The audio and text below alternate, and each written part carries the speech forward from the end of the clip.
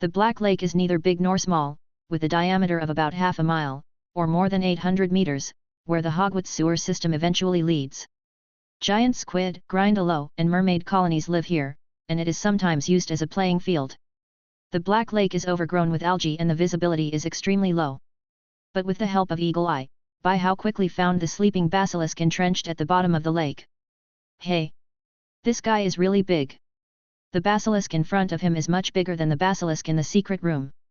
It is estimated to be about 40 meters long, with black scales all over the body, a triangular head, a fish tail, and interlaced fangs exposed, and colorful feathers on the tail fluttering with the current. It also has gills for water breathing, and each time it breathes, a series of bubbles float to the surface. On both sides of the heart of the basilisk, there are freely retractable membrane wings, which seem to be used for water, land, and air. Bai-Hao squinted his eyes, zero freezing. He didn't want Dabibi to raise his hand, and the water magic would kill him. Ice modeling magic, trident ice trident. The two ice halberds shot towards the basilisk's eyes at a speed that was unattainable to the naked eye, hitting the bullseye. Hiss! There was a dull and painful roar from the ice, and the ice on the basilisk began to shatter. Hey! No petrification ability. This basilisk is a little different from the basilisk monster in terms of innate ability.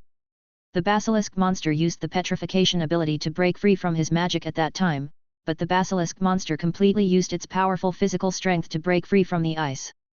24. The ice on the basilisk exploded, causing a shock wave in the water. Ha ha ha ha. The basilisk that lost its eyes became extremely irritable, the pain in the eyes, the fear of falling into the dark, coupled with the sudden attack, the boundless anger made it scurry around. In a short while, the sediment deposited on the bottom of the Black Lake for thousands of years was crazily lifted up, some megalithic ruins were smashed, and the lake water instantly became turbid. And on the shore of the Black Lake, everyone has been waiting here for more than 10 minutes. Why is it taking so long? Hermione looked anxiously at the calm lake. Is something wrong? It should be fine. Have you forgotten what we did in the Forbidden Forest last year? Harry remembered that in the Forbidden Forest last year, Bai-Hao blasted out of a magma pool with magic. He thinks it is impossible for a basilisk to take a bath in magma, no matter what. Look! Seamus suddenly pointed to the front and shouted.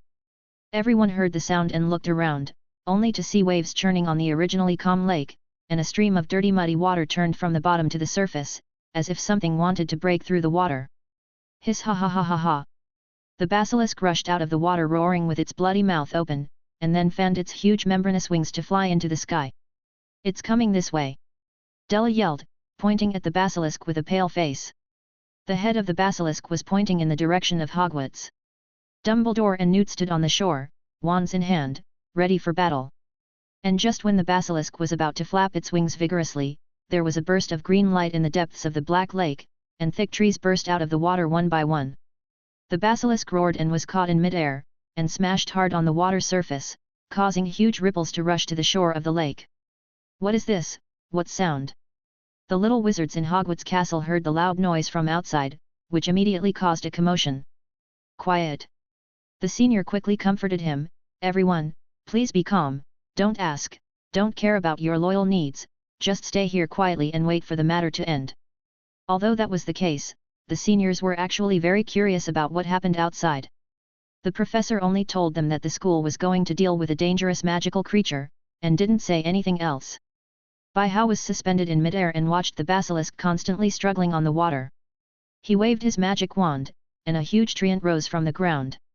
Everyone in Fairy Tale and Newt on the shore were stunned. Holy shit! Dumbledore shook his head helplessly, the commotion was too loud. He wasn't surprised, this was more than half the size of the tree man Bai-Hao made in Newmond. The treant's huge palm held the basilisk's tail, and lifted it in midair like an earthworm. The tip of the magic wand in Bai-Hao's hand exudes green light. Following his control, the treant grabs the basilisk's tail and plays with the hot wheels. It caused blood to spurt out continuously from the wound in the eye. At first, the basilisk roared angrily, trying to use its powerful muscles to break free from the tree man's hand. But gradually, the basilisk gradually fell into a state of dizziness due to the continuous congestion of the brain, and the whole snake hung on the tree man's hand like a dead snake. Bai-Hao looked at the basilisk in his hand and rolled his eyes. I can't help but play. Then with a flick, the whole basilisk was thrown to the shore. Bai Jing! You are going to die! Hermione shouted angrily into the distance with a few wells on her forehead. This guy Bai Hao actually threw the basilisk directly on their heads. Wow! It's about to fall. Everyone in Fairy Tale scattered and fled. Hermione gritted her teeth, and roughly calculated in her heart that the time should be enough. Hermione took out her wand and pointed at the approaching shadow in the sky. The blue light lit up, and delicate lines were outlined in the void, gradually forming a magic circle. Hermione! Cedric, who was about to escape, stopped when he saw Hermione's movements, ran to the shadows without thinking, and began to cast plant magic. The blue and green magic circle gradually took shape. Heavenly breath! Crazy growth over growth! Both of them managed to release the magic, but the magic that was supposed to be a tornado turned into an air cannon, and the vine seedlings were floating on the ground with the wind. When the two looked desperately at the basilisk's body about to hit them, the basilisk stopped in mid-air. The two turned their heads and saw that it was Professor Dumbledore who cast the levitation curse to save them, and Bai Wu was rolling on the ground laughing beside him. Ha ha ha! I laughed so hard. What are you guys, air massager and bean sprouts? Ha ha ha! Cedric scratched his head in embarrassment. Bai Hao! Hermione rushed in front of Bai Hao angrily, are you trying to kill us? Such a big basilisk hit us on the head. Bai Hao looked at her face flushed with anger, and the muscles around her lips were constantly exerting force. Pfft! Ha ha ha! I'm sorry, I can't help it. Ha ha ha! Bai Hao's laughter reached the ears of everyone around him. Hermione was sprayed with saliva all over her face, and she felt her blood rushing straight to her forehead. Bai Hao Felix! I'm going to kill you! Grab Bai Hao's arm and call to bite up. Wow! You are here again! Dumbledore couldn't help shaking his head watching this scene. Youth is really good, thinking back when he and Grindelwald and Newt ran to the basilisk early, only to see that the basilisk was dying, with blood pouring out of its eyes and a slight hissing sound from its throat. The Quagmire! Owner! Harry heard the whispers he had heard in the school again, and he looked at the basilisk in the distance in amazement, and walked over slowly. Harry! Ron noticed that Harry was suddenly a little strange. What's wrong with you? But Harry ignored him and walked to the basilisk on his own. Mire! Ring! Harry, what did you hear? Dumbledore walked over. He didn't need to think about what happened. Professor, it's talking, I can understand the language of the basilisk. Harry touched the basilisk's cold scales and said. Hey! What is it talking about? Bai Hao came to Harry's side instantly when he heard the commotion here, with the Hermione hanging on his left hand. Just some words. Harry frowned, it's talking about master, mire, rings, whatever. It's very weak and can't say much more. Bai Wu raised his eyebrows, as if he had thought of something. Hermione! Don't bite! He patted Hermione's little head. I'll practice your hand and treat this basilisk. 103. I didn't kill you, you should be fine. Hermione blushed and let go of her mouth, swung Bai Hao's arm, wiped the drool from the corner of her mouth, gave him a hard look, then turned around arrogantly, and went to give the basilisk treatment. The blue radiance of sky magic began to envelope the entire basilisk. Have you thought of anything? Dumbledore asked, looking at the basilisk. Didn't you guess it? Bai Hao wiped the drool off his arm. Among the four founders, Salazar Slytherin was the last one to die. Some people once thought that his hometown was the quagmire of Eastern Ireland. Maybe he planned to keep the inheritance in his hometown from the beginning. Before Slytherin left Hogwarts, he should have left the clue of inheritance to the basilisk. After all, only the parcel tongue can open the secret chamber, and only the snake tongue can understand the language of the basilisk. It's a very safe bet. Dumbledore nodded approvingly. While Hermione was treating the basilisk, everyone in Fairy Tale was chatting around the basilisk, but they didn't dare to come forward. Except for Luna and Zoe. Bai Wu saw that these two girls were real tigers, and when he didn't pay attention for a while, he even ran to the mouth of the basilisk, thinking of getting a tooth out of it as a souvenir. It was also fortunate that he stopped him in time, otherwise he would have played with the ball if he was poisoned, and he would not be able to detoxify. After more than an hour, Hermione paled and stopped casting spells. She had reached her limit, and maintaining the operation of the magic circle was very exhausting. Bai Hao walked over, took a piece of chocolate and fed it into her mouth. Thank you for your hard work, go and have a rest. Hermione nodded weakly, and was helped away by Viola and Luna with the chocolate in her hand. Bai Hao looked at the half-healed basilisk. The wound in the eye was no longer bleeding. Hermione has only just learned sky magic, so it's not bad to be able to do this. Bai Hao raised his hand, threw a sky magic, and instantly restored the HP of the basilisk to 100%. Hermione in the distance puffed up her cheeks angrily, and murmured, "What are you showing off? Sooner or later, I will surpass you." The fully recovered basilisk wanted to riot in an instant, but Bai Hao punched it on the head with a giant rock hand, smashing it to pieces. "Harry, listen to what it's saying." After refixing the basilisk, Bai Hao ordered to Harry. Harry nodded and stepped forward, looking a little nervous, and then let out a creepy hiss from his throat. "Saya hissaha. Ses hash." So, after a few minutes of friendly communication, Harry managed to get news about Slytherin's inheritance from the basilisk. According to the words of the basilisk, the function of Slytherin's Chamber of Secrets is actually very different from the legend. During the Middle Ages, magic was feared by everyone, common people were afraid of magic, and witches and wizards were usually severely persecuted. So the four founders built Hogwarts together, away from the prying eyes of muggles.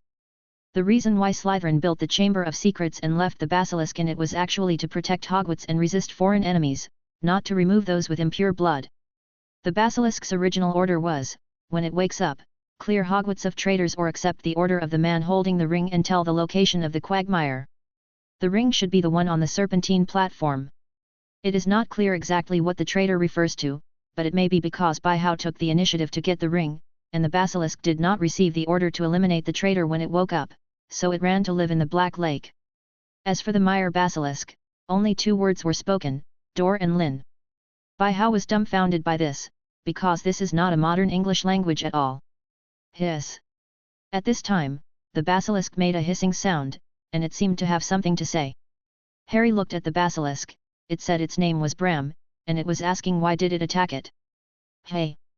Why didn't you think about attacking it?" Bai Hao raised his eyebrows. "Fred and Hagrid are still lying on the bed." Hiss. "Harry, it said that there is no order, and it will never attack people." "Oh. According to what it says, I have wronged the snake." Bai Hao was not convinced when he heard it. "You ask it, let it explain to me why it attacked people a while ago." Hissing Ha basilisk carried on for up to 3 minutes to cry. "This." After hearing what the basilisk said, Harry glanced at Yuri in embarrassment. Bai Hao put his waist down, with a confident look. "Why are you hesitating? Talk." Harry licked his lips that were not very dry, and pointed at the basilisk with a bit of embarrassment. "It said that most of the time I just sleep at the bottom of the lake, and I only go ashore when I want to find spiders to eat. I did encounter a few humans when I went ashore a few times ago, but I didn't touch them at all. I just glanced at them from a distance and went to find something to eat. Until today, I was sleeping peacefully at the bottom of the lake, and suddenly I was caught and beaten up. So why are you hitting me?" A breeze named embarrassment blew by, and the grass fluttered on the ground. Everyone present suddenly understood. No wonder the Weasley twins and Hagrid didn't suffer the second fatal attack. It turned out that the basilisk had no interest in them at all. The basilisk came out to look for food and sleep, and then the president of his own family indiscriminately dragged it out of the bottom of the lake, poked him blind and beat him violently. This is really a strange injustice through the ages. Everyone involuntarily looked at Bai Hao in unison. He was already standing next to the snake head of the basilisk, with an innocent look on his face. "Why are you all looking at me? I didn't do much about it. You can see that its eyes are fine." Everyone immediately shouted in their hearts, "Fuck! Shameless!" It turned out that Bai Hao just took advantage of the fact that everyone didn't pay attention, and even cured the eyes of the basilisk in advance. This is really taking off his pants and hanging himself, so shameless. "Then what should we do with this basilisk now?" Newt, who was beside him at this time, asked a sole question. "The basilisk is a level 5, XXXXX, magical creature, let alone such a big one. No matter how dangerous it is, it doesn't matter whether it has the intention to attack the wizard or not. If you want to put it in the Black Lake, you have to hide it from the students, and you have to hide it from the Ministry of Magic. Otherwise, let people outside know that there is a dangerous magical creature in the Black Lake of Hogwarts that needs dozens of Aurors to deal with. Dumbledore dares to guarantee 100% that the number of enrollments next year will drop to single digits. And the basilisk cannot control the instant death talent released by its eyes, the Weasley twins and Hagrid are typical examples. They are just lucky, and there is no guarantee that next time a little lion will not sneak into the Forbidden Forest to take a look at the basilisk that came out to look for food, and then directly ascend to heaven. Don't ask why it's the little lion students who have had accidents in the Forbidden Forest since Hogwarts was founded are all from Gryffindor. Oh, it's easy. By-How patted his chest confidently, leave this to me. Half an hour later, everyone watched the basilisk gradually disappear on the water surface of the Black Lake, and the work of catching the basilisk came to a hasty end with dramatic results. As for how to deal with the basilisk, By-How didn't care about the ring or not, threw a life deed over, and then used magic to seal the ability of the basilisk's eyes. This basilisk belongs to Lao Tzu. By-How ordered the basilisk, without its orders, it must not be revealed in front of people. As a result, Hogwarts also regained its calm. And before you know it, it's time for Hogwarts' annual Halloween dinner. In the past, every Halloween, the Great Hall of Hogwarts will be decorated with the theme of Halloween. 1,000 bats fluttered across the walls and ceiling, and 1,000 more hovered over the table like low black clouds, making the candle flames flicker in the pumpkin belly. The ghosts of the school also perform at the end of the banquet. They pop up from the walls and tables, forming various formations to perform slides. But this year Dumbledore didn't know what was going on in his head, and he even invited a skeleton dance troupe to entertain everyone at the banquet. By-How looked at the bones flying continuously on the stage. To be honest, he couldn't appreciate it, and the whole school couldn't appreciate it. Can you imagine two skeletons fencing with their own leg bones, and the one who wins presses the other's bone against himself? To be honest, this has already brought back the memories of the students who participated in Silent Hill last year, so whoever sees it will know. And there is another very interesting thing: Harry, Ron, and Hermione did not attend this dinner party, but accepted the invitation of nearly headless Nick to attend his 500th death anniversary party in the dungeon. They were all very curious about what the ghost party was like. Hermione originally wanted to take By-How with her. But By-How said, "Go to the death party of the ghost, Nyo Di How? Go to eat offerings?" So the next day. Oh my god! I really regret that I promised these two idiots to go to some death party. Hermione began to whine as soon as she returned to the guild. You know what? I'm sure that must be the time of my life worst party ever. Last night Hermione went to the dungeon where Count Nicholas held the death anniversary party as promised. The dungeon is very spacious, decorated with black ornaments, and the black candles emit blue light, which looks very gloomy. Nick prepared a lot of moldy, rotting food. According to Hermione's speculation, this may be to make the taste stronger. The food on the long table included chunks of rotting fish on beautiful silver platters, charred cakes stacked on large trays, maggot-infested haggis, and green hairy cheese. In addition, in the center of the table was a large grey cake in the shape of a tombstone, with Nick's name and date of death spelled out in tar-like icing. Nick also invited the ghost band and let them play the music saw on the stage covered with black cloth. Yes, you read that right. It is Le saw. It is an instrument that uses a hand saw to play, and it is often played with a bow, producing a unique ethereal sound. At last night's gala, a total of 30 musical saws played terrible and trembling music, and the guests present waltzed to this music. Except for Hermione and two idiots. They watched this extremely wonderful performance in the dungeon with pale faces, the whole night. I didn't expect the ghosts' party to be like this. Ron stood aside with an aggrieved face. He was the one who had promised Count Nicholas to attend the party in the first place. Hey, Potter! Della started his daily provocation again. You must have tried those rotten fish meat. Tell me what it tastes like, so that everyone can have a good time. There was a burst of joyful laughter in the guild. The grievances between Della and Harry have been around for a long time, and everyone is used to it as a joke after seeing each other a lot. Shut up! Malfoy! Harry burst into annoyance. Fight? If we can, let's go to the war zone. Go and go. Who is afraid of whom? The eyes of both of them seemed to burst out with fierce lightning. You two, stop arguing. Hermione glared at the two of them, exuding an astonishing aura of self-taught master. The war zone is not a place for the two of you to play around. With so much time, it's better to practice the basic magic circle well. Even Neville's progress is faster than you now. Both Harry and Della turned their heads away angrily. They dared not listen to Hermione's words. Last time they teamed up and were tortured by Hermione in the battle zone. By-How looked at the scene in front of him with a smile, which reminded him of fairy tale in a slant. At that time, Natsu and Gray were just like Harry and Della at this time, quarreling and fighting every day. And when he met Arsha, it was like a mouse meeting a cat, and immediately became a good baby. Okay, everyone please be quiet. Bai Wu stood up and clapped his hands. Since there are so many people today, I have a few things to tell you. The guild suddenly fell silent. The first thing is that since last year, the inheritances of the 4 founders of Hogwarts have emerged one after another. First, I got the inheritance of La Wen Kilo, and then this year's Slytherin's Chamber of Secrets. So I decided to issue 2 tasks in the name of the guild. The task of finding Gryffindor and Hufflepuff heritage respectively. The reward for the mission is 50,000 galleons or a chance for me to make one shot. You choose. As soon as these words came out, everyone in the guild was stunned. 50,000 galleons. You must know that the modification cost of Ron's father's car is only 50 galleons. 50,000 is enough for a wizard family to live comfortably for 7 or 8 years. This, the president. Seamus raised his hand tremblingly, is this true? Is there really so much money in the guild? He also heard that there was a shortage of funds in the guild. Of course. Said Zhang scattered tens of thousands of galleons from his pocket, and the glittering gold floated in the air. Wow! Inhuman! Even the normally cold Viola's eyes were a little moved. Most of Baihao's funding comes from the Forbidden Forest, where in addition to various herbs and the hair of magical creatures, the venom of the acromant is the big head. Who told them that they have the largest number and the highest productivity? Also, he now has a basilisk in his hands. Their venom is sold in Lunk on the black market, commonly known as liquid gold. So Baihao is not worried about money at all. And you said that the market will be saturated if you sell so many things? Then you are too naive.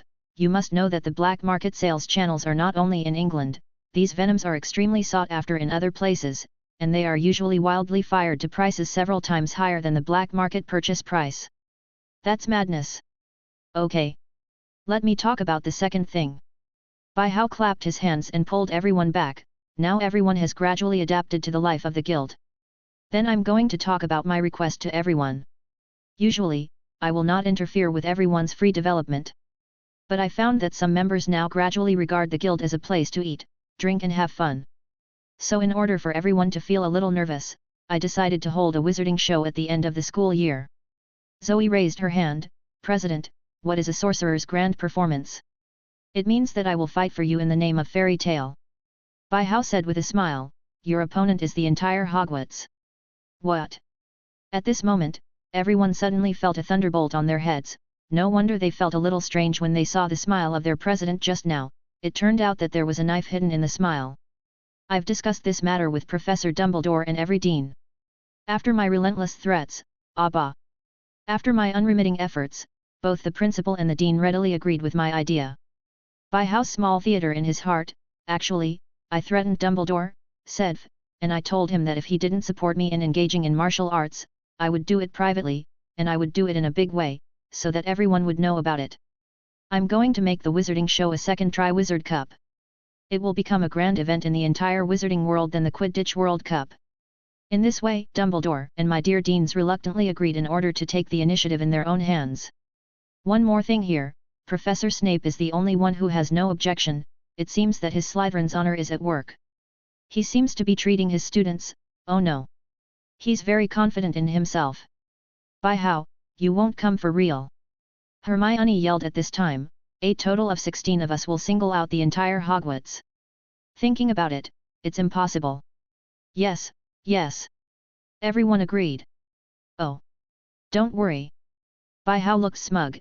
I've discussed it with Professor Dumbledore.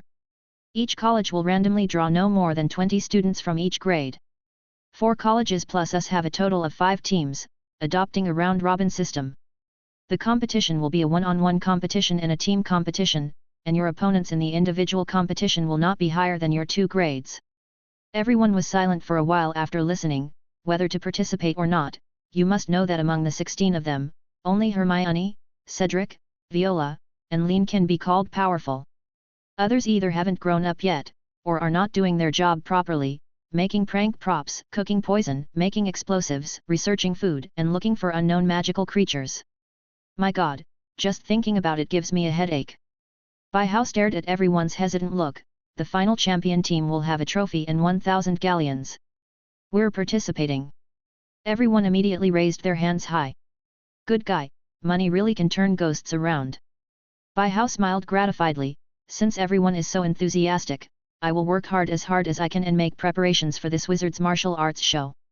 Let me also say that the results of this competition are related to the grades of the deans of the colleges at the end of the year, so, you understand. Just like that, Bai Hao also left under the dumbfounded eyes of everyone. Is it related to the year-end rating of the dean of my home college? Isn't this putting all of us on the fire? No matter whether we win or lose, it's hard for both sides. Winter is here, and the sky is full of snow. Time soon came to December. Bai Hao, who just finished torturing the little eagle, returned to the guild and was drinking afternoon tea comfortably. Bai Hao. An ethereal voice sounded, and Bai Hao felt his sleeves being pulled. Bai Hao looked up at the person coming. Luna, what's the matter? I want to see Bram. Bram is the basilisk in the Black Lake.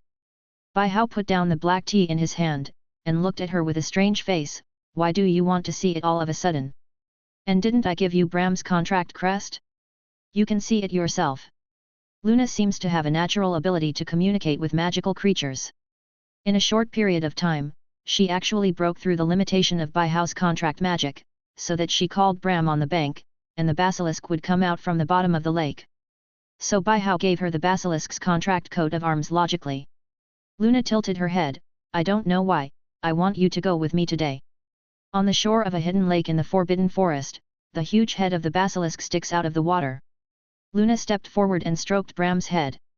The scales were wet and slippery because of the algae, but she didn't care. He hasn't been very energetic recently, and often says he wants to sleep. Bai Hao looked up at the snowflakes slowly falling from the sky. They're all snakes, so it's not surprising that they want to hibernate. What Bram said about the quagmire. Luna's silver eyes glowed blue. Every time he sees me, he tells me that he cares. Feeling the incomplete power of legilimency, Bai Hao shook his head regretfully. There are no clues about the quagmire. The existing records about Slytherin are only a few words. Dor and Lin. Luna stared dreamily at the calm water of the Black Lake. This is the language of the Celtics, which means mud and lake. Bai Hao's eyes lit up. How do you know that? You ignore the passage of time, Luna said. Hogwarts was founded around AD 990. The quagmire of Eastern Ireland, home of the ancient Celts. Bai Hao suddenly felt his mind clear up instantly. He patted his head and suddenly realized, I understand. He has gone wrong. Who stipulates that Salazar Slytherin must speak English? He is already a character more than 1,000 years ago. In Europe 1,000 years ago, tribes and nations were intertwined, and each region had a different culture and language. He must not understand the clues left by Slytherin from the current perspective, because there is a huge age gap between him and himself. Thank you, Luna. Bai Wu said happily, you solved a big problem for me. Then can you take me there then? Luna smiled, like a legendary elf, I heard that there are moon frogs there. Although Bai Hao was speechless about finding moon frogs, he still promised Luna to take her to Ireland during the Christmas holiday. By the way, Luna. Bai Hao suddenly remembered something. Are you willing to learn legilimency? Legilimency? Is it the magic that can read minds? Bai Hao nodded. Yes, you may not have realized that you are a natural legilimency. Then he told Luna what he had observed. Luna stroked Bram's scales and thought for a moment. No, I don't really want to learn. Hey! Why? Luna looked at Bai Hao. Actually, I know, I can often see what other people are thinking in their eyes. The raven once asked me a question, what is the most precious? I've been thinking about this question for a long time.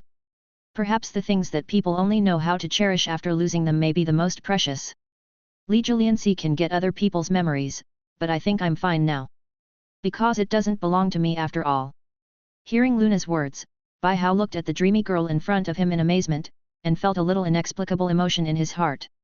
He felt that after living for so long, his level of thinking was not as good as that of the little girl in front of him. What about witches? Ha ha ha ha. Bai Hao couldn't help laughing happily, he didn't know why, but he just wanted to laugh happily. He scratched his head, if you don't study, you can, but I think it's a very good choice. Luna looked up at the snowflakes flying all over the sky. Compared with legilimency, I want to learn another magic. Bai Hao looked at her curiously. What magic? Luna stood on tiptoe and whispered a magical name in Bai Hao's ear. Time soon came to Christmas. According to the usual practice, something must happen at Hogwarts during this time period every year, and this time is no exception. The dinner was approaching, but Harry was rummaging through the dormitory looking for things. "Harry, what are you looking for?" Ron looked at him anxiously, but said nothing. "Diary. That Tom Riddle's diary is gone." Harry stood up anxious and angry.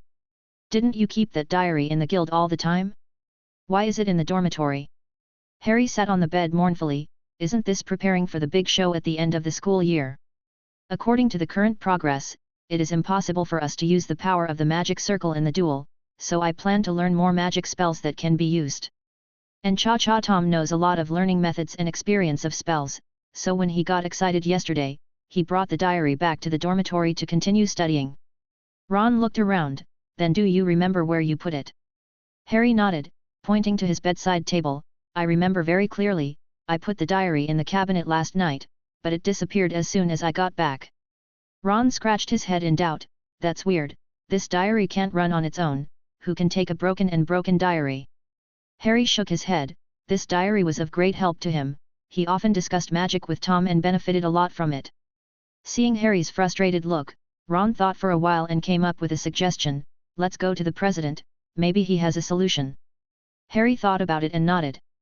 After the dinner party, in the Fairy Tale Guild. "What?" Bai Hao yelled. "You said you lost Tom Riddle's diary." "Yes." Harry nodded, but he suddenly felt something was wrong. "No, Bai Hao. Why do I hear your tone as if you knew I had a diary? Call me the president." Bai Hao threw a whole body paralysis over. Whole body paralysis, the prank magic developed by Bai Hao boldly can make people's whole body numb. That is the feeling that the blood does not circulate after crossing one's legs for a long time, and then the whole leg becomes sore and numb. The last time Harry was punished when he came back from the Forbidden Forest, Bai Hao punished him to stand in a corner for an hour without moving, and Della was poking left and right beside him, making Harry very die alive. Harry's whole body stiffened instantly, and now he felt a burst of relief when he moved his fingers. "I'm sorry, President. I was wrong. It's so numb, quickly remove the magic." "Hey!"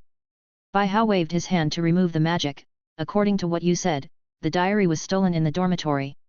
But who's going to steal a diary that's broken? Harry shivered all over. He never wanted to experience this magic in his life. Ron said the same thing. "But I don't know, the diary disappeared as soon as I got back to the dormitory."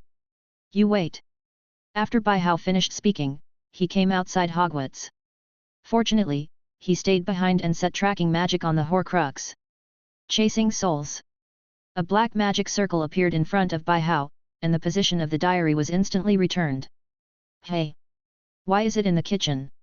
So Bai Hao went to the kitchen again. After a while, he returned to the guild again. "I found it." "Where is it?" Harry exclaimed excitedly. Bai Hao reached into the void and pulled out a house elf. "Do you know this guy?" "Dobby." Harry's eyes widened. "Why are you here?" "You are Dobby." Bai Hao lifted Dobby up. "What do you want to do with the diary?" Dobby looked terrified and trembling.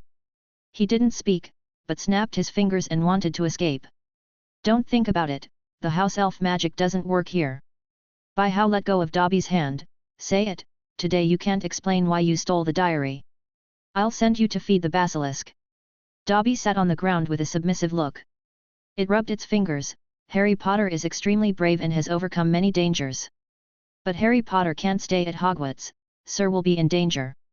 Bai Hao stared at the dead fish and looked at it. "Harry, handle it yourself, ask all you can." With Dobby looking like this, he was very tired of communicating, so it's better to let Harry take it easy. Harry nodded. Bai Hao walked out of the guild castle and threw Tom Riddle's diary on the ground. "Tom, come out and chat." Diary is unresponsive. Bai Hao rolled his eyes, stretched out his left hand and summoned Fiend Fire. "Voldemort, if you don't come out, I can only destroy you on the spot." The diary trembled suddenly, a white light flashed, and a tall and handsome boy stood beside the diary.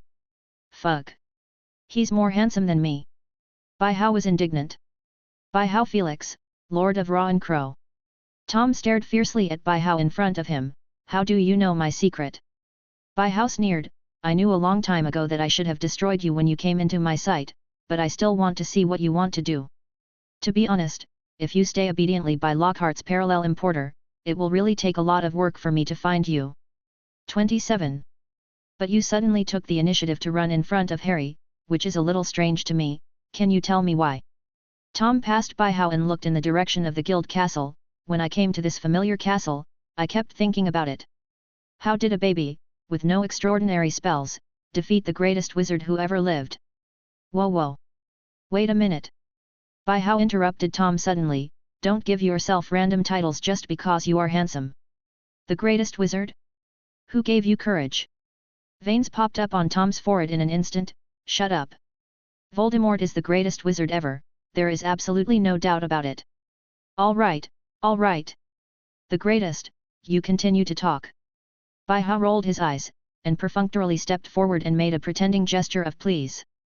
But at this moment, he was thinking in his heart that he had heard before that the Gaunt family was a group of crazy pure-bloodists, and that in order to keep their blood pure, they formed close relatives, and everyone was born crazy. As it stands now, it's true. Harry Potter, only a scar was left, but Voldemort's power was destroyed. Tom continued with a grim face, I want to know how he survived. Ahoy! By How was a little hard to understand his words. If you want to know the reason, I can only tell you, what Dumbledore said is that you lack love. By President, I understand. Harry suddenly walked out of the guild castle at this time. He already probably knew the reason why Dobby did those things. Who is he? Is there such a person in the guild? Ron, who came out with him, saw a handsome guy standing in front of his guild leader as soon as he went out. Tom! Harry exclaimed when he saw the man. He has seen this person in front of him, and he has seen this person very realistically in the black and white picture of 350 years ago. Tom looked at Harry teasingly, Hello, Harry Potter. Why are you here, aren't you? Harry didn't understand, isn't Tom just a diary? I'm listening to a story, let's go. Bai-Wu turned his head and glared at Harry, I'll talk about it later. Tom, you still haven't made it clear why you're here voluntarily. Tom's eyes suddenly became fierce again. My original target was indeed Harry Potter, but until I heard your name from that fool, referring to Lockhart. White Wufilks. It's ridiculous that a witch with an oriental face has received the inheritance of La Wen Qi.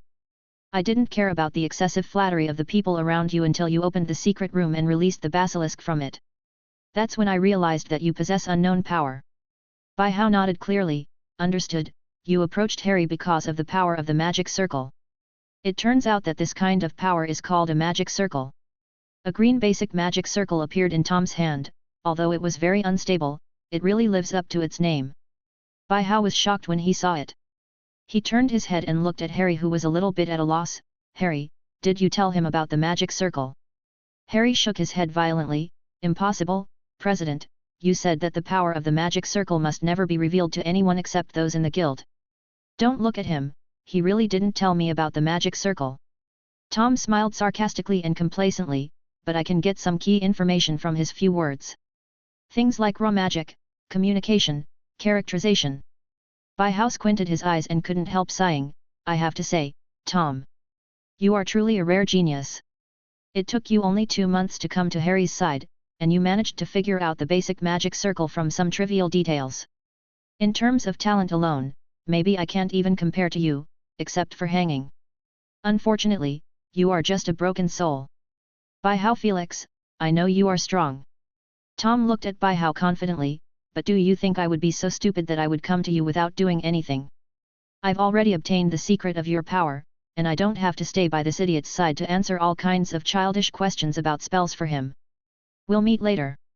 Then Tom wanted to use his magic to escape, but Yuki was still in place. Pfft! Ha ha ha! Bai Hao burst into laughter suddenly. He had been holding back his laughter just now. What's wrong? Go ahead. Impossible, what did you do? Tom roared with wide eyes. Tom, you are indeed very smart. Bai Hao shook his head and looked at him teasingly, but do you always think that everyone except you is an idiot? Although I really don't know what your purpose is, but I know you are a Horcrux, but I deliberately handed you over to Harry, and let Harry leave the diary alone in the guild. Why do you think that is? You wanted to escape just now. You cast the Imperious Curse on Lockhart. He will help you leave Hogwarts at a critical moment. But it's a pity that since you first appeared in front of me, you have already been played by me as a trap. I cast a spell on the Horcrux, you can't leave Hogwarts. When Bai Hao saw the diary for the first time, he cast a spell on it, Law of Karma. As long as the diary triggers the cause of wanting to escape, then it will trigger the nest in Hogwarts. It means that Tom Riddle's diary will remain in Hogwarts forever as long as Bai Hao is not dead or the magic is dispelled. What's more, the diary is now in Fairy Tale. No one in this place can cast space transfer magic except Bai Hao himself. Bai Hao Felix. Tom's face was grim. Avada ate a big melon. Bai Hao didn't even need a magic wand, he blocked the speed of green light with a simple modeling magic. Actually, to be honest, when I saw you cast the magic circle just now, I really panicked for a moment. I'm a little afraid that there is memory sharing between your soul crystals. But after thinking about it, I was actually worrying too much. If the Horcruxes could share memories, then you would never dare to appear in front of me. Speaking of which, Tom, I'll see you next time. After finishing speaking, Bai Hao threw a ball of fierce fire onto the diary. Tom looked at the diary burned by fiend fire in horror, and then felt a burst of heat in his body. Fierce fire gushed out from his facial features, and turned into ashes without even screaming. This? What the hell is this? Harry walked over in a daze, and he was stunned to hear what happened. Bai Hao smiled, and wrote Tom Marvolo Riddle, in the void with his fingers, and then waved his arm to recombine into a new name, I am Voldemort, Lamlord Voldemort. Harry was stunned by the words in the void. He didn't expect that the diary he had been with him for 2 months turned out to be Voldemort. Impossible, he was obviously very friendly and enthusiastically helped him solve his magic problems. It can only be said that the child is still young and has not been deeply involved in the world. I still don't understand, silly boy. Bai Hao slapped Harry on the head, Voldemort's matter is over, it's time to deal with you house elf. Tell me what's going on. Harry covered his head in pain, there was something wrong at first, but it's all right now. Dobby stole the diary because he knew that the diary was not a good thing. He kept it by my side for fear that I would be in danger. But I didn't expect it to be Voldemort. There was one last year, and another this year. What's going on? You can ask Dumbledore for details, I'm too lazy to talk about it. Bai Hao ignored Harry's question, and now he is very interested in another matter. Dobby, right? Why do you care so much about Harry? Why do you do so many things to protect Harry? Dobby hid behind Harry, it held Harry's pants tightly and glanced at Bai Hao, then looked up at Harry Potter who was staring at him, tremblingly said, Dobby experienced that dark times. Harry Potter defeated the Dark Lord. It was Harry Potter who saved us from living like vermin. And Harry Potter was the first to see Dobby as an equal being, not an inferior house elf. Dobby can't put Harry Potter in harm's way. Bai Hao nodded, barely makes sense, but how did you know that the diary will harm Harry? Yes, oh no. Dobby suddenly became manic, grabbed a flower pot next to him and threw it on his head, bad Dobby. Bad Dobby. Dobby actually eavesdropped on his master, Dobby is a bad elf. Stop. Don't do this, Dobby.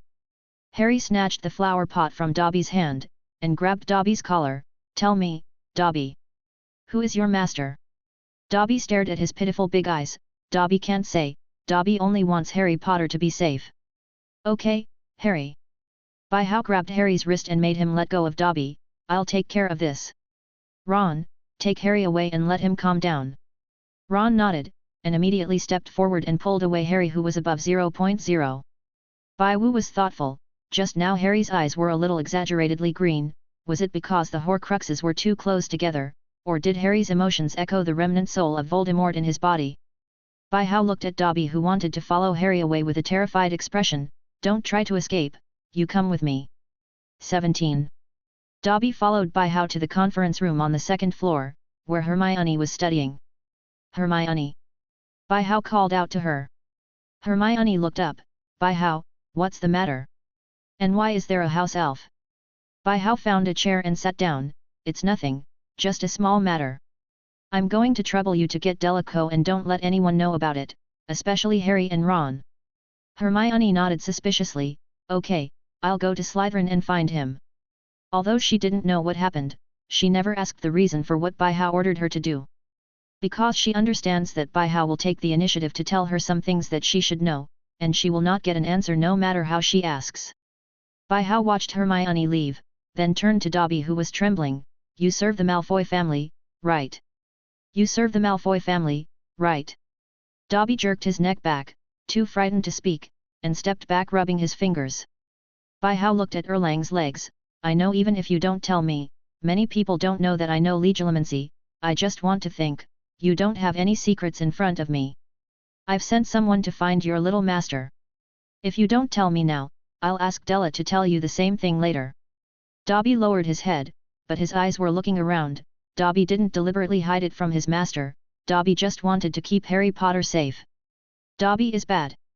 Hermione came to the basement of Hogwarts, and with a wave of her wand, 10 light and shadow owls flew in the direction of the Slytherin common room. She still can't do long-distance light and shadow transmission, so she can only go to the basement first. After a while, Della K came out from not far away. Is there anything the president wants from me? I don't know, but I guess it's not a good thing for you. Hermione shook her head slightly. There is a house elf beside By-how. House elf? Della frowned. Suddenly he had a bad feeling in his heart. Boom. Boom. Boom. Come in. By-how's voice came from inside the door. Hermione opened the door and entered the meeting room with Draco. President, is there anything you want me to do? Della asked a little nervously. See for yourself. By-how pointed to a corner. I need to ask your opinion on how to deal with your family's affairs. Della looked in the direction of By-how's finger, and saw a house elf in an old pillowcase huddled in the corner. Dobby! Della exclaimed, why are you here? By-woo stood up, took out the mechanical pocket watch in his pocket and looked at it. I'll give you 15 minutes. After 15 minutes, I want to hear a complete answer. After finishing speaking, By-how walked out of the conference room, and Hermione also followed behind with interest. The sound of closing the door sounded. Is that house elf from the Malfoys? Hermione asked. By-how nodded. Yes, it heard from Della's father that Harry would be in danger, so he came to Hogwarts to protect Harry. Is it Delacoe's father who wants to do something to Harry? No, Della's father is named Lucius Malfoy. He was born in Slytherin, and he is a typical person who is wise and safe. By-how heard the vague and violent curses coming from the door. Della became like this and his father has a lot to do with it. But now that he's a member of Fairy Tale, I can't go over him and handle this on my own. After 15 minutes, By opened the door and re-entered the conference room. I saw Della K sitting on a chair with his head bowed, and he couldn't see his expression. Now he has some difficulty accepting the fact that his elf said. But By-how felt a little relieved looking at him at this time. He didn't hit Dobby with his hands, and he didn't throw anything, which shows that he has changed a lot in Fairy Tale these few months. By-how put his hand on Della K's shoulder. Della K, tell me. Della K raised his head, with a complicated expression, his eyes full of contradictions and embarrassment. I'm sorry, President. By-how smiled slightly. I understand, but there are some things you have to say. I can help you. Del Lake pondered for a while, and then slowly told the truth and what happened. It turned out that a month before the start of Hogwarts, the Ministry of Magic began a large-scale raid on dangerous dark magic items. As an ancient wizarding family, the Malfoy family must have black magic items, so Lucius urgently disposed of a large number of dark magic items in order to prevent the Ministry of Magic from finding out about him. However, as Voldemort's old subordinate and confidant, he has a hot potato in his hand, which is the diary that his master once entrusted to him for safekeeping. Out of selfishness and fear, Lucius did not dare to read this diary. But because this item used to be the Dark Lord's item, it was more dangerous than the usual black magic items, so Bojin Bokshop didn't dare to accept it for fear of getting burned. And just at this moment, he happened to have a conflict with Arthur Weasley in Lihen bookstore, and the two had a fist fight with each other without using wands.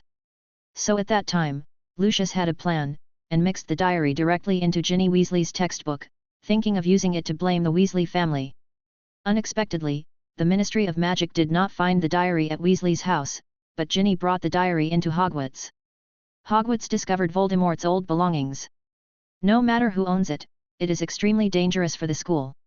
Della Branch looked blank at this time. The root source of this danger can be attributed to the Principal Dumbledore not competent enough. In this way, my father will have an excuse to force Dumbledore to leave at the school council meeting. And Dobby came to Hogwarts after hearing my father say that the diary has the ability to open the secret room and eliminate half-blood wizards. Bai Hao nodded, I probably understand. Della Branch, do you trust me? Della K frowned and showed doubts in his eyes. President, what do you mean? Just tell me your answer. Del Lake thought for a while, then nodded stiffly.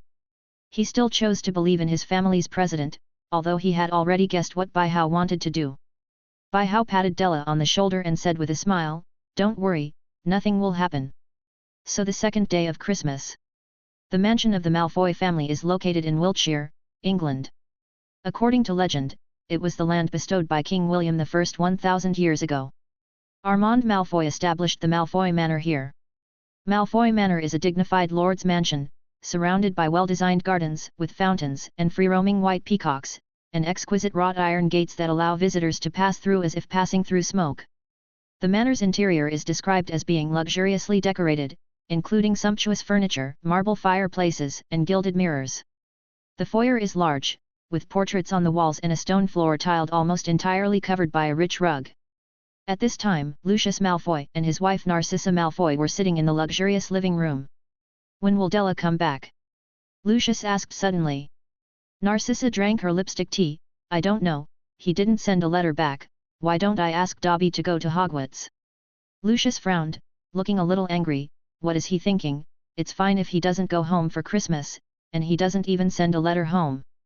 Narcissa smiled. 513, Della is already in the 2nd grade now, I heard from Severus that his performance is very good, maybe he doesn't necessarily study in school, it's just once or twice. Humph. Narcissa shook her head helplessly.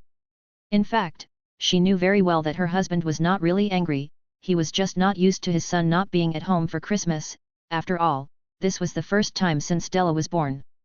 I have to say, Madame Narcissa. If only Mr. Lucius had your sense. Suddenly a strange voice broke the tacit understanding between husband and wife. The pupils of Lucius and Narcissa shrank sharply, and they quickly pulled out their wands and pointed them in the direction of the source of the sound. A strange boy suddenly appeared at their home, and sat on the sofa naturally, eating their afternoon tea. Who are you? Lucius stared at Bai Hao, and slowly approached his wife, protecting Narcissa behind him. Bai Wu swallowed a piece of muffin, and looked at the nervous two people with a smile. It tastes very good, Madame Narcissa made it herself. Who the hell are you? Lucius forcibly calmed down. For some reason, he felt an extremely dangerous aura from this too young boy. Don't be nervous, Mr. Lucius. Bai Hao stood up with his legs propped up, and patted the dessert crumbs that fell on his body just now. Let me introduce myself, I am Bai Sai Felker. I came to Malfoy Manor today, just to discuss some things. Bai Hao Felkas, the heir of Raven Crow. Lucius stared straight at Bai Hao. What are you doing here? The Malfoy family doesn't welcome strangers. I said, I'm just here to discuss some things, don't be so nervous. Bai Hao strode towards the two of them. Lucius wanted to release the magic, but suddenly felt something pressing on him, his whole body was stiff and he couldn't move, and he couldn't make any sound from his mouth. He tried to turn his eyes to look in the direction of his wife, and found that Narcissa was also frozen in place just like him. Bai Hao walked up to Lucius slowly, took his and Narcissa's wands out of his hands, then turned around and sat back on the chairs just now, waving with one hand, released the force on the two of them of magic. Lucius felt his body relax, and quickly blocked Narcissa completely behind him. Mr. Lucius, you are Della's father, so I don't want to make the scene too ugly. Bai Hao's calm eyes were full of danger, so, when you can reason, don't let me rough. Lucius took a step back with a stiff neck. What do you want to do? Bai Hao withdrew his dangerous gaze, and his demeanor became very gentle again. He took out a small bag and threw it on the table in front of Lucius. Open it and have a look. Lucius stooped to pick up the bag, but he never took his eyes off Bai Hao. He opened the bag, and inside was a mass of black ash and some metal structures. What do you mean? The corner of Bai Hao's mouth twitched slightly. You still remember the diary that your master gave you? This is the one in your hand. When Narcissa heard the word master, her pupil shrank, and she tightly grasped her husband's sleeve. Lucius swallowed, and threw the bag in his hand fiercely. What master? What diary? I don't know what you're talking about. Bai Hao sneered, I didn't expect you to be so afraid of Voldemort. To some extent, you are even worse than Della. At least he dared to say the word Voldemort. Lucius glared at Bai Hao viciously. What did you do to Delacoe? Don't worry about that, Della is a member of Fairy Tale, I won't hurt him. Bai Hao said calmly, Mr. Lucius, do you know about Horcruxes? Lucius' pupil shrank, and he quickly looked at the ashes that had scattered all over the ground. It seems that you know. Bai Hao looked at Lucius and nodded, but unfortunately you don't know one thing, this diary is actually Voldemort's Horcrux. In other words, you have sent your master to a dead end. He's not dead yet. Lucius' head was shaking with fear. Didn't the black demon mark on your hand tell you? Bai Hao looked at him teasingly, or, in fact, you have always been taking chances. Are you doing this to make Delacoe a Death Eater? Shut up. Lucius suddenly became emotional, you don't know his terror at all, so what qualifications do you have to say that? Bai Hao didn't care about Lucius' out-of-control emotions. He picked up the unfinished muffin on the table and took a bite. Voldemort has a total of 7 Horcruxes, and now 3 of them have died in my hands. The Voldemort you fear is nothing to me. Then what do you want to do after talking so much? As Voldemort's former subordinate, you know his mind better than I do. I need you to help me find out where the other Horcruxes are. Bai Hao said calmly. Why should I promise you? Lucius had calmed down a little at this time. You have no choice. If you don't help me, what do you think Voldemort will think when he comes back one day and finds out that you destroyed one of his Horcruxes? Lucius sat down slowly, bowed his head and thought. Bai Hao was not in a hurry. Narcissa watched as he quickly ate up all the desserts on the table. 10 minutes later, Lucius raised his head. I can't promise you for now, I need enough time to think about it. Bai Hao nodded with a smile, no problem, I will wait for your good news. He knew that Lucius had already agreed in his heart, but the fear of Voldemort temporarily made it difficult for him to make a final decision. Bai Hao turned around to leave, but Narcissa helped Lucius up and followed behind. Pushing open the door of the Malfoy mansion, Bai Hao came out, looked up at the sky was blue and cloudless. President Bai Hao. It turned out that Della and Hermione had been waiting outside, and Hermione followed to prevent Della from rushing in with his head and ruining the conversation between Bai Hao and Lucius. Delacoe. Narcissa saw her son whom she hadn't seen for several months as soon as she went out. Mom. Della rushed over excitedly and hugged his mother, then turned around and greeted Lucius in a low voice, Dad. Seeing this, Bai Hao couldn't help but glanced at Lucius, he was a bit of a failure as a father. Okay, the matter is over. Bai Hao smiled, let's reunite slowly as a family, I hope you won't be so nervous when you meet next time. Hermione, let's go. After speaking, Bai Hao turned around and wanted to take Hermione away. But Hermione suddenly grabbed his clothes and looked at Dobby who was not far away. Bai Hao sighed helplessly, and waved her hand to signal for her to solve it by herself. Hermione, who agreed, stepped forward happily. Hello, Mr. Malfoy, Mrs. Malfoy. Narcissa looked up, and saw a very cute girl talking. She took the hand of Section Della and walked forward. Hello, are you a classmate of Section Della? Hermione smiled and nodded, yes, my name is Hermione Granger, a classmate of Della's department, and a companion of his fairy tale. Although she didn't know what fairy tale was in the mouth of the girl in front of her, Narcissa extended her hand politely, hello, Miss Granger, my name is Narcissa Malfoy. Mother of the Della family. Bai Hao saw Narcissa's very self-cultivated appearance, and compared the appearance of Lucius next door who wanted to look at people with his nostrils. People say that a son is like a mother, why is there such a big difference when it comes to Malfoy? Excuse me, Madam Narcissa. Hermione shook hands, then hemmed and hawed, it might be a bit presumptuous, but I think the Malfoys let Dobby go free. Impossible. Lucius next to him immediately refused, Dobby is Malfoy's private property, and it's not your turn to interfere. To be honest, if he hadn't seen that the girl in front of him was relatively close to Bai Hao, he would have chased her away without saying a word. Narcissa glanced at Lucius and shook her head at Hermione. She couldn't make this decision. Hermione also knew that she was being too abrupt, so she turned her head to look at Bai Hao for help. Bai Hao shrugged, I won't help you with this matter, you can figure it out yourself. Hermione glared at him angrily, then turned to stare at Delacoe. Della Branch received the threatening gaze, swallowed nervously, and shook his head in embarrassment. His son's status in the family is only higher than Dobby, the house elf, and even the cat at home is more favored than him, so he can't make this decision. Okay. Let's go. Bai Wu came over and held Hermione by the back collar. He was embarrassed to look at it. We'll talk about this matter when you are capable.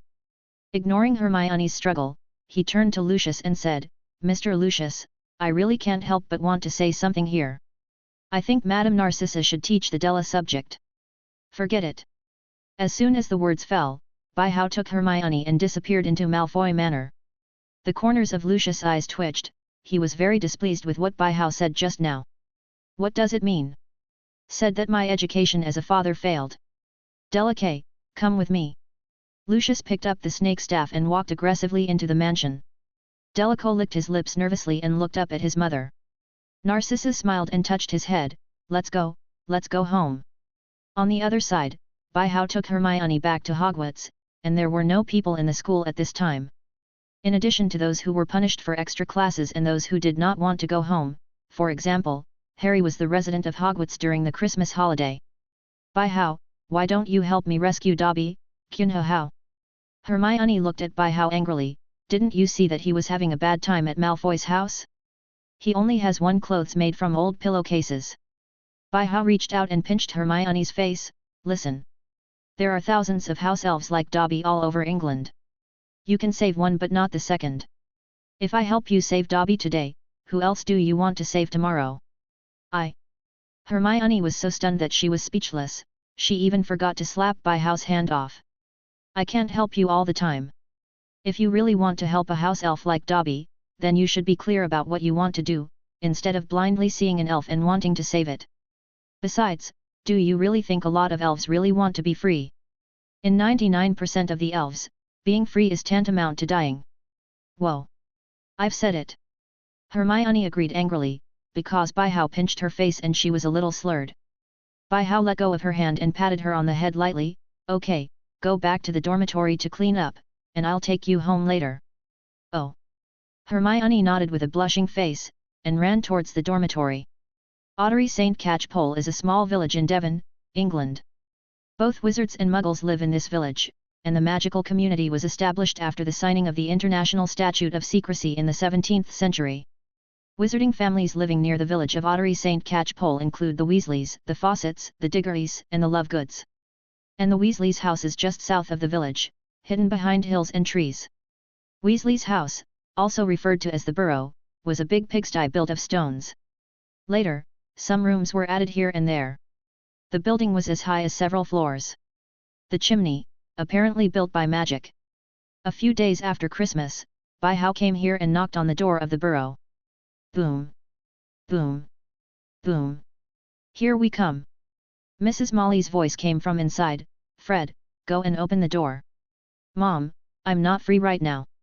Fred's voice came from the second floor. George too. Bai Hao looked up and saw that the sound insulation effect was really poor. In fact, he has never quite understood why the Moss country is so poor. You said that he has many children, which leads to high consumption at home, which is understandable, but this is all in the past. According to his knowledge, there are 9 people in the Weasley family. Mr. Arthur and Mrs. Molly have 6 sons and a precious daughter. Mr. Arthur works in the Ministry of Magic's Misuse of Muggle Artifacts office. Although the salary is not very high, it is still passable. The eldest son, Bill Weasley, works as a spellbreaker in Gringotts Bank, and the second son, Charlie Weasley, studies fire dragons in Romania. Both of them do high-paying jobs, and they will definitely be able to subsidize their families. And Fred and George didn't have jobs, but God knows how many galleons they earn selling prank props at school, so the Weasleys didn't spend much money on them. And Passy is already a senior student, and the cost is not very big. All that's left is Ron and Ginny. So why are the Weasleys so poor? The robe Ron was wearing was given to him by Bai Hao last Christmas. Damn it, did you two use some prank props on the second floor again? The fortune teller walked to the gate cursingly and twisted the handle. Good morning, Mrs. Molly. Oh. Long time no see, dear. Molly immediately changed her face when she saw Bai Hao, and happily hugged him forward. Come in and sit down. Thank you, ma'am. Bai Hao walked in with a smile, and lamented that Mrs. Emily was still as enthusiastic as ever. Fred, George. Come down quickly, Ju Hao is here. Mrs. Molly invited Bai Hao into the house, and then raised her head and shouted loudly. She was full of aura as a mother. "Hello, Bai Hao." "Hello, Ginny." Bai Hao greeted Ginny with a smile. "Boom. Boom. Boom," said F. Suddenly there was a loud noise on the second floor. After a while, the Weasley twins came down and looked at Bai Hao happily in unison. "President Fred, George." Bai Hao smiled. "How is your recovery?" "Fred George, no problem, great body." "That's right, through the unremitting efforts of Professor Sprout, the Delagrasse finally matured on Christmas Eve, and the Weasley family was able to avoid the lack of 2 live treasures for Christmas dinner. Come sit down, Bai Hao." Mrs. Molly enthusiastically pulled Bai Hao to the dining table, and put on the freshly baked pumpkin pie. "Thank you for saving those 2 little bastards, even though they ate, there was still enough." After she finished speaking, she hurried to cook delicious food, and Fred and George also sat down. Bai Hao picked up a spoon and pushed a piece of pumpkin pie into his mouth. The freshly baked pumpkin pie was really different from the ones made in advance at school. It was soft, glutinous, sweet, and delicious. "What about Ron and Patsy, why haven't we seen them?" "Ron went to Diagon Alley, Harry seems to have asked him out today," Fred said. "Patsy is a very boring person. He seems to have attended some cadre training course held by the Ministry of Magic," George said. "Then what are you doing at home?" Bai Hao took another bite of the pumpkin pie. "You don't plan to make your prank props at home before school starts?" Fred and George looked at each other. "Is there a question?" Bai Hao smiled helplessly. "Don't forget the great martial arts performance at the end of the year. You have been lying in the guild's lounge for nearly 3 months because of an accident, and your magic practice is far behind others. I don't ask you to win, but if you lose ugly, don't blame me for giving you special training."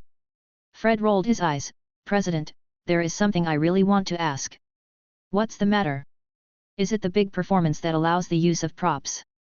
After hearing Fred's words, Bai Hao put down the pumpkin pie he was about to put into his mouth, stared at the dead fish and looked at the Weasley twins. "You don't want to rely on props to win the competition, do you?" 1. Fred George, any questions? Bai Hao smiled mysteriously. "No problem, of course no problem. If you can create props that can win the competition, I will personally reward you with 100 gold galleons." "Fred, you said it." "George, don't go back on your word. 1 spit and 1 nail." Mrs. Molly then brought a lot of food, and after a short exchange of greetings, Bai Hao was about to leave. "Bai Hao, you left so soon." Mrs. Emily came out of the kitchen when she heard that Bai Hao was leaving. "Stay here and have lunch before leaving." "No, Mrs. Molly." Bai Hao politely declined with a smile. "Wait, I have important things to do, I just stopped by to see how Fred and George are recovering. I'm going to the Lovegoods, how do I get here?" "Oh, so you are going to Xenophilius' house." Mrs. Molly heard that she was going to an acquaintance's house, so she took Bai Hao out of the door, and pointed to a hill not far away. "That's Lovegood's house, I'll let 2 little bastards take you there. Don't worry about it, I'll just go there by myself." Bai Hao smiled. "The pumpkin pie is delicious, next time I'll come over as a guest." Then, Bai Hao flew away directly in front of the Weasleys. In fact, Luna's home is not far from Weasley's burrow, and lives on the top of a small hill to the north. After Bai Hao flew for more than 10 seconds, he saw a huge black cylindrical house, which is Lovegood's. Bai Hao landed in front of a small courtyard of the house. Not far away, there is a creek at the foot of the mountain, and there is a dilapidated gate in front of the courtyard, on which are posted slogans, "The Quibbler Carlo Fugid" and "Picking Dendrobium Parasites." Bai Wu pushed open the gate of the small courtyard and walked through a herringbone-shaped path.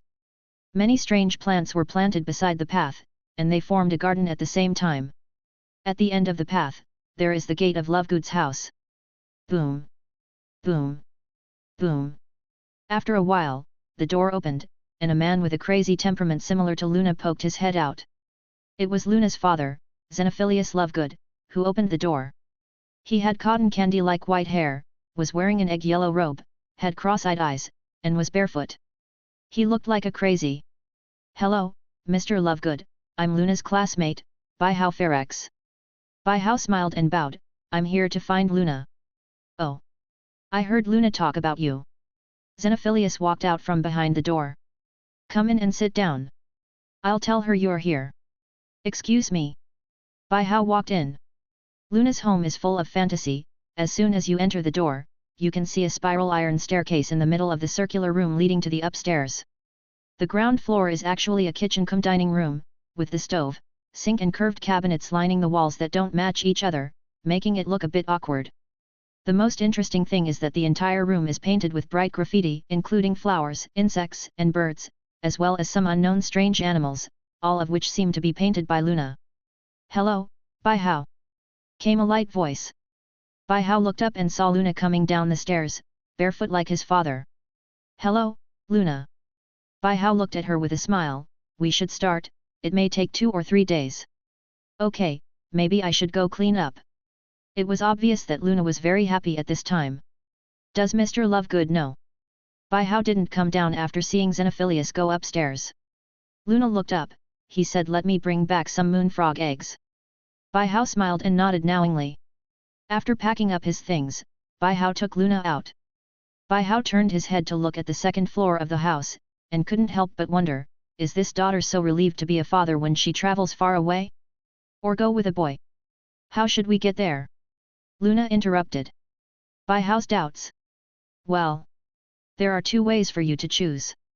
Bai Hao stretched out 2 fingers, one is to fly directly, the other is to use the porte-cayette. "Which would you like to choose?" "I think we can fly there." Luna made the choice without thinking. "Okay, we'll just fly." Bai Hao actually breathed a sigh of relief when he heard this answer.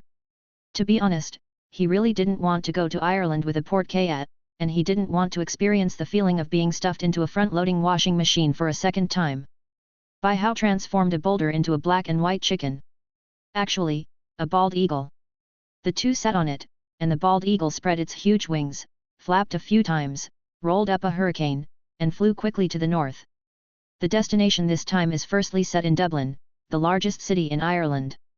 It will take about an hour to get there from the village of Ottery St. Catchpole at the current speed of the bald eagle. Bai Hao and Luna sat on the eagle's back. Because of magic, the strong wind during flight could not affect them.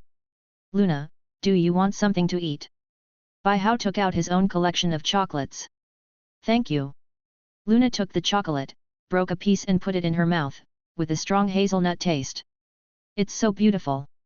Luna suddenly looked into the distance with erratic eyes. Bai Wu followed her gaze, and couldn't help sighing, "Yes, it's really beautiful, as if the world should be so clean." Because it is close to noon, it is the most sunny time of the day. The sky was clear, and the strong sunlight shone through the deep blue waves, shining like crystals. There is not a cloud in the sky, and there is no breeze. Bai Hao and Luna are sitting on the back of the eagle, facing the sea and the blue sky. The sea and sky are the same color. At the junction of the sea and the sky, blue slowly spreads endlessly, exudes a clear, impending brilliance.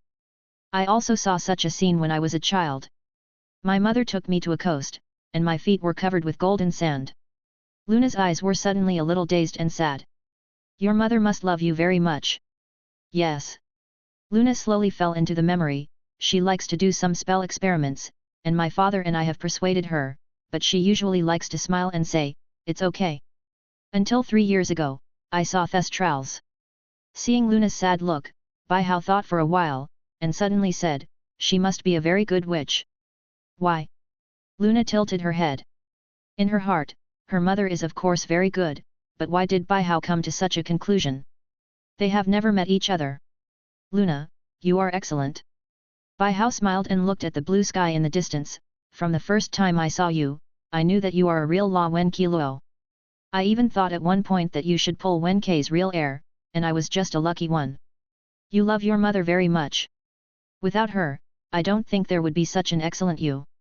Actually, you don't have to be sad because of missing you often. Know a word. Death is not the end of life, oblivion is. As long as you miss her, she will always live in your heart." Hearing Bai Hao's words, Luna lowered her head in thought, but after a while she raised her head and looked into the distance, smiling very happily. Bai Hao was thinking that at this moment, Pandora should be calling Luna's name affectionately in her heart. The bald eagle flew very fast. Bai Hao and Luna finally arrived in Dublin, Ireland.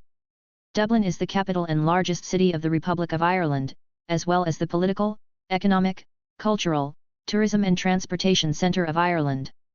Its location is extremely close to the centre of the east coast of the island of Ireland, at the mouth of the River Liffey in County Dublin, in the heart of the Dublin region. Door and Linn, dirt, and lake, the only clues Slytherin gave to the basilisk are these two words. By-how held a satellite map of the whole of Ireland in his hand. Where do I start looking? How interesting. Luna looked at the map. How did she manage to print everything on paper? To be honest, the current magic world is really out of touch with the historical development. By-how sighed, Luna, I think you should get in touch with the Muggle world more in the future. I think you will benefit very shallow. Luna smiled and nodded. It is said that Slytherin comes from the quagmire in the east of Ireland. I think we can narrow the scope down to this place. She stretched out her index finger and drew a circle on the right side of the map, meaning to find it in the eastern peninsula of Ireland. By-how frowned and sighed. The search must be in this half, but the scope is still too big. There are dozens of lakes, large and small, in the entire eastern peninsula, and those are clues left over 1,000 years ago. Who knows what has changed in such a long time? Door and Linn are the languages of the ancient Celts. Maybe we can check it from this aspect. Luna made a suggestion. Is there a library here, or a place to record history? By-how thought for a while, then nodded. There really is such a place. So, By-how and Luna came to the National Museum of Ireland. This museum is Ireland's national comprehensive museum, which mainly exhibits ancient artifacts, artworks, gold products, early Christian metal crafts and specimens and materials of zoology, botany, and geology. Following the guidance of the road signs, the two soon came to the antiquities department of the museum, where many of the most exquisite gold ornaments in prehistoric times were displayed, which were rare cultural relics in Europe. In addition, there are many extremely precious Bronze Age necklaces, brooches, throat guards, etc. 1,000 years ago, the ancient Celts did not have a clear national concept, and they all lived in groups of tribes. Luna was reading a book they had collected from the National Library of Ireland before they came here and wanted to return it. The ancient Celts believed in Druidism, and Druids had a high status in Celtic society, second only to kings or tribal leaders. They are not only in charge of sacrifices, but also healers, magicians, fortune-tellers, poets, and historical recorders of their tribes.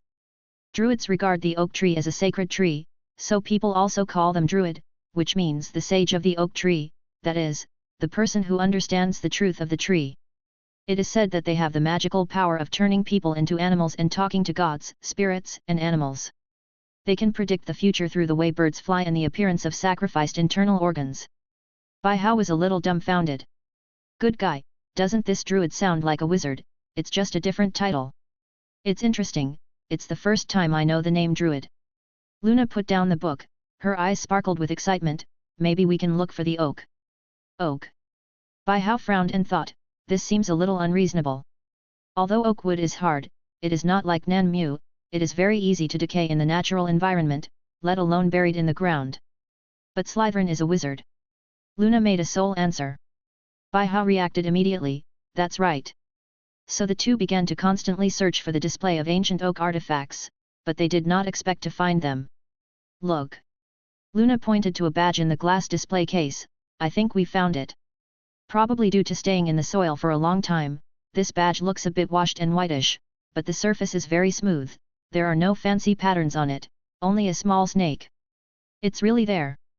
By-how exclaimed, having to say that having a smart little witch by his side really saves a lot of trouble. If he really asked him to look for it by himself, he might not be able to find it so quickly. At this time, another very clever little witch sneezed in London. The source of this badge is written on this sign. Luna pointed to the introduction column next to it. By-how looked over and carefully read the introduction to the snake badge above. Emotions are nearby. This badge was actually dug up by a farmer in Dublin when he was reclaiming the land more than 100 years ago. At that time, he thought the badge was very beautiful and brought it home. It was not until after his death that the badge entered the museum. At that time, the farmer excavated the location of this badge, which is actually the Wicklow Mountains National Park near Dublin. The Wicklow Mountains National Park is located more than 10 kilometers south of Linnan in Dublin. It is a long and narrow mountain range from north to south and narrow from east to west, covering an area of 204.8 square kilometers. The foot of the mountain is full of flat farmland. By-how took Luna to fly over the mountains. How should we find it? Luna looked at the low trees and rivers. The range is still too big. We still have to follow the clues given by the basilisk, the mud, and the lake. Bai Hao held a guidebook in his hand. The travel guide here has written a place, Glendalough, which should be more suitable for the place we are looking for. Shouldn't we dig up the farmland where the snake badge was found? Bai Hao shook his head and rejected Luna's proposal. The introduction about the snake badge only said that it was dug from the farmland, but it didn't say which piece it was. Finding a piece of farmland in such a large place is not realistic, to be honest. We might as well follow the clues to find it directly. It's a pity that we didn't find the geographical change data of the Wicklow Mountains, otherwise we should be able to save the August 17th a lot of time. In fact, they went to the National Library of Ireland just now. Bai Hao wanted to try to find out whether there had been any large-scale geological activities here in the past 1,000 years, which led to huge changes in the environment. But unfortunately, nothing was found. Luna tilted her head. What is geographic change? Bai Hao sighed, and stared dead fish eyes. It seems that I need to discuss with Dumbledore about the curriculum of Hogwarts. Muggle studies should be advanced to the first grade. And the textbooks have to be replaced. A textbook has been used for hundreds of years without any updates, so it should be thrown into the pile of old papers. Luna showed puzzled eyes. She didn't understand what was wrong with what she just said. After a while, the two arrived in Glendalough. Glendalough means the canyon between the two lakes in Irish. As the name suggests, it is a valley with two lakes. It is famous for its original and magnificent beauty, rich spiritual connotation and precious archaeological value. Bai Hao and Luna were floating in mid-air, looking at the surrounding scenery. It was really beautiful here. On the bank of the dark lake surrounded by water vapor among the mountains, there are ancient monastery ruins and round towers. It is simple and quiet, mysterious and romantic. It has the most typical Irish style imaginable. Bai Hao turned on eagle eye and began to scan the surrounding environment in all directions. Did you find anything? Luna asked. Bai Hao shook his head. No, maybe we went to the wrong place. Nothing special was found either in the canyon or under the lake. Eagle Eye's vision is nothing but stones or stones, not even an underground cave. Although it's a bit regrettable, in Bai Hao's view, this is also a normal phenomenon, and he didn't expect to be lucky enough to find the inheritance left by Slytherin in the first place. Then, Bai Hao took Luna away from Glendalough, and then searched around the entire Wicklow Mountains, but nothing was found. It was almost evening, and his eyes were sore after looking for an afternoon, so the two of them could only go back home, to the place where they stayed in Dublin. This time, Bai Hao deliberately found the presidential suite of the best hotel in Dublin as a place of residence. The entire room is more than 200 square meters and was randomly built. For him, it is rare for him to take a trip. If he does not eat well and live well, it is disrespectful to his plump wallet. Why don't you go to an inn run by a wizard? Whoever wants to go to that dilapidated and old place, it has been open for hundreds of years and doesn't know how to renovate it. Bai Hao sees the boss's brains being eaten by giant monsters. And you ask why two teenage children can book the presidential suite? Those who don't understand can kill themselves with a piece of tofu, and your brain will be eaten by the troll. I've never lived in such a beautiful place. Luna looked at the busy scenery outside through the glass, with some surprise in her eyes. Bai Hao violently tore open the leg of an emperor crab and gnawed. Your traditional wizarding family is just too closed, and your understanding of the Muggle world is too one-sided. That's why I said that you should get in touch with the Muggle world more in the future, and your vision can make your brain clearer. Luna looked away from the scenery outside. We searched all the lakes today, but found nothing. I think we should look for it in a different way. Then what do you think? Bai Hao asked with puffed cheeks. I still care about what is said in this book. Luna picked up the history of Ireland that was picked up from the National Library of Ireland today. Slytherin is a great wizard, so he is in his hometown status will not be lowered. If he was really an ancient Celt, then he must have been a druid of high stature. Bai Hao frowned and thought for a moment. You mean the oak tree? That's right. Luna looked at the picture of the oak tree in the book as if in a dream. Mud and lake, the combination of the two words is actually a quagmire. But as you said today, if it's just a quagmire, thousands of years later it might be completely different. Then why don't we change our thinking and look for the most likely symbol of the year? Bai Hao nodded in agreement. While there are many oak forests in Ireland, there are not many near the Wicklow Mountains. If we combine the clues from the quagmire, we can look for the oak forest in the low-lying area tomorrow. Luna smiled and nodded, but her eyes were suddenly in a trance, and the topic changed. Then where should we go to find the moon frog? Bai Hao was speechless. Maybe we can find it after the moon comes out. Luna went to the window and looked at the night sky. The moon and stars were sparse. So the next day soon came, and both of them slept well last night. If you want to go wrong, go find a piece of tofu, your brain has been filled with love potion. Bai Hao took Luna to have a simple breakfast and came to an oak forest. This should be here. This is the largest oak forest in the Wicklow Mountains. It is in a flat low-lying area, and few people have set foot here for many years. If Slytherin left the inheritance in the quagmire, then this place is the most likely. Bai Hao turned on Hawkeye and began to search. After a while, he seemed to see something. Luna. Bai Hao called Luna's name, thinking to tell her that he had found a clue. But when he turned around, he was immediately stunned. I saw Luna following behind and picking up a lot of acorns and pocketing them in her clothes. An animal image instantly appeared in Bai Hao's mind, a squirrel for the acorns to destroy the world and create the world. Luna, why are you picking up so many acorns? Bai Hao asked strangely. It's delicious, there are many near my house, but every time I go there, the squirrels take it away. Luna peeled out an acorn kernel while talking. Do you want to eat it? I won't eat it. Bai Hao politely refused, and gave her a bag with an infinite stretching spell to hold acorns. I found something. There are some ruins of buildings buried underground, and there may be some useful clues. Bai Hao took Luna to a small open space, which was full of shrubs and weeds, and there was no trace of human beings stepping here. Bai Wu pointed at the ground with his magic wand. Overgrowth. The green magic circle lit up, and a few thick vines pushed up the buried ruins together with a large piece of soil. Bai Hao and Luna stepped forward, only to see that all the exquisite marble ruins hanging on the vine man, many of them can be seen that it should be a stone pillar when it is complete. This looks like it can be combined. Luna said, looking up at Bai Hao. Bai Hao nodded without making a sound, took out his wand and began to cast magic. The huge marble components were separated from the vines and the soil, and gradually assembled into a marble pavilion about 2 meters high. The gazebo is not covered. There are 2 steps on the 4 sides of the large marble base, 4 exquisite load-bearing columns stand at the 4 corners, and a thick stone tablet is inlaid in the middle of the base. Look. Luna walked to the steel. There are some patterns on it, but they are all damaged. Bai Hao put away his wand and walked forward, followed her finger and squinted his eyes. Marble is hard, unless it is washed by water for a long time. It is impossible to wear it to this point. I am afraid it is man-made. Look, there are some gouging marks on it, and some irregular concave convex planes. It's because the whole stone carving was smashed down to form such marks. Luna frowned slightly. Why did people smash the stone sculptures on it? Bai Hao shook his head. This has to be speculated based on the background of the times at that time. The era of Slytherin was in an era of fierce conflict between tribes and nations, and religious civilizations. And those who can afford marble are undoubtedly people of high status. It is impossible to place a gazebo here for no reason. It's a good sign that we're in the right place. Let's move on. The two put the marble fragments aside and continued to walk forward, but unfortunately, they were almost out of the oak forest and found nothing.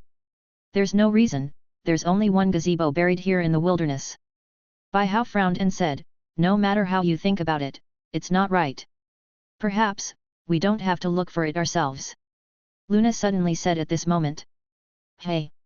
What do you mean? Bai Hao turned his head suspiciously. I saw Luna's eyes were staring at a crack in the stone, where a small green snake was wriggling with its slender body. He nodded knowingly. That's right, maybe we should ask the locals. 24.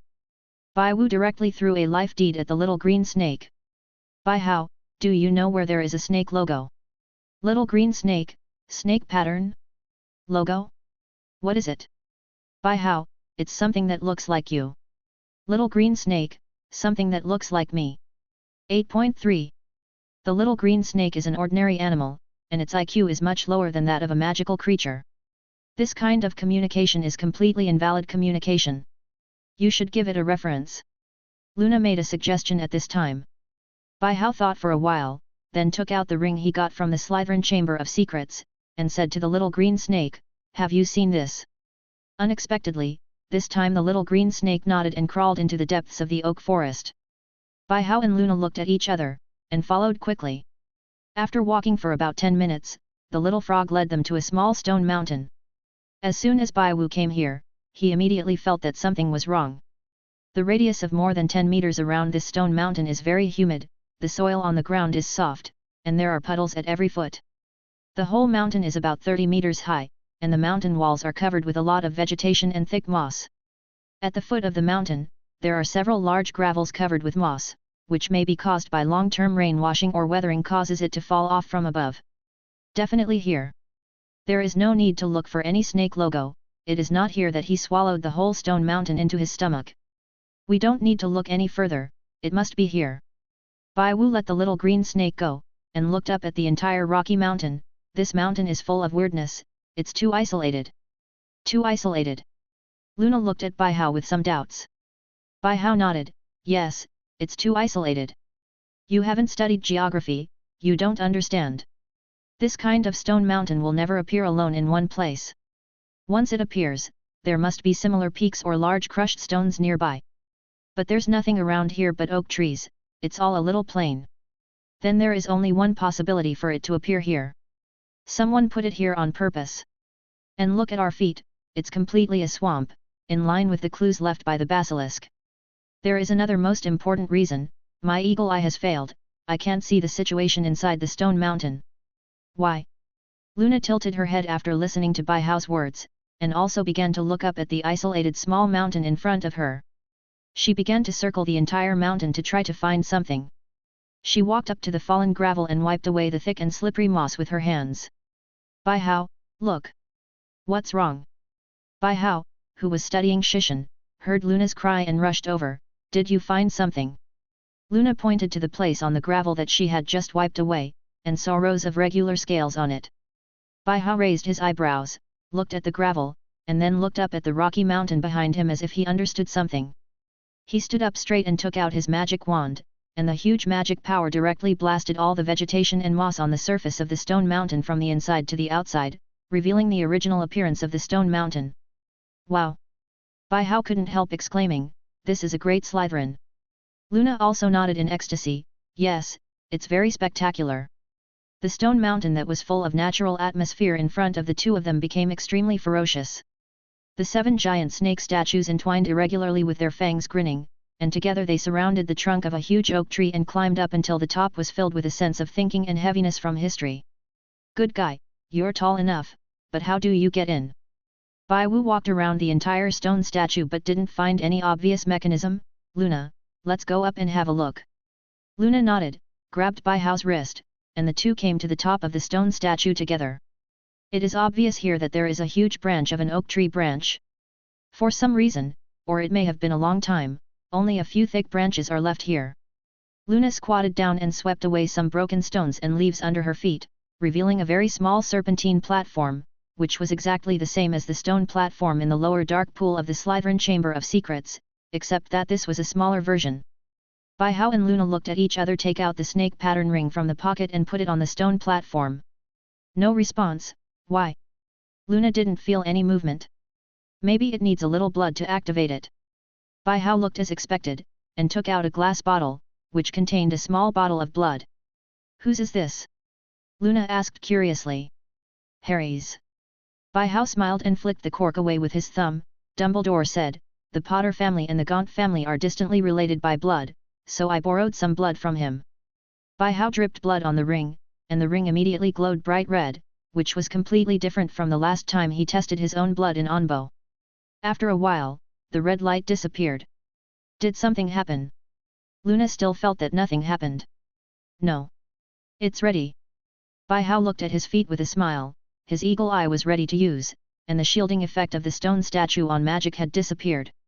From the perspective of eagle eye, he can see that the entire trunk of the oak tree is hollow. Luna, you hide behind me. Bai Hao gave an order, then took out his magic wand and shot bones and shattered reducto at his feet, and suddenly a big hole appeared in front of the two of them. Bai Hao took Luna and jumped down. When they reached the ground, a hurricane helped them land safely on the ground. It's dark out there, Luna pulls out her wand, Lumos. The surrounding environment suddenly lit up. First of all, the most eye-catching thing is a huge, long skeleton with wings. This is the skeleton of a basilisk. Luna said, apart from the basilisk, there is nothing more in line with the characteristics of this skeleton. Why is it here? I think it was to kill its master and be buried here. At this time, Bai Hao gave an affirmative answer. Luna turned around and saw a stone figure sitting on a stone bench in front of Bai Hao. He stared straight ahead with his eyes open, holding a book in his arms in one hand, and a snake-headed walking stick more than 1 meter long in his other hand on his lap. Is he Salazar Slytherin? Luna stepped forward. Bai Hao nodded. He is indeed Salazar Slytherin. His appearance is exactly the same as the face in the Chamber of Secrets, but he is much older and his beard has grown a lot. I said it's no wonder this oak serpentine statue is so magnificent. It turned out that Slytherin used it as his own grave. Luna walked to the side of the stone statue, bent down and put her head at the same height as Slytherin's eyes, and then looked in the direction of the basilisk skeleton. He seems to be actively looking directly into the basilisk's eyes. I think so. Bai Hao also stepped forward. Looking at Slytherin's body, he probably felt that his life was coming to an end, so he returned to his hometown and buried himself here. Is this inheritance? Luna looked at the book and snake staff in Slytherin's hands. There is nothing else around here. I am afraid that they are the only ones of value. Bai Hao reached out and picked up the book in Slytherin's hand, and patted the sheepskin cover clean, only to see that it was written in several gold-plated characters, Salazar Slytherin, Salazar Slytherin. Unexpectedly, thousands of years have passed, and except for some dust, everything else is still intact. Bai Wu opened the cover, only to see a paragraph emerge on the first page. Ask me questions, my whole life is here. Wouldn't this be exactly the same as Tom's diary? Bai Hao looked at the familiar feeling, and couldn't help but suspect that this was Salazar Slytherin's own Horcrux. To be honest, according to the description of Slytherin in the legend, he can do this completely. Luna. Bai Hao wanted to ask Luna to come and have a look. But when he looked up, he saw that Luna was holding Slytherin's snake staff, which had been split into 2 halves. Luna tilted her head, held up the 2 stumps in her hand and showed them to Bai Hao. Look, it's broken. Look, it's disconnected. Bai Hao suddenly felt a bit of a headache. He rubbed his temples, walked forward and took the broken snake staff in his hand. It's just an ordinary oak stick, but it's been rotten for too long, so it's broken as soon as you break it. Bai Hao looked at the snake stick carefully and found that there was no magical fluctuation. I thought it was just now. Where's Lightland's wand? I've heard before that Slytherin's wand actually passed to the Gaunt family, but it was stolen by Isolde Thayer, the founder of the Ilvermorny School of Witchcraft and Wizardry in the 17th century, and has been deeply involved in it ever since. Buried under the ground. It now appears that Slytherin's wand may indeed be with the bald eagle. Luna took the wand that Bai Hao handed back. My wand is also made of oak, can I take it home? Bai Hao shrugged. Of course, do you want me to fix it? I can make it not so easy to break. Luna shook her head. No, I like it the way it is now. Bai Hao smiled, continued to pick up the book in his hand and continued to study. He took out a quill and tried to write on it. Bai Hao, hello, Salazar Slytherin. The ink faded into the paper, but nothing happened. Luna looked down from the side. It doesn't seem to want to pay attention to us. Maybe it's just answering to the right person. Bai Hao smiled and took out another bottle of red liquid from his pocket. Harry's, I prepared some extra just in case. In fact, what Luna didn't know was that there were still 8 bottles in his infinity stretch bag, which really wronged our savior. When he was drawing blood, his face turned pale with fright. Bai Hao poured Harry's blood on the book, and the bright red blood gradually melted into the parchment. The book immediately emitted a burst of green light, and then an old figure condensed in the void. A senile, monkey-like figure with a long, sparse beard trailing almost to the hem of his robe. Bai Hao took a closer look and recognized who it was at a glance, Salazar Slytherin. Slytherin nodded expressionlessly. It's me. Bai Hao frowned. Are you a Horcrux or an ordinary alchemy tool? Slytherin, I wouldn't desecrate my soul, and I wouldn't have let Wagerbach kill me if I wanted to live forever. Bai Hao, who is Wagerbach? The Slytherin pointed to the basilisk skeleton behind Bai Hao. Bai Hao, then what are you? Slytherin, I am who I am Salazar Slytherin, but I am not. The real Salazar Slytherin is dead, I'm just a memory of his life. My existence is only to pass on all the knowledge of me during my lifetime. Bai Hao and Luna looked at each other, and then asked, then can you answer me? Why did you leave Hogwarts? Why did you leave the basilisk in the Chamber of Secrets? Slytherin stretched out a hand from inside his robes, and a memory of Salazar Slytherin's life appeared in front of them. A picture of the flames of war spreading outside Hogwarts Castle. At that time, Muggles were full of discrimination and fear of the power of wizards, so I jointly established Hogwarts. But it was not a school in the beginning, but a shelter or a war fortress. The purpose is to protect people who can use magic. As soon as the screen changed, an army of tens of thousands of people was attacking Hogwarts, and some wizards could be vaguely seen inside. Although the power of wizards is feared by the world, they are deeply loved by those in power. Our act of establishing Hogwarts offended them, and they sent troops to attack us, thinking of plundering all the children we took in and becoming slaves at their command. Fortunately, we are strong enough to block their aggression. The scene changed again, and the entire Hogwarts castle was full of war. Seeing that the storm was unsuccessful, they tried to send undercover agents into Hogwarts, including some children. This caused us to suffer serious casualties, but luckily the four of us drove them out of the castle desperately, and Hogwarts survived. After this war, the army left, but they still kept making small moves.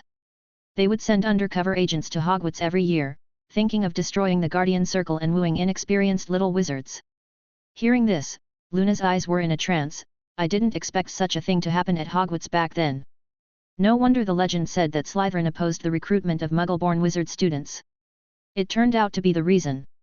By how side, this is human nature. War is always an unavoidable topic in the development of history. Now the Nightstones we can see in the school are actually used to guard Hogwarts. But you haven't made it clear why you left Hogwarts. Slytherin flipped his wrist, and the scene in front of the two of them changed again. Large areas of oak forests were ravaged by war, exquisite marble buildings were knocked down, all kinds of gold, silver, and bronze wares were looted, and many adults and children were knocked to the ground with blood flowing. This is my hometown, and 8 years after we founded Hogwarts, the war is finally here. My family has believed in Druidism for generations, we have a high status and wealth, and this has also been peeped by some people. I need to go back to defend my hometown. Godric wanted to go with me, but I refused. Hogwarts cannot leave the two masters of magic at the same time, otherwise the consequences of letting those who are secretly watching know will be dire. But Godric insisted on going back with me, so we had a big fight. Before I left, I asked Helga to add some potions that would make him sleepy in his food, and then I left alone. But this time back home, life and death are unpredictable, so just in case, I left the basilisk Bram in the secret room before leaving. My descendants are at Hogwarts. Once Hogwarts encounters unforeseen dangers, he will go to the Chamber of Secrets to awaken Bram to resist the enemy. Secondly, I considered that my descendants may have unexpected situations, so I left an order for the basilisk and the location of my hometown. Once Hogwarts is breached, immediately clean up all the undercover agents and traitors in the school. And cover the retreat of the students. Bai Hao was taken aback by Slytherin's words. This is a bit different from the Slytherin he knew in the legend. But you have already left Hogwarts. If something happens to your descendants, how will the basilisk know who is the undercover and traitor? Slytherin stretched out his left hand, holding the image of a ring on the palm of his hand. It was the serpentine ring under the dark pool. In order to prevent undercover agents and traitors from destroying Hogwarts, the four of us used alchemy to transform the entire castle, so that the castle can grow and help us find malicious people. This ring is connected to the castle, and it can represent my will to awaken the basilisk and give orders. Bai Hao took out the snake pattern ring in his pocket, his eyes sparkled a little. It means that through this ring, the whole of Hogwarts will have no secrets for me. Slytherin nodded. So to speak. Then is there only this one ring? The other founders don't have it. Bai Wu raised a new question in principle. The 4 founders of this ring should have one of 10 people. There is only this one ring. At that time, a lot of wealth was consumed to transform Hogwarts. Those goblins were greedy. We only had the money to make one ring. Hearing this, Luna suddenly smiled. I didn't expect that such a great person as you would worry about money. Slytherin has nothing to do with it, he is just a memory, without emotion. But you didn't go back to Hogwarts in the end, why? Luna asked. Slytherin, it was too late when I returned to my hometown.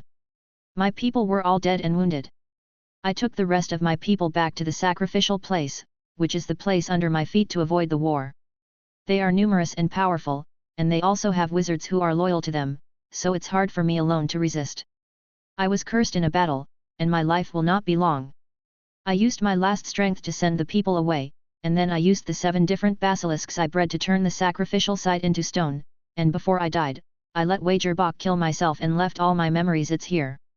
Bai Wu raised his head and looked at the sunlight that shone faintly above his head. It turned out that this huge petrified oak tree was the sacrificial site of the druids, and the one wrapped around the trunk seemed to be a snake demon. Is the alien basilisk a basilisk that can actively petrify substances? Bai Hao asked. Yes, I discovered the breeding method of this, good, basilisk in my early years. Well, everything is clear here. Slytherin left Hogwarts because he wanted to protect his hometown, and he left the Chamber of Secrets and the basilisk to protect Hogwarts. And the snake demon in the Chamber of Secrets may be the descendant of Slytherin named Wilfried Gunter, who got the ancestral method of cultivating the snake demon, and followed the ancestral will to put the snake demon into the secret chamber. The questions I wanted to ask were finished for the time being. Bai Hao put away memories of Salazar Slytherin, and then cleaned the oak grass with Luna. Luna looked at Shi Shan, who had regained his natural atmosphere. Why is he so different from the Slytherin we know? This question is actually very simple. Bai Hao is actually deeply touched by this question. History is always written by humans, and human subjective consciousness is more or less mixed. A single word in the history books can make people's understanding of history change dramatically. I don't know what happened to the Gaunt family back then. They twisted their ancestors' will into such a way that Slytherin became the spiritual leader of the pure blood theory. If we hadn't found this place, I'm afraid Slytherin, the great teacher, will always be misunderstood by the world. Bai Hao and Luna successfully found the inheritance of Slytherin, and happily returned to the hotel in Dublin. It was already past 1 in the afternoon. After the two had a delicious lunch, they took a comfortable afternoon sleep. Luna, pack up and we're ready to go back. Bai Hao yelled. He was packing his luggage. It was almost evening now, and they could only go back tomorrow when it got dark. Tonight is a full moon. But Luna didn't seem to hear his words. She was lying on the window, looking at the scenery of the sun and the moon in the sky. Bai Hao suddenly had a bad premonition in his heart. We can go find the moon frog. Luna jumped out. Bai Hao slapped his head. Sure enough, he knew that Luna was obsessed with this moon frog, and he originally wanted to get away with it. The moon frog is actually a creature that the Lovegood family believes exists and may live on the moon. It comes from a contribution by a wizard in the Quibbler, who claims that he flew to the moon on a sweeping 6-star, and brought back a bag of moon frogs as proof. It's not that Bai doesn't believe Luna, it's because the description of the moon frog is too absurd. You ask him to accompany Luna to find the horn-snoring beast or the hook, because it's at least on the earth. But it is impossible to fly to the moon and catch frogs. But there is no way. He promised Luna to help her find the moon frog, and it is absolutely impossible to go back now. 243 Bai Hao had a drop of helpless cold sweat on his forehead. Luna, how do you want to find the moon frog? Luna took out a copy of the Quibbler out of nowhere. Find it on the moon. At this moment, Bai Wu's mind is full of frogs croaking. The night is dark, the moon and stars are sparse, the bright jade plate hangs high in the night sky. The silver moonlight caresses the mountains, rivers, and lakes of Ireland like a veil. The breeze sweeps, and the water ripples slightly, shattered into sparkling silver crystals. Bai Hao and Luna are sitting on a giant owl, soaring over Ireland's largest lake. Loch Corrib, Ireland's largest lake. It was formed on a limestone bedrock, deepened by glacial erosion. Lake Musk, which is introduced to the north through the Corrib River, receives a lot of groundwater and Clare River water, and flows south into Galway Bay. There are many small islands in the lake, many ancient religious relics and fortresses, rich in salmon, sturgeon, and other fish. Bai Hao looked at the huge moon reflected on the lake. If the moon frog is on the moon, this place is the most likely. Let's go to the moon, said Luna. Bai Hao nodded, and controlled the owl to hover and descend to the lake. The owl instantly turned into a wooden boat. Luna lay on the side of the boat and looked down at the water. Under the influence of the moonlight, she could vaguely see her own face. Seeing her like this, Bai Hao shook his head, didn't want to disturb her, just lay on the boat and admired the bright moon in the sky, then took out a piece of chocolate from his pocket and ate it. Woo! Woo! Woo! In the dead of night, the sound of fish jumping out of the water and the cooing of owls can be heard from time to time. After an unknown amount of time, Bai Hao sat up and walked to Luna's side. Did you see anything? Luna was a little dazed, with excitement in her eyes. They are there, I can't see them.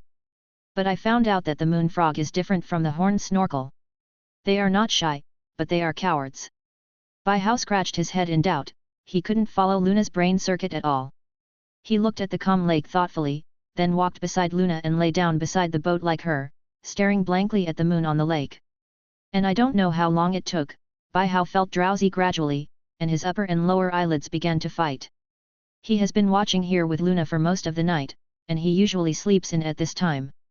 Bai Hao was lying on the side of the boat with his head on his side, the cool breeze blowing on his body was very comfortable, which made him more sleepy.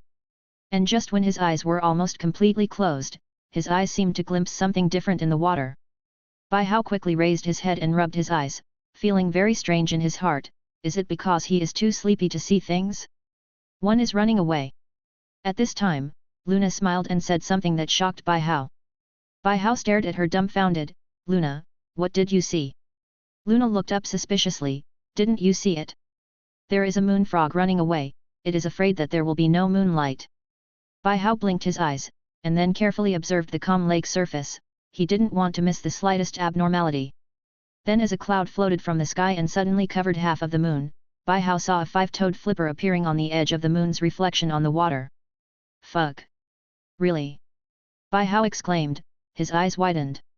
He hastily put his hand into the water, and bursts of magic power radiated in the water in the form of sound waves, and then he clearly felt that there were many living creatures in the reflection of the moon, said. Luna, have you been looking at them just now? Bai Hao took his hand out of the water, and looked at Luna with his mouth open in a daze. Luna tilted her head and smiled calmly. Yeah, didn't I just say that? They're not shy, unlike the snorkel, but they're cowards. Bai Hao was extremely shocked. This time he really felt the transcendent perspective and refined wisdom in Luna. This kind of person is simply a treasure of La Wen Qi Luo. Bai Hao took out his wand to control the water flow, and directly fished a moon frog up to look at it carefully. In fact, its appearance is not much different from ordinary frogs, with blue skin, white abdomen, bulging eyes, and a triangular head. It is sticky, wet, and slippery when held in the hand. But the moon frog is different from ordinary frogs in that its skin has many dots of silver star spots, and it will become completely transparent under the moonlight. It may be because of its habit. Once it becomes transparent, the whole baby will float in the water without moving, so ordinary people can't find them at all. Luna, didn't Mr. Xenophilius say that you want to bring back some moon frog eggs? Bai Hao held a moon frog that kept thumping its feet, but I didn't find that they had eggs, so how many do you want to catch back? Luna didn't make a sound, but stretched out her hands. Bai Hao immediately understood what she meant and put the moon frog on her hand. No need, this is their home. I don't know why, the moon frog that was still thumping in Bai Hao's hand just now is very docile in Luna's hand. Luna put it back into the water, smiled and stood up. Let's go back. Then, another huge owl appeared in the Irish night sky soaring. Early the next morning, Bai Hao and Luna finished their breakfast, went to Dublin's Phoenix Zoo at Luna's request, and finally returned to the village of Ottery St. Catchpole in the afternoon. Xenophilius seemed to have a telepathy, and opened the door of Lovegood's house just when Bai Hao had just dropped Luna at the door. Luna, welcome back. Luna stepped forward to hug her father, and Xenophilius kissed Luna affectionately on the forehead. Thank you, Bai Hao. Standing in front of Lovegood's house, Luna said happily, I will always remember this trip. Bai Hao nodded with a smile. Go back and rest, if there is a chance, next time we can try to find the horned snorkel. Luna smiled, turned around and hopped into the house. I'm sorry, Mr. Xenophilius. Luna and I were supposed to come back yesterday, but I didn't expect it to happen because of some things. Bai Hao said to Xenophilius. Oh, it's okay, she's happy too, isn't she? Xenophilius said, his eyes were a little erratic like Luna's. Have you found the moon frog? Bai Hao nodded. I found it, but there are no eggs. Luna said that she is unwilling to catch a few and bring them back. This is the photo I took of Luna's trip. The moon frog is also in it. The general description has been written on the back of the photo. Xenophilius took the photo and held it up happily. Thank you. Thank you. Not long after, Bai Hao bid farewell to Xenophilius, and before leaving Lovegood's house, Luna was still waving to him through the window in the room on the second floor. Bai Hao left the village of Ottery St. Catchpole on a bald eagle and flew towards home, with a copy of Memories of Salazar Slytherin in his pocket. In this way, the journey of searching for Slytherin's inheritance finally came to an end here. The Christmas holiday is over soon, and now the time has come to 1993. Bai Hao is sitting on the Hogwarts Express, and the new semester has begun. A few days after returning from Ireland with Luna, the new issue of the Quibbler published detailed information and photos of the moon frog, announcing the real existence of this magical creature. This discovery really caused a sensation in the entire magical world, and everyone talked about it. Many magical biologists and potionists started to go to Ireland to conduct research on the moon frog. Not long after, some potionists began to claim that the slime and skin of the moon frog could be used to refine potions, but the specific effects and functions have not yet been determined. In fact, this is nothing at all, it's just that one more magical animal has been discovered. But the terrible thing is that Xenophilius actually published a photo of him and Luna on the page of the moon frog, and marked them as the discoverers of the moon frog. This caused an uproar. As I said before, the name of La Wen Qiluo's successor is very popular, and now it is on the headlines all of a sudden, which instantly increases the influence of the moon frog incident to a higher level. On the second day after the Quibbler was published, the Sir Merlin came to the door directly, saying that he and Luna would be awarded the third class of the Merlin Order of Merlin. The Order of Merlin, is an organization founded by the wizard Merlin in the Middle Ages. Merlin believes that wizards should coexist peacefully with muggles, so the Jazz Group established regulations prohibiting the use of magic on muggles. Medals are awarded to divisions with special contributions. The medal of the Order of Merlin consists of an atmospheric gold medal and a colored ribbon indicating the level of the medal, and is divided into the following 3 levels. First class medal, it is used to commend excellent bravery or outstanding achievements in magic. The color of the ribbon is green, which is considered to symbolize the Hogwarts Slytherin College where Merlin is. Second class medal, used to recognize achievement or effort beyond the ordinary, the color of the ribbon is purple. Medal of the third level, used to honor individuals who have contributed to our knowledge reserves or entertainment, and the color of the ribbon is white. In fact, this is nothing at all, this badge is not for nothing, and there is also a reward of 500 gold galleons. But the problem is that this time the reputation became loud again, and some annoying guys started to come to the door. An illegal animagus sneaked into my house, and recorded a bunch of messy things in the notebook. Bai Hao crossed his legs, flipped a notebook in his hand, and looked at the in front of him jokingly. A woman with 5 flowers tied up, excuse me, how many years do you want to squat in Azkaban? The rest of the Felkas family also looked curiously at this strange woman who had just transformed from a beetle back into a human. Rita Skeeter is a British witch reporter who specializes in writing defamatory articles or reports. She works for the Daily Prophet and has a penchant for writing articles based on disinformation and controversial interviews that are provocative and sometimes completely untrue. She's also an illegal animagus who transforms into a beetle, and Bai Hao catches her on the spot when she sneaks up to Felix's house. She looked awkward, a face with a big chin, her hair was done into a delicate, stiff and weird curl, she wore a pair of jeweled glasses, and the nails on the fat fingers were 2 inches long. Painted red. Mr. Ferks, I think you misunderstood. Rita Skeeter smiled stiffly, I'm just here to interview you on behalf of the Daily Prophet, for your discovery of the moon frog. After all, as the discoverer of a new magical creature, you are a wizard worth interviewing. Even though she said this, Rita Skeeter was very nervous at this time. It was discovered that she was an illegal animagus. If the Ministry of Magic found out about this, she would be imprisoned in Azkaban for at least 3 years according to relevant laws. Moreover, she offended many people by writing articles before, so the sentence will definitely be aggravated as appropriate. Bai Wu smiled, Miss Skeeter, I have heard more or less about you, so you don't need to think about how to fool me. Are you thinking of going back to the newspaper office to write me an article about the arrogant and domineering successor of La Wen Qiluo after you get away? I have to say, you know me quite well. How do you know? Rita Skeeter raised her head to look at Bai Hao in shock, only to meet a pair of eyes emitting a faint blue light. You are a legilimator. Rita Skeeter's scalp tingled suddenly. No one thought that Bai Hao Felix was actually a legilimancy. She didn't even know how many secrets there were in her mind. If they were leaked out, she might have to spend the rest of her life in Azkaban. Bai Hao withdrew legilimancy, and at the same time sealed Rita Skeeter's mouth with lock-tongue seal, then turned around and said to the family around him, I'm going to deal with this person, she has broken the law, I have to send her to the Ministry of Magic. Mary Ant nodded, be careful on the road, can you come back for dinner? Bai Hao nodded with a smile, the Ministry of Magic is not far away, and I will be back soon. After speaking, he took Rita Skeeter and disappeared into the house of Ferks, and the two came to a deserted place. I'm sorry, some things are not suitable to be done in front of family members, so I can only bring you here. Bai Hao unlocked the lock-tongue sealing throat with a smile. What on earth are you trying to do? Rita Skeeter looked terrified. Looking at the dead environment around her, she had a bad premonition in her heart. I don't have any malice, I just want to ask you to do something for me. Bai Hao sat on a big rock, as long as you promise your secret, I will keep it secret. What do you want me to do? Rita Skeeter immediately relaxed a lot when she heard that there were conditions to talk about. Bai Hao took out Memories of Salazar Slytherin and showed it to Rita Skeeter.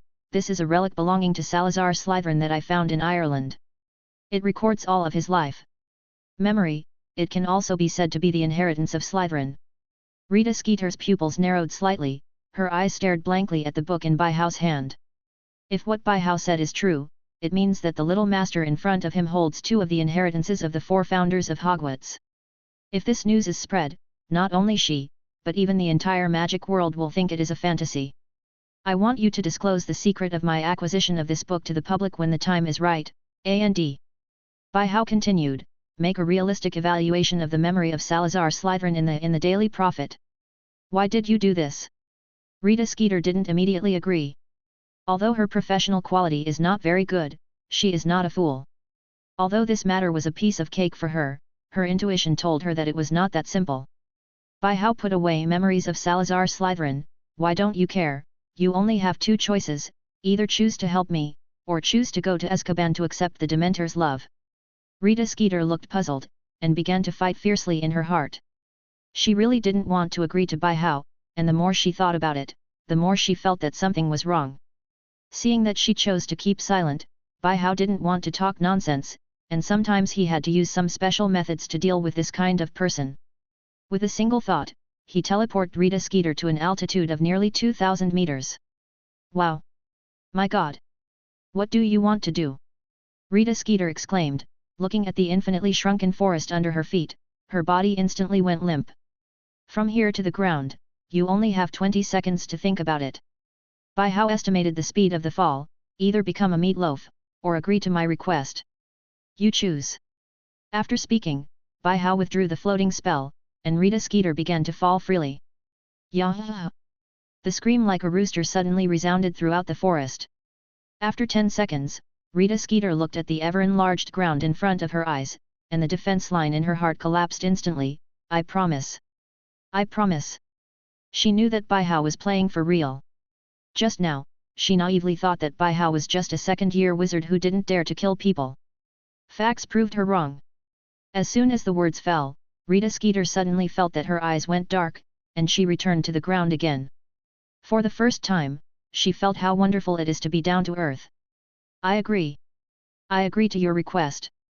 Rita Skeeter kept panting heavily, and she already felt that she was about to see Merlin just now. It's fine if I promised earlier, I still have to toss myself. Bai Hao sat back on the rock just now, took out a piece of chocolate and took a bite. The first thing is over, now let's talk about the second. What else? Rita Skeeter had a broken face. What? Have an opinion? No, no. Rita Skeeter smiled awkwardly. Bai Hao stretched out 2 fingers. This second thing. The second thing, I need you to help me find all the past of a man named Tom Riddle, especially the things before he entered Hogwarts and after graduation, as much as you can find. Rita Skeeter swallowed, with a reluctant expression. There is no problem, but with only one name, the things that can be found will be very limited. This is Tom Riddle's identity information. Bai Hao took out a piece of parchment, and untied the rope tied to her body. By the way, remember, you must be very careful when checking this person. Only you and I know. I'm not kidding, it's all about your safety. Rita Skeeter staggered to her feet, took the parchment, roughly glanced at the content on it, and said, How can I contact you? If this matter is a secret, there is a risk of using an L. It's going to be big. Bai Hao smiled, you can just investigate, I will naturally find you when I need to use the information in your hand. Of course, if you encounter some difficulties during the investigation or if you find it difficult to solve the 380 problem by yourself, just let me know. Rita Skeeter nodded, and Bai Hao sent her to Diagon Alley with satisfaction, and then went home. The reason why he wanted to do this was entirely because of a conversation he had with Dumbledore some time ago. It was Christmas Eve, and he suddenly got hungry and wanted to eat snacks, so he habitually ran to Dumbledore's principal's office to prepare wool. Where did this old bee hide the snacks? How was rummaging through the box to find snacks. There is no reason, I clearly remembered that he put them here before. Fox, where did Dumbledore hide the snacks? Seeing that he couldn't find it around, How decided to ask Fox, as Dumbledore's pet, he must know. But Fox just uttered a cry, and continued to nest in the brazier in silence. Seeing that Fox ignored him, How stared with dead fish eyes. Ignore me, right? Then I will continue to look for it by myself. If I mess it up, I will say it is because you didn't tell me the location of the snack cabinet. He turned around and continued to rummage through boxes and cabinets, but when he rummaged through them, he accidentally rescued a familiar thing, an old diary. Isn't this the diary I gave to the old bee last year? Why did he put it here to eat the dust? How instantly had a few wells on his head. He spent a lot of time creating this Jasker Foley's diary, and he racked his brains just about making up stories. And this old bee puts all of his hard work in the cabinet, what does he mean? It just so happened that Dumbledore came back from the outside at this time. As soon as he entered the office, he saw a mess around him, and then he saw an unexpected guest. How, you're looking for snacks again? Dumbledore knew what happened without even thinking about it. This mess must be caused by How's failure to find snacks. I ran out of snacks yesterday, and the owl at Honeydukes hasn't delivered any new ones yet. Don't talk about this now, Professor Dumbledore. How picked up the diary. Can you explain this to me? Dumbledore understood the meaning of How's words, and he was silent for a while. Now is not the time, How. This diary will indeed seriously shake Voldemort's power, but you have to know that in the understanding of many people, he is already dead. Taking this diary as an issue now, no matter how it is manipulated, it will only have some impact on Voldemort's old forces and some pure-blood families, and time will dilute all of this. Of course I understand this. How said, I originally planned to use this diary to create publicity, and the purpose is to plant a seed in people's hearts. It takes time for the seeds in your heart to germinate, and you're wasting time keeping your diary here. Dumbledore shook his head, expressing his strong opposition to How's approach. There is no rush for anything, and the current campaign will only arouse the fear of some people, the Death Eaters lurking in the dark, the pure-blood families whose interests are paramount, even the Ministry of Magic. None of them are fools, they can all sense the impact of this diary, they will attack in groups, and you will become the center of the entire storm. Death Eaters may do crazy things for the honor of their master, and the pure-blood family will spare no effort to maintain the orthodox status of pure blood. As for the Ministry of Magic, most of them have been silent in the false peace for too long, which has made them lose the ability to think independently. They will never allow a diary to destroy their current peaceful life, no matter how short this life is. That's fine too. How stood there and was speechless. He used to do it to Dumbledore, but this time Dumbledore beat him back. In fact, Dumbledore was right. Although this diary was forged, the content inside it was too influential. Once the momentum is built, as How said, it is impossible for the situation to be calm. It is hard to say whether the seeds will be planted or the mines will be planted. What would a Death Eater do if he heard his master was a mudblood? It must have come out of the shadows, and whenever anyone heard bad things about Voldemort, they would kill one by one. What would a pure-blood family do? Voldemort relied on the theory of pure blood to start his career and win people's hearts. Now it is said that Voldemort is a mudblood in their mouths. This will first seriously shake the status of the pure-blood families, and people will talk a lot, saying that these pure-blood families who followed Voldemort back then were fools and idiots, and they actually surrendered to what they called the most lowly person. It's like Nan Bangzy recognized a bald eagle as his big brother, but later found out that this big brother is a chicken with a bald eagle skin on it. That would be disgusting. For this reason, they will use all their resources to wipe out this matter. No matter whether this matter is true or not, they must do it for their own status. Secondly, even if the diary's influence on the pure-blood family is only in terms of public opinion and does not touch the core interests, they still have to smooth this matter out. Because who knows when Voldemort will come back and ask directly, "You are loyal to me, but you are indifferent." At that time, the whole family really ate big melons, as seen in the history books. As for the Ministry of Magic, most of them are politicians in power now. There are fewer practical people. Once the diary is released, it will definitely cause an uproar. In order to live a peaceful life, they will also use official power to eliminate the impact of the diary. To sum up, Dumbledore was right this time. The diary cannot be released at this time. By then, the seeds will not be planted and become mines. So Baihao had nothing to say, threw the diary away, and left the principal's office bravely. But Dumbledore was very happy. It was the first time he had won against Baihao. Sure enough, it is good to be old and knowledgeable. Zhang still has to be old and spicy. After that, Baihao began to prepare another plan to overthrow the pure blood theory. This plan first needs enough information about Voldemort, some unknown information. Originally, he planned to investigate it himself, but he didn't expect a professional beadle to come to his house suddenly, so he didn't use it for nothing, just took advantage of it. You can ask the ghosts in the school or Dumbledore, why bother Rita Skeeter to investigate? Because Voldemort is very good at disguising. I don't know if it's because of his childhood or because of the blood of the Gunter family. Dumbledore's knowledge of him is actually quite limited.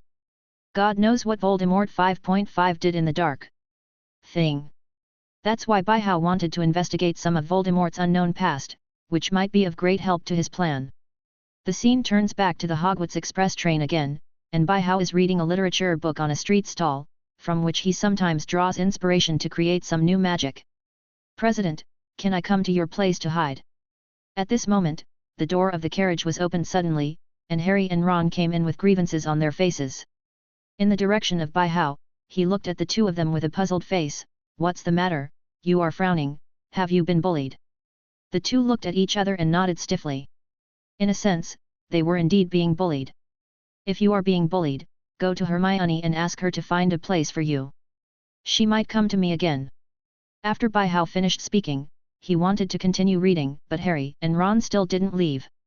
He frowned and said, I said what happened to you guys? So what's the matter with you? Harry looked a bit embarrassed. Actually, we're not being bullied, it's just that Hermione doesn't know what's going on. Standing by the side, Ron had the same expression as Harry. She has been treating us coldly and violently. The two of us really couldn't bear her pressure, so we wanted to come and hide. Hey! Cold violence? What the hell? Baihao was confused after hearing what the two said. Tell me more details. Harry, we sat in the same compartment as Hermione when we got on the train, but for some reason, we greeted her and she didn't say anything. Ron, ask her what's wrong and give us a look. Although we feel very strange, we don't care too much, because she did the same thing when she started school last time. Harry, but gradually we realized that something was wrong. She exuded a very heavy aura, and Ron and I felt a little out of breath in the car. Ron, that's why we wanted to come out and hide, and stay in that car. I feel like the two of us are going to St. Mungo's Hospital for magical wounds and wounds. Baihao listened to the two people singing together, but still didn't understand what happened to Hermione. Okay, I see. Baihao stood up, and he planned to go and see for himself. Where is your carriage? I'll go and see her. I want to see what kind of temper this girl is losing. So Harry and Ron took Baihao to their own compartment 24. Opening the carriage door, Hermione was sitting by the window, and Ginny was also inside. Hi, Ginny. Bai Wu greeted with a smile. Ginny waved her hand politely in response, and then her eyes were drawn to Harry behind Baihao. Hermione, what's wrong with you? Baihao clearly felt a high air pressure as soon as he entered the carriage, and the source was Hermione, the little witch. Hermione ignored Baihao, and instead gave Harry and Ron a glare, meaning to blame them for bringing in someone they shouldn't be looking for. The two shuddered instantly, their survival instinct was warning them, so Ron quickly pulled his sister out of the carriage and ran away with Harry. The corners of Baihao's eyes twitched. Is it so scary? He closed the door of the carriage, and then sat down. Hermione, what's the matter? But Hermione kept looking out the window, obviously not wanting to talk to her. Baihao rolled his eyes, although he didn't know why, but he knew that Hermione was having a temper tantrum. And he has seen this kind of situation a lot. Urza and Mila used to be like this when they were young. They would sit there for no reason, not talking, and ignoring people no matter what they called. So Bai Wu began to resort to the usual tricks. Baihao reached out and lifted the bangs in front of Hermione's forehead. What are you doing?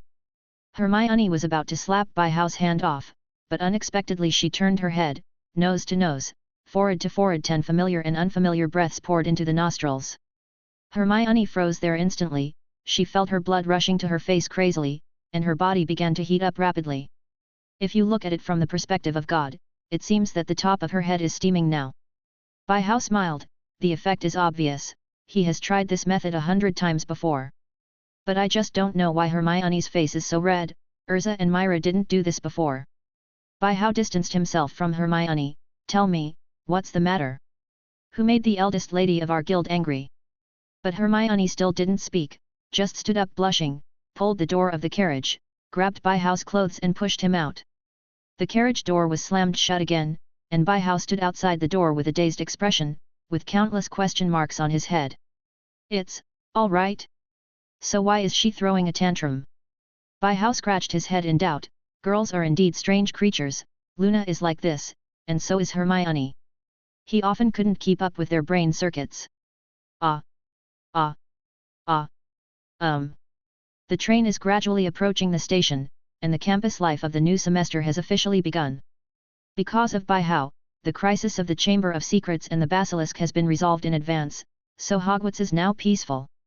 Until one weekend in February, Dumbledore suddenly found Bai Hao, because a rather special thing happened to Hogwarts. What? Suddenly there is a visiting group from the flower planter coming to Hogwarts. Bai Wu shouted in shock. What the hell? He doesn't remember this plot in the original book. Dumbledore nodded, yes, they will come to Hogwarts in 2 days, and the Ministry of Magic requires us to do a good job in reception. Bai Hao's eyes widened, why is it so sudden? I've never heard of the connection between the Ministry of Magic and the flower growers before. Dumbledore's face was calm, actually, this is not surprising, I have also disclosed to you before, some of the current situation of flower growers. Since the new florists were established decades ago, they have been isolated from the world, and they haven't even joined the International Federation of Wizards. This situation continued until 10 years ago, when florists did not know why, and suddenly announced the opening to the outside world, interrupting the decades-long closed strategy. In recent years, their mysterious side has begun to send visiting groups to various parts of the world for friendly exchanges, and now one of them just happened to come to England. And you have the blood of the flower family, and you can also speak the language of the flower family, so I would like to ask you to be one of the representatives of Hogwarts.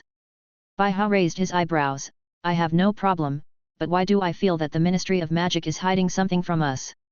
Dumbledore blinked and blinked, sure enough, I can't hide it from you. The visit of the flower growers this time, although it is said to be a friendly exchange, is also a kind of mutual testing. You know, the flower planters have a vast land with a large population, and their power system is extremely special. They don't use magic wands but they have super fighting power, which means that they have the largest and most powerful force in the world. Mysterious power. This exchange visit actually not only represents the British Ministry of Magic, but also represents the International Federation of Wizards. Okay, it's so normal that it can no longer be normal, but I'm curious about one thing. Bai Hao suddenly thought of a very possible thing, has the flower planter proposed a mutual relationship between the two schools? Suggestions for sending exchange students. Dumbledore nodded, indeed, how do you know? I heard from people in the Department of Foreign Affairs of the Ministry of Magic that when the representatives of the flower growers proposed to visit Hogwarts, they did indeed propose to exchange students. Bai Hao has black lines all over his head, which is really the style of a rabbit. This suggestion seems to be a way for florists to express their friendliness and openness to the outside world, but in fact it is the wool of the Western magic system that came to gather the wool. Professor Dumbledore, let me vaccinate you first, lest you and other professors have a heart attack and hiccup. Thinking of this, Bai Hao suddenly showed a strange smile, he felt that some things must be vaccinated. Vaccination. Flowers are usually gentle and easy to get along with, but they have some strange behaviors. Dumbledore looked puzzled, what do you mean? Although I don't know if the exchange will be successful, you'd better familiarize yourself with the most likely things that the florists will do when they come to Hogwarts. On the 193rd day, they may grow vegetables on the playground. This is a natural skill engraved on the flower growers. You'd better send someone to watch the few open spaces on the playground. Secondly, they may use a crucible shabu-shabu, which is a cooking method in which a pot of hot soup is put on a crucible to cook food, so you'd better let Professor Snape be mentally prepared. Third, you also said just now that flower growers don't use magic wands, so they may mistakenly use other people's magic wands as chopsticks. I need to be reminded.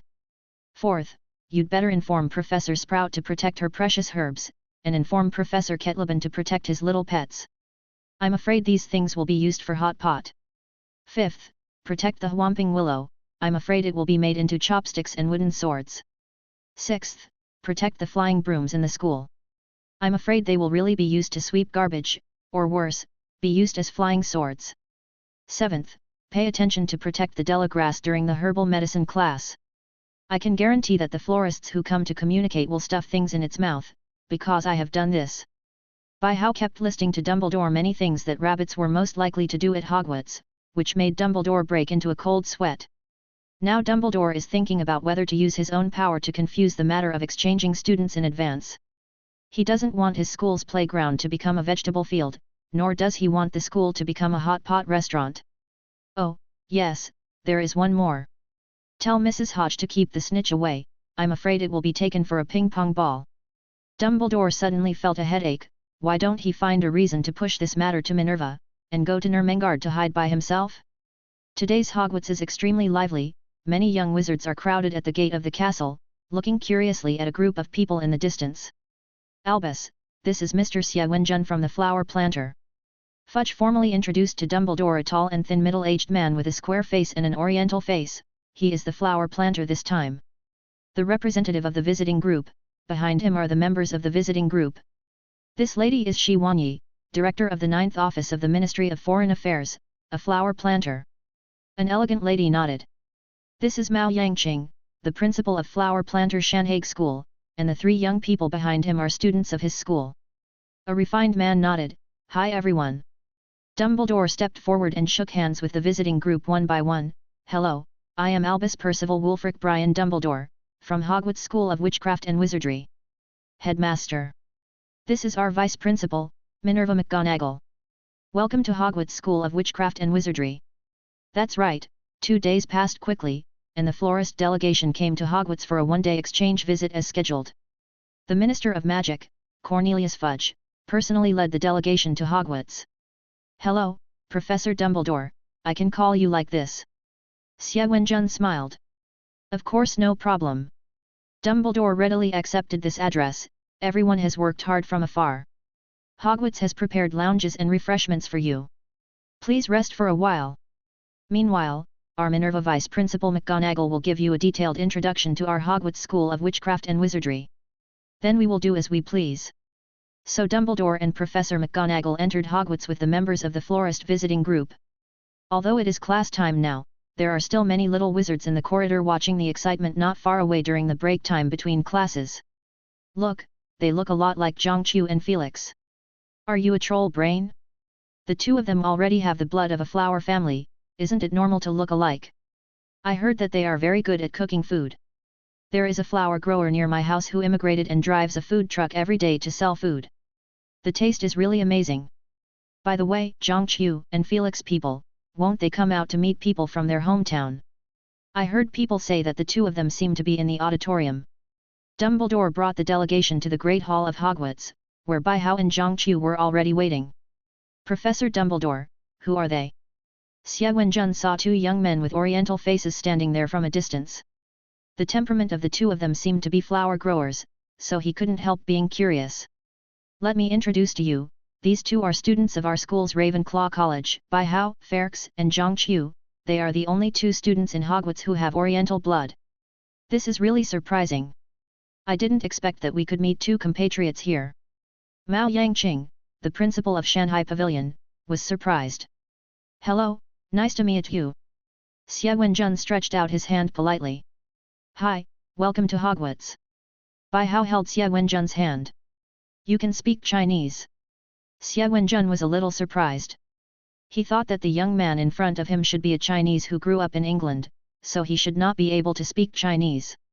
After all, I'm still a flower grower. If I don't speak Chinese, I'm afraid I will be laughed at by my compatriots. Baihao expressed it very relaxedly. This is Zhongqiu, who grew up in England like me, although his Chinese is not very standard. But there is no problem communicating. Hello, Mr. Xie. Zhongqiu politely stepped forward and shook hands with Xie Wenjun. Mr. Xie, I have a proposal here. Dumbledore said next to him, how about letting Baihao and Zhongqiu take the students from Shanghai Pavilion to visit the school, and better promote the exchanges between the two sides. What do you think? What's your opinion? Mao Yangqing turned to his students. We're fine. A student who was clearly in the lead immediately agreed. Xie Wenjun nodded, that's good, young people have their own topics. But you have to be careful, don't run around, and listen to Bai Hao's command in everything. Yes. Understood. Bai Hao was taken aback by this loud and tidy promise. Only soldiers in the flower planter would have such a reaction. This Shanghai pavilion could not be a military school in the flower planter. Dumbledore entered the auditorium with several members of the delegation, leaving Bai Hao and the others outside the door. Hello, we are all compatriots, so don't be too formal between us. Bai Hao smiled, you have heard the names of both of us just now, so I would like to ask, how do you call us? Hello, my name is Chu Feng, a 7th grade student in Shanghai, you can just call me by my name. The tall boy who took the lead stretched out his hand. Bai Hao shook his palm, very rough. Hello, my name is Fu Sweki, a 7th grade student in Shanghai, just call me Sweki. A girl who looked a little weak bowed slightly. Hi, my name is Fu Weibing, a 7th grade student in Shanghai Pavilion, and she is twins with her. The last chubby boy pointed at Fu Sweki. Hello, then I will show you around Hogwarts. In the next period of time, Bai Hao and Zhang Qiu took 3 Shanghai students to go shopping in Hogwarts. Several people went to the common room of the 4 major colleges, the herbal medicine greenhouse, the armor corridor, the prize showroom, the library, the West Tower, where the owl rests, the Quidditch pitch, the Whomping Willow, and the Forbidden Forest. On the way, Bai Hao also took them to a large kitchen to taste acromantia roasted legs, which received unanimous praise. After going around for a while, Yuji finally brought them to the most scenic place in Hogwarts, Yuan Tower. This is really a very beautiful place. Chu Feng couldn't help sighing as he watched the black lake in the distance glittering under the sun. The surface is very beautiful, but in fact there is an undercurrent inside. Bai Hao said intentionally or unintentionally. From what you mean, it seems that there is something in the words. Chu Feng immediately recognized the metaphor in Bai Hao's words. Zhang Qiu, go find Professor Dumbledore first, and leave it to me. Bai Hao turned to Zhang Qiu and told her that some things were not suitable for her to listen to. Zhang Qiu was very smart, nodded and left. I heard that you have a plan to send exchange students to study at Hogwarts, right? Bai Hao asked. Chu Feng nodded, yes, we do have this plan. Bai Hao sighed helplessly and shook his head, I advise you not to send any students to any magic school in Europe for exchange and study within the next 5 years. Chu Feng frowned, why? Some things you don't understand. Have you ever heard of Voldemort? Bai Hao's eyes were calm. Before we came, we heard from the teacher that he was a vicious dark lord, but isn't he dead now? Fu Sweki had read this name when she was doing her homework before coming here. Bai Hao shook his head, that's why I said that you don't understand the situation. This guy is not dead, he is just hiding somewhere to survive. I have met him twice since I entered school last year. It's inconvenient for me to say more specifically, the reason I'm telling you this is to tell you that before I get rid of this guy, your plan to send exchange students will be very dangerous. I will report this to the teacher, thank you for reminding me. Chu Feng felt that Bai Hao was not lying, there was no reason, just relying on intuition. Bai Hao nodded, speaking of the money, I'm really interested in the flower growers, can you tell me about it? Chu Feng smiled, of course, what do you want to know? I know everything I can say, and I can say everything. Why? Are you students of the military academy? When Bai Hao asked this question, the bodies of the 3 people in front of him felt tense. A little more vigilance appeared in Chu Feng's eyes, and he said, haha, we are still in school, how could we possibly become soldiers? Bai Hao smiled and shook his head, you don't have to lie to me, the traces on your body are too obvious, the strict discipline of the flower planters is something that other countries' armies don't have. A sincere reminder, if you want to hide your identity as a soldier, you must at least cover up your conditioned reflex to orders. Chu Feng and the Fu family twins looked at each other, and helplessly laughed at themselves, it's still too tender, there are still many smart people in this world. Bai Hao reached out and patted his shoulder, actually, you don't have to worry, I won't disclose your affairs. Continue with the topic we just talked about, and tell me about the current situation of the flower growers. Tell me what the current flower planter looks like. Chu Feng pondered for a while, how should I put it, flower planters are different from the Western wizard system. In China, we collectively refer to people who use extraordinary power as martial spirit masters. Our source of power is actually the same as wizards, but you call it magic power, we call it spiritual power. Gradually, Chu Fang began to introduce the situation of flower growers in this world. It turns out that in this world, the mysterious side power of flower growers has been in a semi-public state since thousands of years ago. Most people have never seen the flying and escaping from the earth, but they have no doubts about its existence. Martial spirit masters have served in wars since ancient times. As the name suggests, their fighting style is the combination of martial arts and spiritual power, using martial arts agility to exert the power of spiritual power, which has also created the super strong combat ability of martial arts masters. The use of spiritual power by martial arts masters can be reflected in 5 elements and thunder techniques. Manipulating metal, wood, water, fire, earth, and inducing thunder and lightning are all basic abilities of martial arts masters, but each person's specialties are different. According to Chu Fang's description, he had seen a teacher in Shanghai Pavilion who was good at the fire movement technique show his strength before, and directly blasted the ground into a large pit with a diameter of several meters. Those who stand at the top of martial arts masters are often called humanoid self-propelled forts, the ones with a caliber of more than 200 mm. Since the establishment of the new flower planters more than 40 years ago, for the stability of the country, all the martial arts masters of the flower planters have been nationalized, and those with extraordinary power must register with the state and be incorporated into the army. Didn't that cause confusion at the time? Bai Hao is not surprised that the flower planters nationalized the spiritual martial arts masters, because once a person who uses extraordinary power has evil thoughts, it will cause great harm to the world, so it is understandable for the state to control them. He was just curious, when the country was founded back then, the flower growers had accumulated a lot of money, and the whole thing was a mess. Wouldn't there be trouble if the martial arts masters were incorporated so quickly? Chu Fang smiled and shook his head.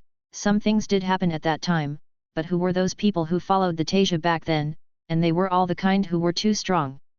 So after strong suppression, coupled with Huirou's methods and policies, the flower planters successfully recruited martial arts masters across the country within 5 years. What about after compilation? After the collection, the country began to formulate a development plan for martial arts masters. In 1955, all domestic and foreign wars had been fought, so florists began to focus on future development. Among them, the training and education of martial arts masters has become an important issue. Due to the special status of martial arts masters in 1959, the flower planters established the Special Forces Security Affairs Department, abbreviated as the Ministry of Special Security, as a special agency dealing with martial arts masters. At the same time, the outline of medium and long-term educational reform and development plan for special forces groups was promulgated, and 8 martial arts colleges directly under the military headquarters were established across the country. 8 colleges? I know there are many flower-growing families, but are you sure there are so many students? Bai Hao was shocked. You must know that there are only 3 magic schools in the whole of Europe with a population of 800 million, and the flower planters have only established 8 martial arts schools with a population of 300 million. According to the scale of Hogwarts, these 8 academies can produce at least 1,000 martial arts masters every year. This is the rhythm of world domination. Actually, it's nothing. Chu Fang smiled and continued to explain. In fact, theoretically speaking, everyone can become a martial arts master, it's just a matter of talent difference, and how to determine the standard of talent is actually the adaptability of spiritual power. But there are too many flower-growing families, and it is impossible for the country to conduct a spiritual adaptability test for school-age children across the country like the college entrance examination. Therefore, in order to make full use of limited resources and cultivate high-quality martial arts masters, the flower planters began to send personnel to the grassroots decades ago, and set up special personnel in every public hospital across the country to be responsible for the spiritual adaptation of newborns. Sex testing. Babies with high spiritual adaptability will be registered, and the Ministry of Special Security will conduct a comprehensive test on these babies after they graduate from primary school, and those who meet the requirements will be directly recruited to study in the 8 major colleges. Because they were trained at an early age and endorsed by the state, martial arts masters have become patriotic for the country and the people for decades, and they are an important force in promoting the rapid development of florists. While Bai Wu sat there, he was dumbfounded when he heard that the series of operations of the flower planter were shocking in the whole world. But why does he feel so normal? His style of doing things is too rabbit. Wait, I want to ask, why did the martial arts masters go before the founding of the People's Republic of China? Hearing this, Bai Hao suddenly thought of a question. Since martial spirit masters are so powerful, why did they allow Zairi to invade back then? Their onmyoji power must not be as strong as martial spirit masters. Who can sleep peacefully in that day? Chu Fang sighed. He understood what Bai Hao meant. This is entirely due to historical reasons. No matter how powerful our martial arts masters are, we still need to eat and dress. In the late Ming dynasty, due to various natural and man-made disasters, the number of martial arts masters was severely reduced. Coupled with the suppression of the Qing dynasty, the power of martial arts masters was rapidly declining in the flower planters. Weak. In the past, the power of martial arts masters was actually mostly controlled by the nobles of the family. People's minds changed, intrigues, betrayal of the country for glory, and fighting each other for their own interests was the norm in the past. Combined with the major changes in Kunlun Mountain at the beginning of the outbreak of the all-out war of resistance. At that time, 80% of the martial arts masters of the entire flower planter were forced to suppress it. The combination of these factors led to the group of beasts taking advantage of it. So that's how. Bai Hao sighed, although he didn't know what happened to Kunlun Mountain. But in this world, flower growers still cannot escape the fate of losing their country for hundreds of years. Actually, I'm also very curious about one thing. Chu Fang suddenly changed the subject and asked, you said just now that you want to get rid of that man named Voldemort. I'm curious about what reason you have. Bai Hao blinked his eyes and suddenly laughed, and his smile was bright. In the evening, at the gate of Hogwarts Castle, under the afterglow of the setting sun, a group of Hogwarts people were sending off the visiting group of flower growers. Thank you very much for your hospitality, Professor Dumbledore. Xie Wenjun shook hands with Dumbledore. It's a pity that we have other schedules ahead, and I hope we can have more in-depth exchanges with your school next time. Dumbledore also shook Xie Wenjun's hand with a smile. Mr. Xie Hogwarts welcomes friends at any time. Afterwards, the florist delegation left accompanied by Fuji, and the visit officially ended. Bai Hao watched Chu Fang and the others go away, and couldn't help but feel sad. After all, the blood of the flower planters was still flowing in his body. Bai Hao, is there anything you can gain? Dumbledore suddenly asked beside him. There are a lot of gains, but I won't tell you. Bai Hao twisted his stiff neck, and he was quite tired after a day. But I have a piece of advice, not for you, but for those people above. It's best for you to maintain a good relationship with the flower growers. I'm telling you very clearly that even the wizards in the world may not be enough for the flower growers to eat. Bai Hao left after finishing speaking. He said these words are based on facts. If all the martial arts masters of the flower planter use spiritual power like Chu Fang. On the other side, the florist's delegation returned to the embassy to rest. Comrade Wen Jun, this is the information on Bai Hao Felix from the embassy. Shi Wanyi handed Wen Jun a folder. Because time is limited, I can only find these for the time being. Bai Hao Felix, male, 12 years old, he was adopted by a London family called Felix when he was a baby. He lives at number 57 London Street, and now he is a student of Ravencrow College of Hogwarts School of Witchcraft and Wizardry second graders. To tell you the truth, it's not difficult to find him. He's a troll killer, the successor of La Wen Qi, and he's very famous in the entire European magic circle. Xie Wenjun looked carefully at the contents of the information. He is very mysterious, although it was only a brief contact. I can feel that Albus Dumbledore has a very different attitude towards him. Yang Qing, have you learned anything over there? Mao Yangqing looked at his students. Let Xiao Chu tell you the details. To be honest, this person is not only mysterious, but also very smart. He easily deduced from Xiao Chu that our Shanghai Pavilion is a military academy. Then Chu Fang, just tell me. Xie Wenjun closed the folder and put it on the table. Try to be as detailed as possible. Yes. Chu Fang sat up straight and agreed, and then recounted the conversation and experience he had with Bai Hao today. Everyone fell into silence after listening. Can you and the two sisters of the Fu family beat him together? Xie Wenjun was a little shocked.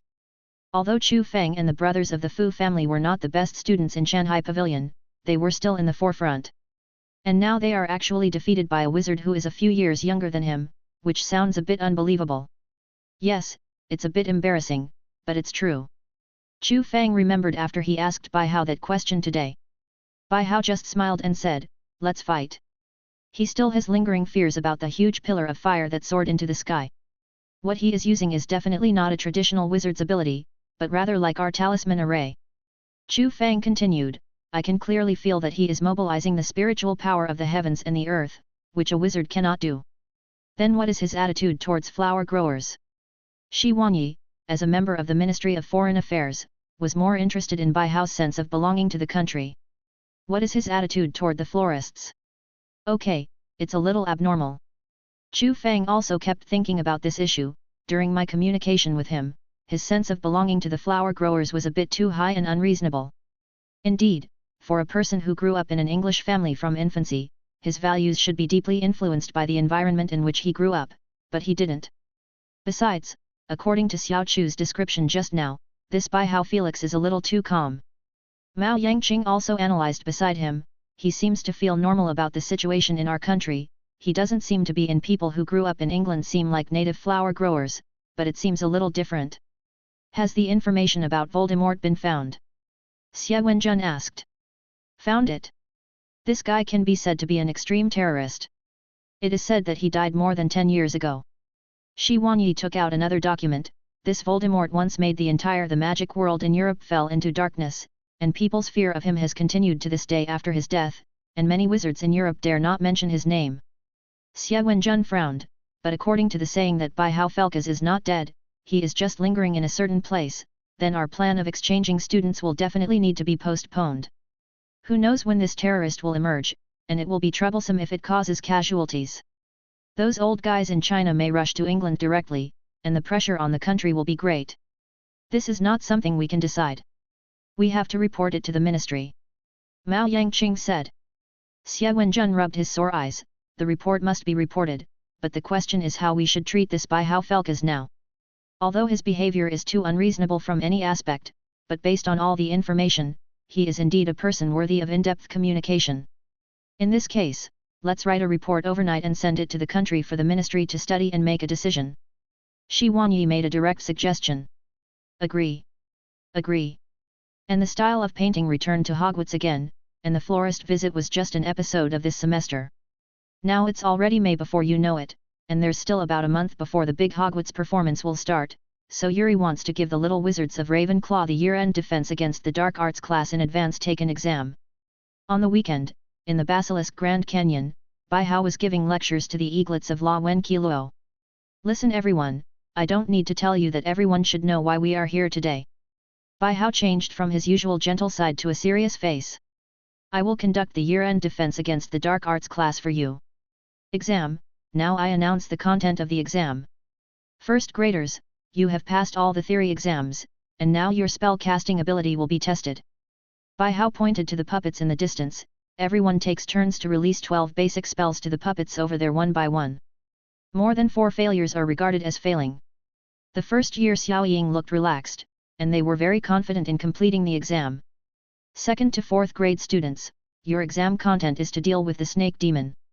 I have already restricted the instant death ability of the snake demon's eyes, but you will suffer from the petrification spell if you look directly at its eyes, and those who are petrified will be regarded as failing.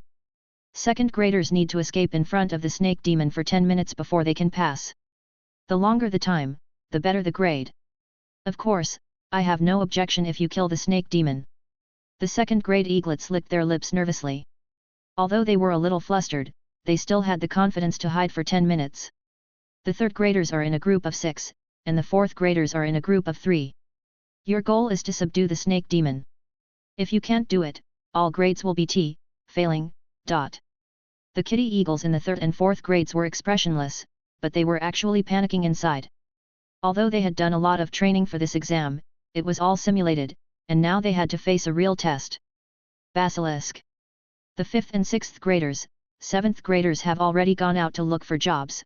Your opponent is me, and I will give you a score based on your performance in a one-on-one wizard duel. Compared with Kitty Hawk and other grades, the faces of the 5th and 6th graders are really dark. The whole academy knew that their Eagle Master was a devil professor, and they had suffered both physically and mentally during the defense against the dark arts class for nearly half a year. I have the idea of feeding the basilisk. Bai Hao divided 2 thought bodies, one for the 1st grade, one for the 2nd, 3rd, and 4th grades, and the ontology for the 5th and 6th grades. The following is the test scene of the 1st grade Kitty Hawk. There are only 10 students in the 1st grade, so this test should not take a few minutes. Bai Hao stood beside the puppet holding a notebook. I don't need to call names one by one, come up by yourself. The few eaglets standing in front looked at each other, and then 3 eaglets came out, took out their wands one after another, and began to cast spells on the puppet 10 meters away. All Petrificus totalis. 3 beams of magic were sent out at the speed of light one after another. 2 figures were petrified and 1 remained intact. Continue. Don't worry, hit when you see it. Bai Hao waved his hand to dispel the petrification spell of the 2 puppets. Just now, although the magic was released, a little eagle missed the puppets. With the lessons learned from the past, the 3 kitty eagles quickly stabilized and completed the release of 12 basic spells one after another, all with E, excellent. The next 2 groups of kitty eagles performed very well, all of which were E, good, without exception. But it's not that Bai doesn't want to give them excellence, it's that they haven't reached the standard of excellence. And the last one was Luna's turn. Luna took out her oak wand, and without uttering a spell, a magical beam was emitted, and the doll's body petrified and burned at the same time. It is a combination of the petrification spell and the fire spell, and Bai Hao can directly give Luna an "Oh, excellent" with this move. Then Luna released the remaining spells in a row. 12 basic spells were perfectly released, 1 spell was combined, and 3 silent spells were released, and she won the first place without any surprises. In half an hour, the year-end exam for the 1st grade Kitty Hawk was over. This time it was the turn of the Basilisk Canyon. There were 14 eaglets in the 2nd grade except Bai Hao, and they had been hiding for a few minutes. The eaglets are very smart, and the snake monster has a huge body, and can detect its movements even without looking directly at its eyes, so there are no petrified eaglets yet. Now among the 14 little eagles, some buried themselves in the ground, some soaked themselves in the water, and some even ran to the cave where the snake demon lived to hide, but none of them hid in the grass. In fact, it is because each of them has done their homework, the snake demon can sense the smell on their bodies through their tongues, so the first thing they do is to cover up their own smell. The time passed by every minute and every second, and 10 minutes had passed. The 2nd grade Xiao Ying successfully passed the exam with his own wisdom. But Bai Hao gave 2 little eagles passed, who buried themselves in the soil. The snake monster is huge, and its action method is a word of crawling. These 2 people even buried themselves in the soil without fear of being crushed to death. There is also a little eagle hiding in the cave of the basilisk monster. Bai Hao also gave it a pass. Although he thought of using the basilisk smell to cover up his own smell, he forgot that snakes will devour each other. Then the 3rd year Kitty Hawks played, and they were divided into 2 groups of just 12 people. The first group, Zhang Qiu, was the team leader. Their group started with the eye disease curse, regardless of the accuracy of the head. In less than 10 seconds, the basilisk let out an angry roar, and its eyes were crippled. The biggest threat was resolved, so the 6 little eagles began to use the 3-3 system to fight guerrilla warfare. The first group was responsible for constantly harassing and attracting snake demons, and the second group prepared traps.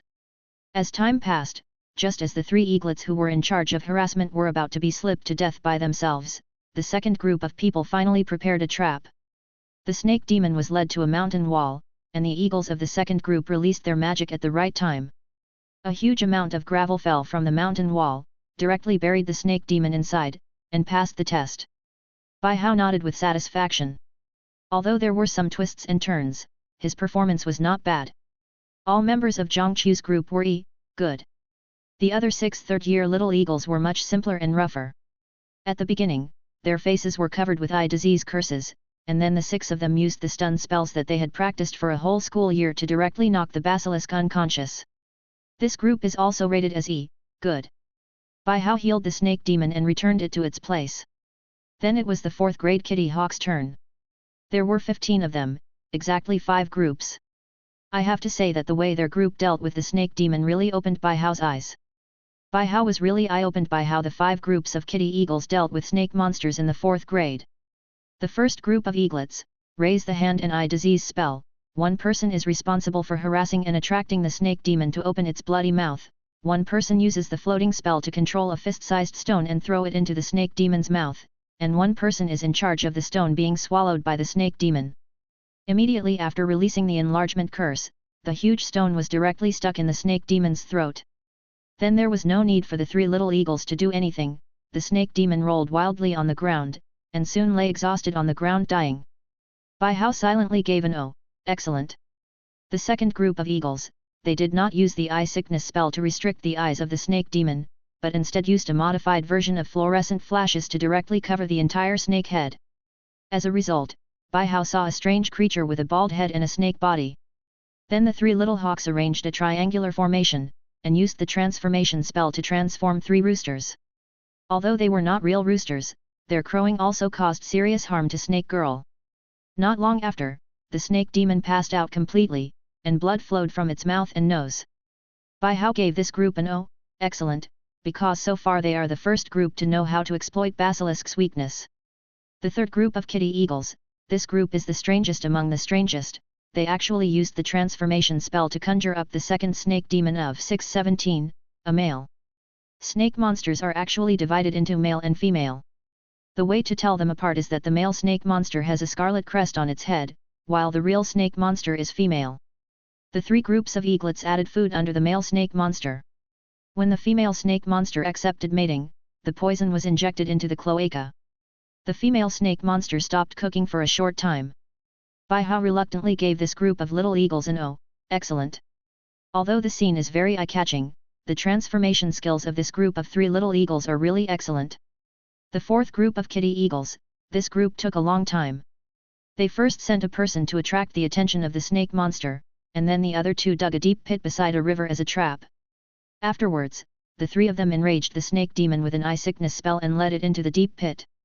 After the snake demon fell into the trap, the three little eagles cast a magic spell on the pit wall to eliminate friction, so that the snake demon could not climb out of the trap, then led water into the pit, and cast a freezing spell at the same time. The effect of the freezing spell on the stream water made the snake demon's body temperature lose rapidly, and it didn't take long before it froze in the trap. Bai Hao gave this group an "E, excellent." Their group took too long. In actual combat, there is not so much time for you to set such complicated traps. The fifth group of kitty eagles, this group is the most direct. The three of them raised their hands and cursed their faces. After eliminating the threat to the eyes, they directly greeted each other with various high attack spells. But they were very targeted. All the spells were cast into the mouth. They knew that they could not break through the defense of the snake demon's scales, so they directly cast them into the mouth without scale defense. One of the eaglets was very interesting. He actually used his front teeth to match a big stick. This spell directly made the snake monster's fangs pierce its lower jaw. Finally, under the attack of the three little eagles in turn, the snake demon finally couldn't stand it anymore, and fell to the ground with light smoke from its mouth. Bai Hao gave this group an "Oh, excellent." Although they don't have any fancy strategies, they are very good at applying spells. At this point, the 2nd to 4th grade kitty eagles exams are over. I don't want to talk about the exams for the 5th and 6th grades, they were completely abused by Bai Hao. There were 13 kitty eagles in the 5th grade, 7 "Oh, excellent," 5 "E, good," and 1 P, pass. The little eagle who passed the pass, he was very handy in using many spells, but he was not very good at using silent spells. Yuji had a feeling that he would become one of the prisoners of Azkaban in the future. There are 12 kitty eagles in the 6th grade, 8 "Oh, excellent," 4 E, good, and the overall results are relatively good. Okay, you all know your respective results. Bai Hao closed his notebook. This result is real and effective, and it will be included in your files, so don't think this is just a simple self-examination. This time, Bai Hao would directly use the Imperious Curse to manipulate Lockhart into the file, otherwise this exam would be meaningless. In this exam, I hope that students with good grades will not be proud and continue to encourage themselves. Students with poor grades go back to self-summarize and try to solve their own problems as soon as possible. If you don't understand, you can ask me. Now there is only 1 month left before the big martial arts performance. I hope everyone will continue to work hard and strive to enter the competition team. At this point, the end-of-year exams of La Wen Qiluo's defense against the dark arts class in the 1993 school year ended, and the time soon came 2 days before the Hogwarts Wizards' great demonstration. Today, the Hogwarts Owl Army is ready to go. Each owl has an invitation letter in its beak. They will go to the homes of Hogwarts students and invite their parents to participate in the Hogwarts 2 days later. The Watts wizard performed his martial arts. The venue for the martial arts performance is set on the Quidditch pitch. By-How is preparing the venue here, and 90% of the house elves in Hogwarts have been transferred here to help. Due to the large number of people this time, the original spectator seats on the Quidditch stadium were temporarily demolished, and the original high tower was replaced with a low-slung auditorium style and seat design completely in accordance with the standard football field. On the original green lawn, 5 huge arenas were paved with hard granite, and these 5 arenas can be combined into one at any time under the control of By-How. A tent area is set up outside the stadium for parents and participating students to rest. The martial arts performance lasted for 3 days. The first day was a group arena, and the third and fourth days were team competitions. Competition rules.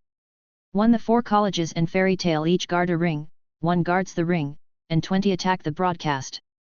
2. Everyone except the team can challenge on the stage, but the challenger must not exceed the 2nd grade of the defender.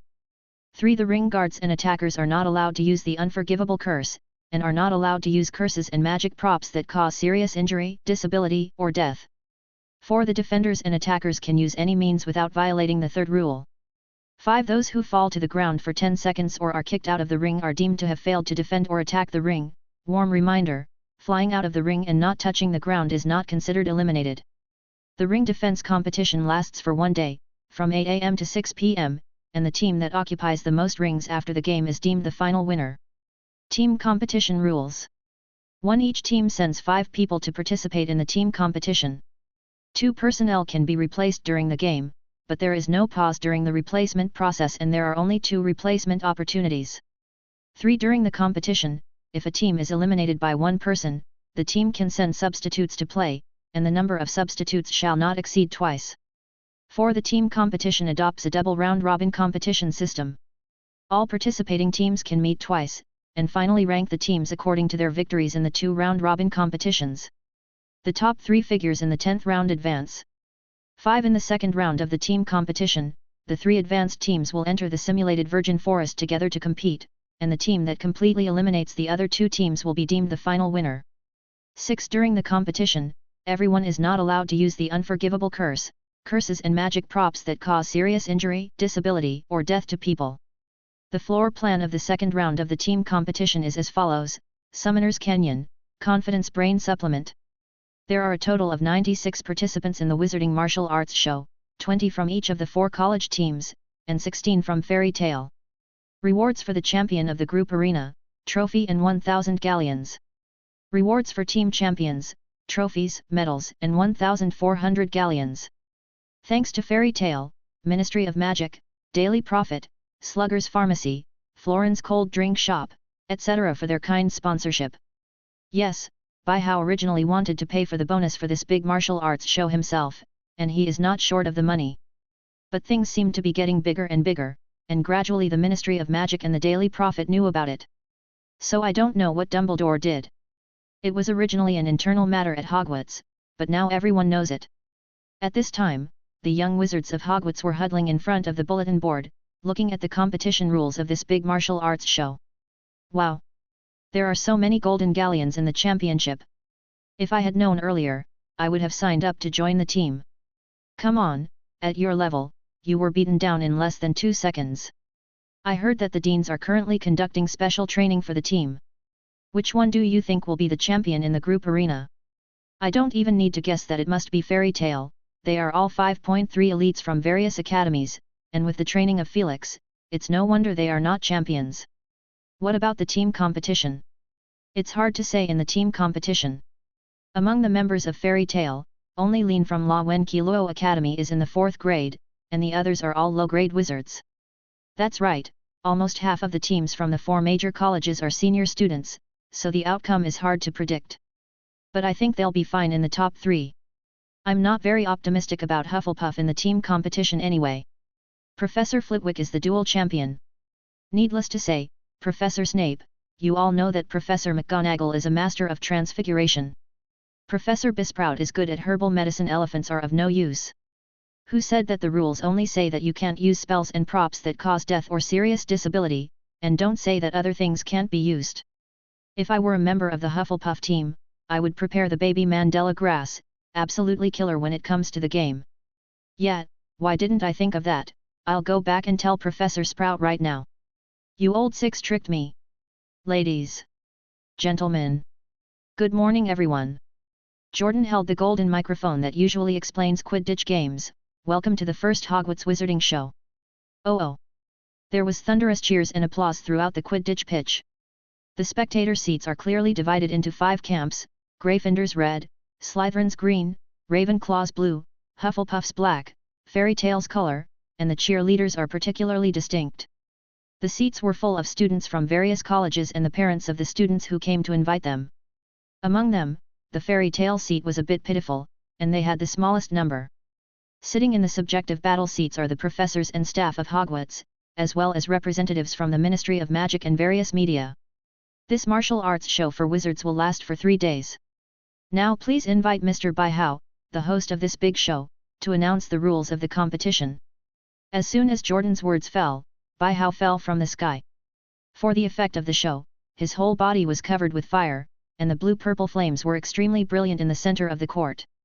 Fierce fire exploded from Baihao's body, and he held his wand against the position of his vocal cords.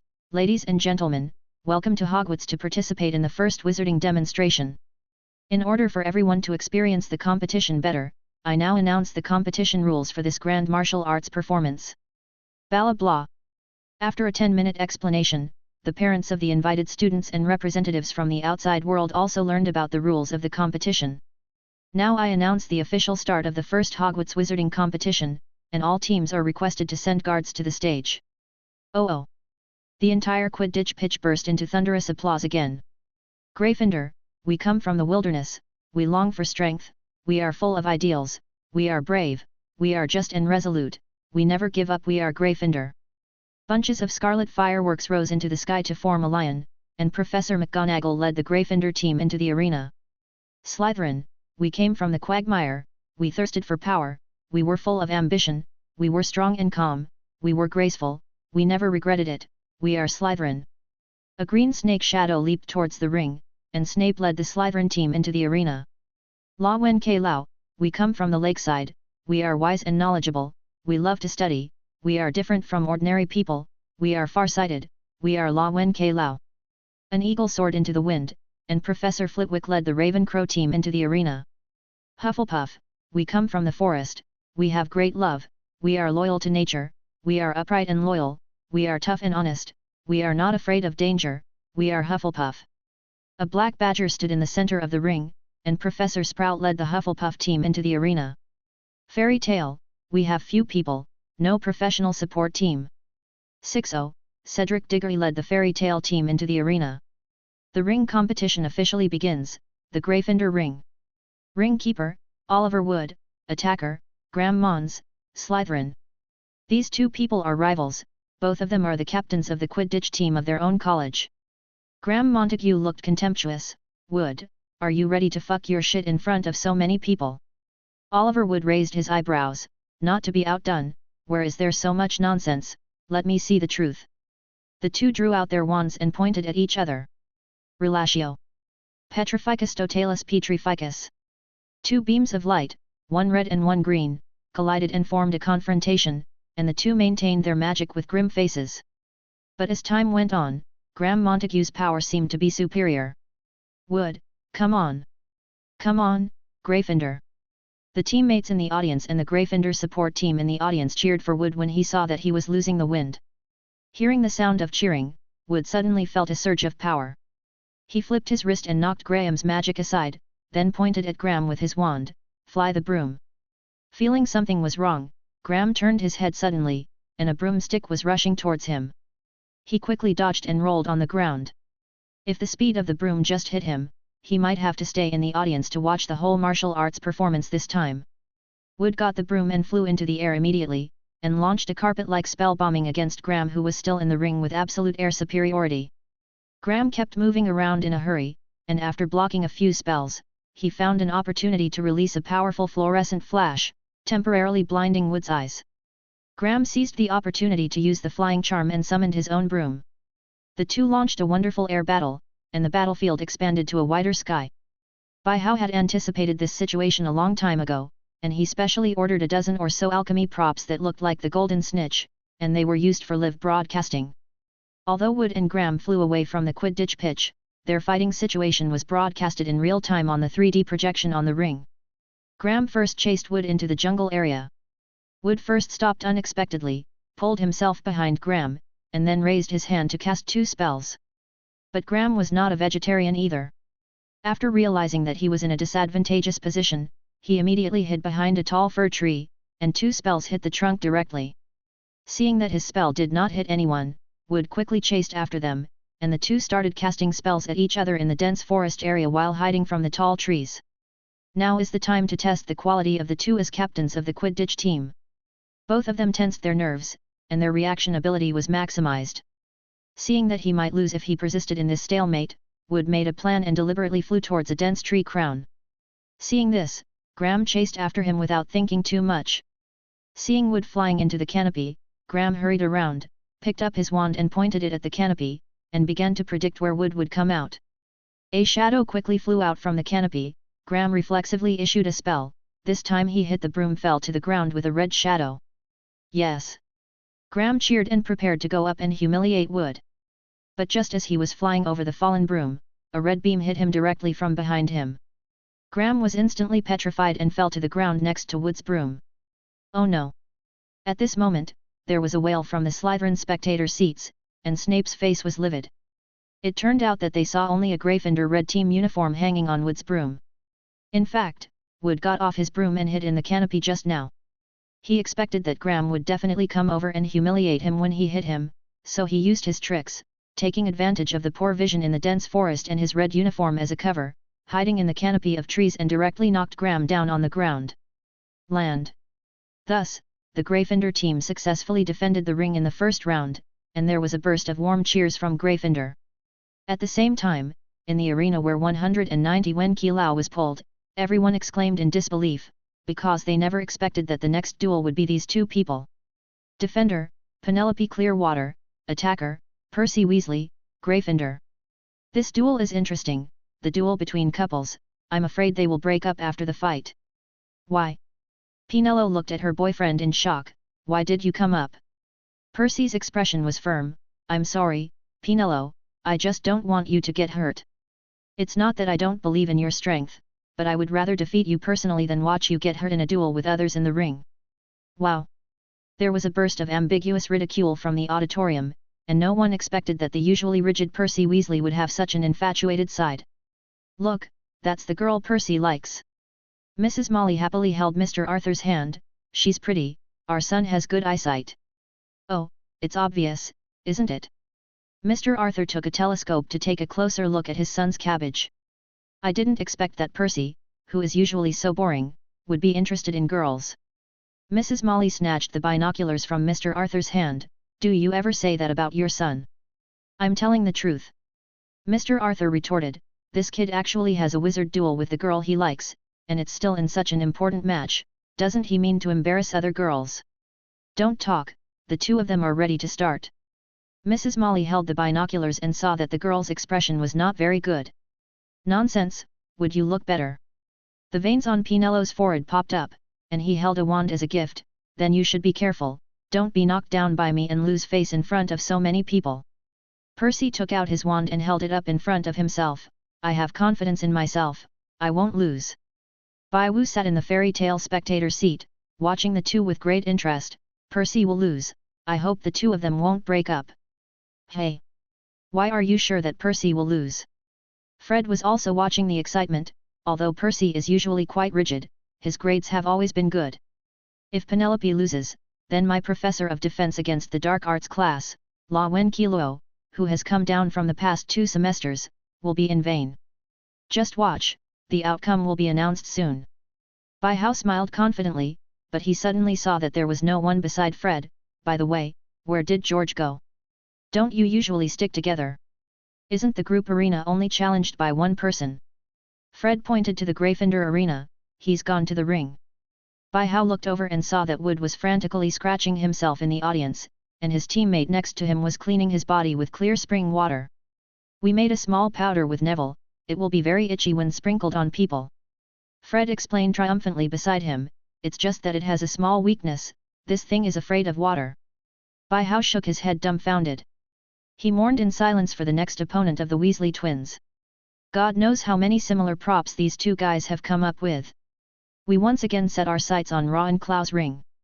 Percy, swoon stupefy. Penelope, Expelliarmus, your weapon. The magic of the two collided together to form a stalemate, but Penelope did not intend to confront Percy head-on like this at all. She bounced Percy's spell away by using force, and then took advantage of the gap to take off her own body. Hair rope. Penelope, Lumos. Flaming incendio. The two spells are issued at the same time, and the two spells are easy to distinguish. Although Percy wondered why Penelope used fluorescent flashes, he didn't care too much about the light ball of this spell at all. Instead, he wanted to hardwire the flames. Fubutubcaptaten. The flaming spell was dispelled by Percy, but the fluorescent flashes from the other side also hit him. A black shadow appeared in the ball of light, and a rope trapped Percy in an instant. What's going on? Percy fell to the ground in shock, the rope binding him tightly. But before he could react, Penelope's spells followed one after another, and Percy was blown out of the ring and fell off the ring. La Wen Qiluo defended the ring successfully in the first round. As I said, Percy will lose soon. Bai Hao sat on the spectator stand and watched the battle below with a smile. Confidence. Impossible. How did the spell you just yelled for the illumination curse turn into a confinement curse? Percy looked at Penelope in disbelief from the audience. Penelope stood proudly on the ring. I did use the illumination charm, but there is also transfiguration in it. After she finished speaking, she waved her wand to dispel the magic, and saw that the rope on Percy's body instantly fell off and returned to Penelope's hand. It was her hair rope. Percy instantly understood that it was indeed a fluorescent light ball just now, but it was just a spell used by Penelope to cover the headband. After being cast with a floating spell and a transformation spell, the hair rope was hidden in the fluorescent light ball. When the hair rope approached him, Penelope activated the transformation technique and turned the hair rope into a rope to tie him up, forming the effect of the confinement spell. Percy, I know you very well. Although you may be curious, you don't care about the harmless magic of fluorescent flashes. Penelope said triumphantly, that's why I'm all about Luang Guang. Our Eagle Lord said, whether it's a competition or an actual battle, if you encounter a wizard who is stronger than you or at the same level, you must remember this. That is all the magic you cast is just for that one blow that decides victory. Penelope turned around with a relaxed face and prepared to meet the next attacker. Before leaving, she said to the unwilling Percy, to be honest, you are much easier to deal with than a werewolf. Puff. As soon as this sentence came out, Percy's teammates seemed to hear the sound of something being stabbed. Being ridiculed solidly by my girlfriend, I am really heartbroken. The screen turned to Hufflepuff's arena, and everyone finally saw the duel of the lower grade students. Ring Keeper, Hannah Abbott, Attacker, Blanca Zoe, Fairy Tale. Hannah looked suspiciously at this eccentric classmate in front of her. Although she and Zoe were both in Hufflepuff House, she was not very familiar with Zoe, and they only said hello when they met. Zoe, are you sure you're okay? Hannah said, you're one grade behind me. She didn't mean to look down on Zoe, but she felt that Zoe was one grade behind her, and the gap was not small. Because the first grade of Hogwarts is used to lay the foundation, most of the learning content only stays in the theory of textbooks. The Defense Against the Dark Arts class learns the various characteristics of dark creatures, and the spell class is just to know 12 basic spells and spell theories. Therefore, there were almost no practical classes in the whole first grade, so she felt that it was a bit unfair for Zoe to fight with herself. No problem, just come. Zoe patted her flat chest optimistically, I'm the Wizard of Fairy Tale. She is full of confidence in herself, she is the Wizard of Fairy Tale, and she is the only first-year student. Mastering 12 basic spells proficiently is a rigid requirement of the president, otherwise she will be fined to stand. The two of them finished their salute. Hannah, swoon stupefy. Zoe dodged it, and then took out a ball from her pocket and threw it on the ground. Boom! Colorful smoke spread across most of the ring, and Zoe disappeared into the smoke. I'm going. Someone is starting to use props. What a beautiful smoke, but we can't see anything. Yeah, I don't know what happened inside. There was a burst of discussion in the spectator seats, and no one questioned Zoe's use of props, because this was originally within the scope allowed by the game rules. Hannah held a magic wand and watched around nervously. This kind of smoke is very special, colorful, and sparkling, which is very easy to attract people's attention. Hello. Hannah turned around abruptly when she heard a voice behind her, stupefy. But she immediately felt that something was wrong. No one would say hello at this time, so she rushed forward and lay down on the ground. As expected, a magic spell flew over her. Hannah suddenly felt annoyed. You use props, right? I have them too. She turned around and first cast a silent spell on herself, took out a pot of mandala seedlings from her pocket, pulled them out vigorously, and the ear-piercing cry immediately resounded through the audience. I'll go. What is this? The audience not far from the Hufflepuff ring covered their ears in pain. It's the cry of Della. A student in the spectator seat covered his ears and explained, I heard that Professor Sprout distributed a pot to everyone in the Hufflepuff team. There are all kinds of other weird magical plants. Boom. Boom. Boom. One after another, some people couldn't stand the crying of the mandala seedlings and fell down. Seeing this, Bai Wu didn't make a move. Instead, he took out a trumpet-shaped magic walkie-talkie. Medical team, someone has fallen near the Hufflepuff ring, go and deal with it. Understood. An excited answer came from the loudspeaker. This medical team was spontaneously formed by a group of students in Hogwarts who were very interested in medical magic. They were responsible for dealing with fainted students in the last Halloween game. Originally, Bai Hao did not plan to set up a medical team in this big martial arts show, but the leader of this medical team happened to be a student of La Wen Qiluo. She found the Eagle Master of her family and asked them to be in charge of the medical logistics of the big performance, so Bai Hao agreed. But the truth is, Bai Hao had a small theater in his heart. Well, I admit that the little wizards in the medical team really like medical magic, but they just want to find someone to practice their skills. Who told them that they can only do experiments on mice? I saw that they were pitiful, so I directly agreed. Hannah sat on the ground and buried the mandala grass back in the soil. In her opinion, the crying just now made Zoe faint. Good Niu Zhao, boom. The sound of people falling down. Look, the smoke is gone. Someone shook his head trying to wake himself up. Everyone saw that the colored smoke below gradually dissipated, revealing the figure inside. Oh no! The Hufflepuff students wailed. In the arena, Zoe was holding up the seedlings of mandala and standing next to the fainted Hannah, smiling happily to show everyone her spoils. What happened? It turned out that after Zoe finished releasing the colored smoke, she wore special eyes that could see through the colored fog, and in order to improve her concealment, she set herself up silently. This can not only cover up the voice of oneself chanting a spell, but also cover up the sound of one's own footsteps so that the opponent will not find his position. So by accident, Hannah's mandala crying attack actually didn't have any effect on Zoe from the beginning to the end, and the silent spell directly blocked the crying. From Zoe's perspective, she just saw Hannah take out a piece of grass, and then planted the grass back shortly afterwards with a confident face. Seeing this, she easily walked around behind Hannah, and a sleeping spell made Hannah lie down. As a result, Fairy Tale Blanca Zoe successfully attacked, and Hufflepuff team failed to defend in the first round. In the Slytherin ring, Harry and Ron are teaming up to attack. Although Ron defeated his opponent in the first round, he was eliminated in the second round, and now it was Harry's turn to play. Come on, Harry! Ron patted Harry on the shoulder to cheer him on. To be honest, although the students of Slytherin are quite annoying, their strength is really high. All pure-blooded families, the details are there. Ring Keeper, Terence Higgs, Attacker, Harry Potter, Fairy Tale. These two are also old acquaintances, because Della Cole joined the relationship of Fairy Tale, and this Terence Higgs is still serving as the Seeker of the Slytherin Quidditch team. Also as Seekers, the two had a lot of grievances. In the arena, neither of them spoke. As soon as Terence raised his hand and finished the salute, he was the first to attack, Fire Roasted Hot Fununculus. I have to say that it's not a bad thing to be a student of Slytherin. It's a curse from the beginning. This curse can make people get boils, and the person who casts the curse will suffer unbearably. But Harry was prepared and dodged in a hurry. Just now Ron was caught off guard by this non-martial arts method, and he cannot repeat the same mistakes. Flock of birds Avis. Harry summoned a flock of birds and flew towards Terence. Petrificus totalis all petrified.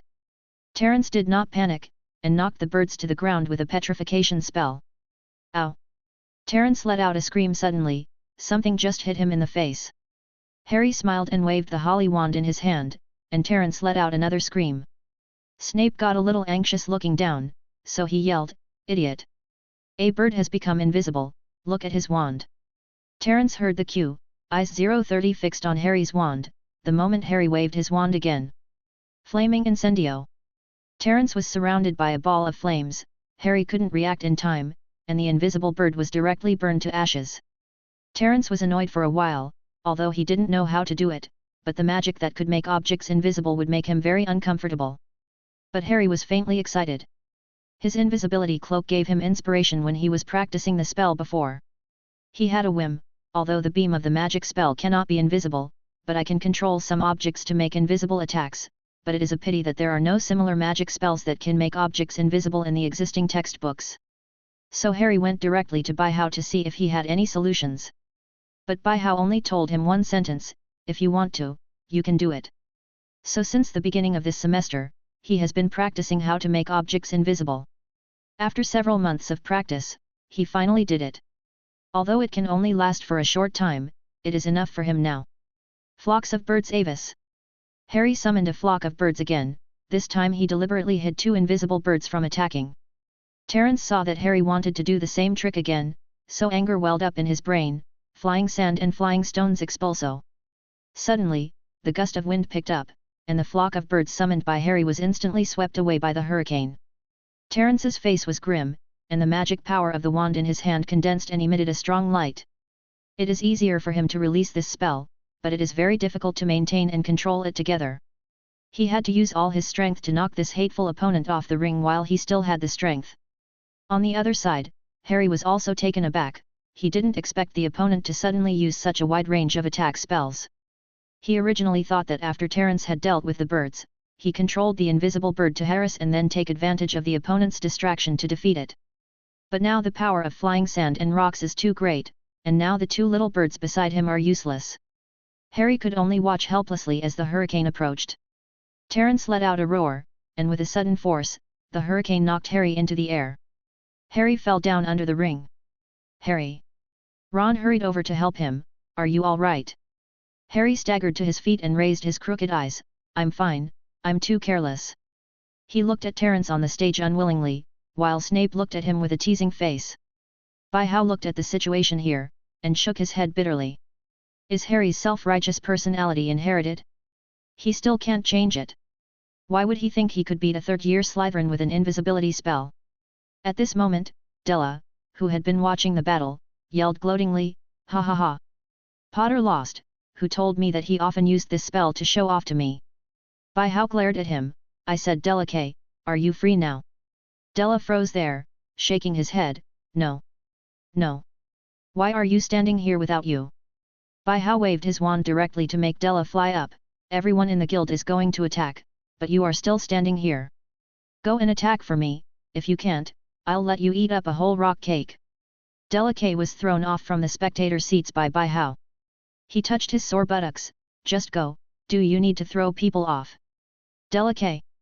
At this time, a familiar voice sounded from behind. Della turned around suddenly, "Dad! Mom! Here comes Lucius and Narcissa. What are you doing?" Lucius asked as soon as he came up, "I've been here since the start of the game, why haven't I seen you play? Don't tell me you're scared." Della K quibbles, "No. I have something to do just now, and I'm going to attack." "So which one do you want to fight?" Lucius asked. Della hesitated for a while, he hadn't figured it out yet. He looked at several seek rings not far away, and thought for a while, "I'm going to fight Slytherin." Lucius raised the corner of his mouth indistinctly, "Then why don't you go?" "Yes." Della Cooper ran towards the Slytherin ring. "Lucius, why are you so happy to hear that Della K is going to fight Slytherin?" Narcissa was a little puzzled, "Della K is a student of Slytherin." "It's nothing." Lucius didn't answer clearly, and raised his legs and walked towards the Slytherin ring. In fact, he was just thinking that the people in Slytherin House are all the children of his acquaintances, not to mention his admiration for Della's bravery. As long as Della defeats anyone, he can brag about his sons better. Your children are strong. The reason is as simple as a kind of comparison psychology of parents. And the picture came to the arena of fairy tale. This is the most eye-catching ring in the audience, because the little witch standing on the ring has won 2 consecutive victories. Hermione has defeated 2 attackers from Slytherin and Hufflepuff, and now she is facing Pansy Parkinson from Slytherin. Hermione didn't pay attention to Pansy's vicious words at all, and knocked her down with a petrification spell, and then swept Pansy out of the ring with a sweep of her wand. Fairy Tale's Hermione Granger won the trifecta. My god, this little witch is amazing. Yet, she seems to be a Gryffindor student, and she can beat a third-year student in her second year. Look, someone's gone up again, this time a fourth-year Hufflepuff. 8 minutes later. Wow, defeated again. It's already 4 consecutive victories. Is Fairy Tale so fierce? Although it is difficult to win, it is incredible that the second grade can beat the fourth grade students. Professor McGonagall didn't seem to be as powerful as her back then. There were bursts of exclamations from the viewing platform, and the reporters headed by the Daily Prophet newspaper were catching Hermione and snapping her. The performance of this little witch deserves headlines. At the same time, it also made the people in Slytherin House very unhappy. They felt that Hermione stole their limelight. Okay, Hermione, come down. By how decided to change, Cedric on. There is no suspense in continuing to fight. Hermione's strength has surpassed most of the little wizards in Hogwarts. Even if there is another fourth grader now, Hermione can handle it. This is because she did not use the power of the magic circle on the surface. Hermione nodded, and walked off the ring a little tiredly. The fourth grade student just now caused her a lot of trouble. If she didn't use the magic circle in the next battle, she would be kicked out of the ring sooner or later. Have a good rest. Cedric walked up, leave the rest to me. Hermione patted her arm in fear, come on. Cedric also smiled and patted his arm, which was where they printed the guild badge. Look. Fairy Tale has changed. This boy is so handsome, why don't you let my daughter know him? Will he behave like that little witch just now? There was another burst of discussion in the spectator seats. Mr. Felkes. At this time, someone called Byhow's name on the Fairy Tale viewing platform. Byhow turned his head and saw that it was a reporter from the Daily Prophet. He looked at him with a smile. What's the matter? Hi, Mr. Felkes, I'm Evan Miles, a reporter from the Daily Prophet. Evan held out his hand politely. Excuse me for a few minutes, I'd like to do an interview with you. Byhow shook his hand with a smile. Of course, you can ask whatever you want. He had a good impression of this Daily Prophet reporter. If it was a reporter like Rita Skeeter, he would not hesitate to cast an imperious curse to make him jump into the Black Lake to feed the fish. Byhow and Evan found a relatively secluded place. There were no people there, but they could overlook the entire Quidditch pitch. Evan held a notebook and a quill. Mr. Felkes, if there are no problems, then we will start. Byhow smiled and nodded, no problem. Evan first asked the first question, Mr. Felkes, you are the organizer of this Hogwarts martial arts demonstration. May I ask why you did this thing? The corner of Byhow's mouth raised slightly. Actually, the reason is very simple, I just want to make Hogwarts a little angry dash. Angry? Can you explain in detail? Evan didn't quite understand what Byhow meant. Are you a Hogwarts graduate, too? Evan nodded, yes, I am a Hufflepuff, and I have graduated for more than 10 years. Byhow looked at the lively scene below. Then do you think Hogwarts like this is better, or Hogwarts when you were studying? Evan followed Byhow's gaze and smiled knowingly, I like the way it is now. Isn't that what it is? There was deep meaning in Byhow's eyes. Evan looked at Byhow's clear eyes, and nodded naturally, I think I understand. He seemed to understand the meaning of Byhow's words. He recalled that when he was a student, Hogwarts looked like that, but more than 10 years have passed, and the castle has not changed much. For so long, students and professors have come and gone. Compared with the famous Durmstrang Academy of Magic and Bosbaton Academy of Magic, this castle seems to have no obvious advancement except for the addition of some ghosts. At this time, Evan also suddenly thought of another question, is this why you created Fairy Tale? Byhow raised his head and thought for a while, you can say that. Okay, thank you. Evan recorded in his notebook, then, the second question. Mr. Felix, I know you. You are a wizard from a Muggle family. You should have never been exposed to magic before this. I'm curious, may I ask what prompted you to do these things? You must know that you are only a second-year wizard this year, although you are about to enter the third grade. To be honest, I can't answer this question for you. Bai Hao sat up straight, then shook his head, because I don't even know what prompted me to do these things. Sometimes people are like this, inexplicably they will become a person who even feels strange to themselves. I can only say that there are various factors, and you can always find various reasons. Evan thought about it, and it seemed to make sense. As time goes by, many times people will indeed gradually become a person that they did not expect at all. Like himself, he never thought about being a reporter, but he did. And if you want him to talk about why he became a reporter, in fact he can't explain clearly. Evan once again recorded the conversation between the two in his notebook. One last question. Everyone knows that you are the inheritor of La Wen Qi Luo. Have you ever envisioned what kind of person you will become, or what goals do you have? Bai Hao was silent when he heard this question, and he turned his head to look into the farthest distance, his eyes filled with the past and future he knew. Maybe. I just hope that there will be fewer unnecessary tragedies in this world. Evan frowned and looked at him puzzled. Tragedy. Bai Hao lowered his eyebrows. A product left behind by a love potion. I didn't know what love is since I was a child, and exchanged a miserable childhood for an evil nature. This is the source of tragedy for many people. A cowardly and brave person, the gap between blood makes him feel guilty for eternal life, to protect the person he loves and hates until death. A star that fell before it had time to shine, a man of whom everyone was proud, became the first victim of the future, meaningless. This. I'm sorry, Mr. Felix. Evan looked puzzled. What are you talking about? Can you explain it a little bit more clearly? Bai Hao came back to his senses and smiled. It's nothing, you just need to listen to the first sentence. Okay, okay. Although Evan was full of doubts, he could see that Bai Hao obviously didn't want to say more on this issue, but he still recorded the few words he just said. Then Evan asked a few more simple questions, and then the interview came to an end. Bai Hao returned to the spectator seats again. It was already lunchtime, and the 5 teams had a tacit truce. After all, people always have to eat. The current battle situation is, the 4 colleges, except La Wen Qi Luo, are all occupied by Fairy Tail. La Wen Qi Luo is also in danger, and a lot of combat power has been consumed, and I am afraid they will be defeated after lunchtime. Gryffindor Ring Keeper, Neville Longbottom, Fairy Tail. Slytherin Ring Keeper, Draco Malfoy, Fairy Tail. La Wen K Lao Ring Guard, Luo G Davis, La Wen K Lao. Hufflepuff Ring Keeper, Luna Lovegood, Fairy Tail. Fairy Tail Ring Keeper, Viola Birch, Fairy Tail. Everyone was extremely horrified by the performance of Fairy Tail.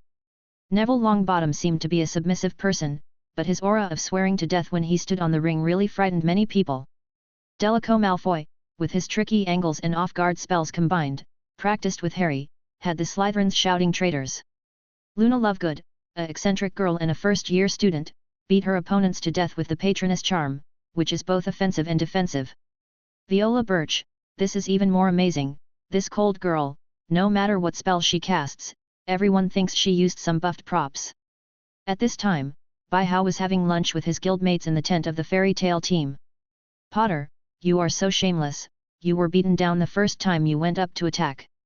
Shut up Malfoy, if I hadn't knocked down the 2 main Slytherins when I attacked the ring for the second time, you would be able to defend the Slytherin ring now.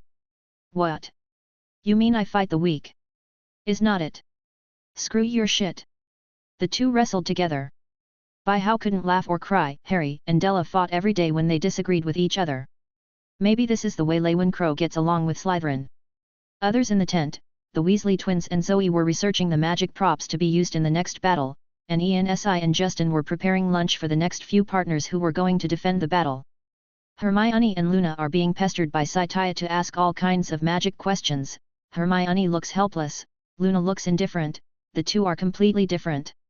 Locke was having a lively discussion with Harry about Quidditch. Seamus is figuring out how to use his explosive magic to retake Ravenclaw's ring. And the parents are also doing homework. Mr. Arthur, Mr. Granger and Bolus Uncle get together, Mary Aunt, Mrs. Molly, and Mrs. Granger get together. They chattered nonchalantly about what they were talking about. Looking at this warm side, Bai Hao walked out of the tent with a smile. There was also a lively scene outside. Many students and parents came and went, discussing enthusiastically the development of the afternoon martial arts performance. Bai Hao. At this time a familiar voice came. Bai Hao turned his head away. Good afternoon, Professor Dumbledore. Dumbledore walked over and stood shoulder to shoulder with Bai Hao, also admiring the lively scene in front of him. I have been the headmaster of Hogwarts for decades, and this is the first time it is so lively here. Man is a creature with complex emotions, but communication can make this emotion easier. Bai Hao looked at the bustling crowd, muggles and muggles, wizards and wizards. Muggles and wizards. Do you understand what it means, Professor? Dumbledore thoughtfully looked at a group of people who were having a lively conversation, including wizards and muggles, but there was no natural barrier in the conversation between them. Perhaps you are right, we are capable enough to avoid many unnecessary tragedies. Bai Wu raised his eyebrows. It seems that both of us will be on the headlines tomorrow. Evan is a very good Hufflepuff. He played Quidditch very well back then. I thought he would become a professional Quidditch player. Dumbledore sighed with emotion. We can choose fashion when we are young, but when we grow up, we will have a lot of involuntary things, unless you can give up enough things. Indeed. Dumbledore agreed. To be honest, I've learned a lot since I met you. I gradually felt that Tom was no longer my trouble. At the very least, the curse in defense against the dark arts class didn't come true. Maybe I was too suspicious before. Maybe you should know one thing, Professor. Bai Hao suddenly showed a harmless smile. I provided evidence that Lockhart used the Oblivion Curse to steal other people's stories to write novels to Mr. Evangelist. So in other words, Voldemort's curse still fell on him, and he might have to spend the next few years in Azkaban. Dumbledore suddenly felt a little headache. This student always does things so beyond the expectations of others. He originally wanted to seriously recruit a reliable defense against the dark arts professor next semester, but now it seems that he still has to think about it. President, my father is looking for you, in the tent. Just as Dumbledore was talking with Bai Hao, Della suddenly ran over. Bai Hao nodded. I see, I'll go there later. Oh, it seems that you have done something that I don't know about. Dumbledore stood beside him and had a problem when he heard it. Can you tell me about it? Bai Wu shrugged. Nothing, just ask Lucius to help find Voldemort's remaining Horcruxes. He would agree. Dumbledore was a little surprised. Since Lucius came to find Bai Hao, it showed that he had made a decision, otherwise he would just be silent. He knew Lucius Malfoy, and he actually had a deep fear of Voldemort. It was a little surprising that he, a wise and safe person, agreed to find the Horcrux. He had no choice. The diary was given to him by Voldemort for safekeeping, but he put his master's life on the line. And anyway, he is a father who loves his children, and he doesn't want Delacoe to be a Death Eater. After Bai Hao finished speaking, he turned and walked into the tent. And Dumbledore stood there and murmured, Love? Have you lost again to something you never had? Tom. In the tent, I saw Malfoy's 470 family sitting in front of a table. Lucius was resting with his eyes closed. Della and Narcissa were talking in a low voice. It seems that you have already made a decision. Bai Hao stepped forward. President. Hearing Bai Hao's voice, Lucius and Narcissa stood up immediately. I have something to talk to you about, Lucius said, but he could tell he was nervous. Yes, but this is not a good place for conversation. Bai Hao stretched out a hand. Lucius and Narcissa only saw a flash of white light before their eyes, and they arrived at a strange place in an instant. Here? Narcissa asked. This is the guild residence of Fairy Tale, inside Hogwarts Castle. Bai Hao sat down, waved his hand and 2 cups of black tea appeared in front of them. I didn't bring Della here, so you don't have to worry about anything, just speak freely. Lucius and Narcissa looked at each other and got some encouragement from it. He leaned on the snake stick and sat down slowly. I can help you find the Horcrux, but I have one condition. Appreciate further details. I need you to make an unbreakable oath. If I fail, you must protect Delacoe and never let him get hurt. Unbreakable vow. Unbreakable vow, a magical spell used to form a vow between wizards. If the vow is broken, the person who broke it will die. As soon as Lucius finished speaking, there was a moment of silence in the room. To be honest, Lucius' condition is a bit too much, and an ordinary person would never agree to it. To protect the Della family will never be harmed, who can guarantee? Even if Bai Hao is powerful, how can he guarantee that a person will never be harmed? However, when Lucius and Narcissa were so nervous that their palms were sweating, Bai Hao stood up and walked straight to Lucius.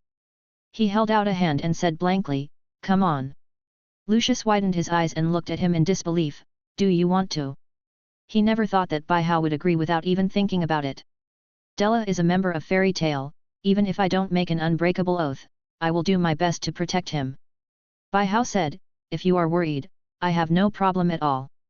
Lucius took a deep breath and nodded, reached out and grabbed Bai Hao's palm. After a while, 2 tongues of fire left traces on the hands of the two, and an unbreakable oath has been made. Okay, the oath has been made, how are you going to find the Horcrux? Bai Hao withdrew his hand and sat back on the chair just now. No one noticed that the fire marks on his hand had disappeared. At this time, Lucius looked at the charm in his hand representing the unbreakable oath, and his expression gradually relaxed. He looked up into Bai Hao's eyes. I need to know, what were the 2 Horcruxes you destroyed before the diary? One is Voldemort's free-moving soul, and the other is Ravenclaw's diadem. At the same time, I can also tell you that Voldemort split a total of 7 souls, 3 of which have died in my hands, and 1 outside is under my surveillance. So, you only need to look for the remaining 3 Horcruxes. Lucius thought for a while, I understand, but I need time. Since he gave me one of the Horcruxes, he may have given the other Horcruxes to other Death Eaters for safekeeping. I need to visit some old friends. Bai Hao raised his eyebrows, are you sure those people in Azkaban will tell you the truth? And they are still under surveillance. Got to try, they're by far the best way to get a clue about the freezer. Fine, do whatever you want, as long as you can find the Horcrux. Bai Hao stood up and looked at the time, the group arena match in the afternoon has already started, I think you don't want to miss Della's match either, do you? Thus, Bai Hao returned to the Quidditch pitch with Lucius and Narcissa, and the group arena match in the afternoon was extremely intense. Fuck! What's going on? Bai Hao realized something was wrong as soon as he returned to the spectator stand, why are they all down? It turned out that as soon as the game started in the afternoon, the teams from the 4 major colleges began to take turns to attack, and they didn't give Fairy Tale defenders a chance to breathe. Now except for Lewin Kiluo's arena which was taken down by Simo again, all the arenas of other colleges were taken back. Even the ring in Fairy Tale was once lost, and it was Hermione who re-entered the ring to get it back. Help, President! Zoe was sitting on a chair asking for help. She looked very pitiful, her whole body was flushed, she was sticking out her tongue with tears streaming down her cheeks, and Luna was wiping her face with milk. It turned out that when she went to attack Hufflepuff's ring just now, she was attacked by explosive peppers, which made her feel hot all over now. It is said that this kind of explosive pepper was specially bred by Professor Sprout for this big martial arts performance.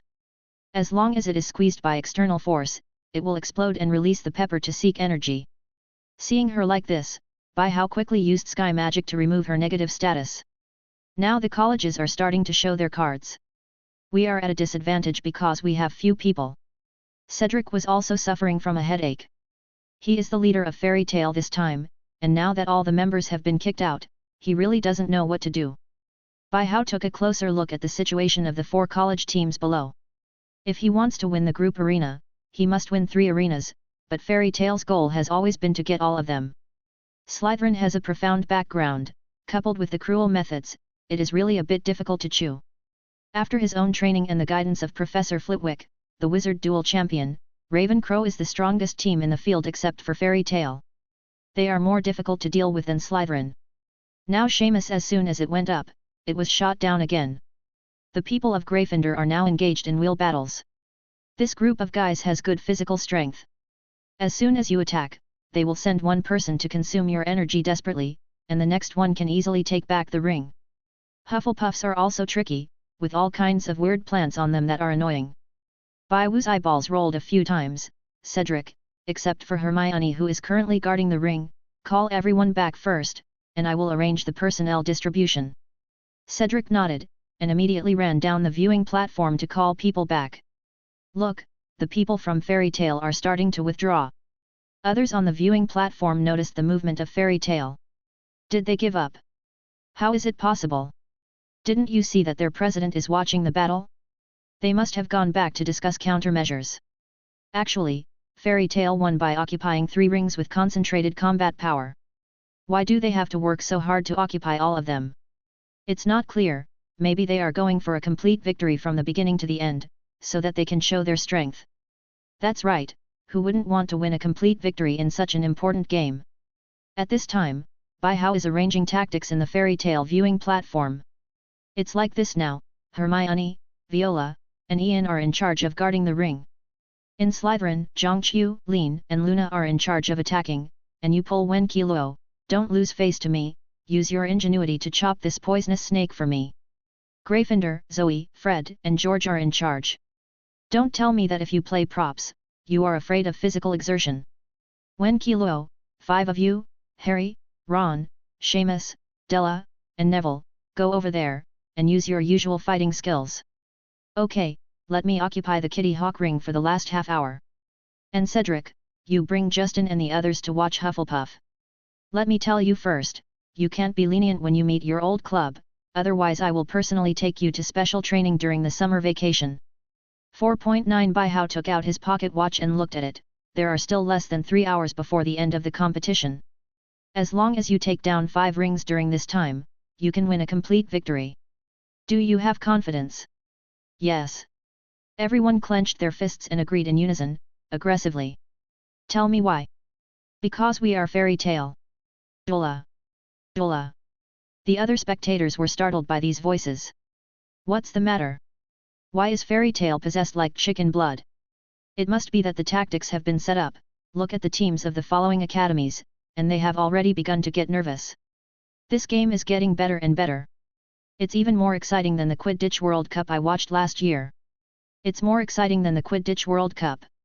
A Quidditch fanatic was unhappy. What's wrong? You don't know. Last year, I played for a whole day in the Quidditch World Cup and still didn't catch the golden snitch. It gave me a headache. But I still think it's no better than Quidditch. Stop arguing, Fairy Tale is starting to move. Wow! What's going on? I saw that Slytherin was the first to suffer, and the attacker, Luna Lovegood, Fairy Tale. On the ring, Slytherin's ring guard first yelled out the curse, Serpensortia. There was a flash of sparks from the wand, and a poisonous snake flew towards Luna. But Luna didn't panic at all, holding an oak wand and briskly said a spell, the Patronus Curse Expecto Patronum.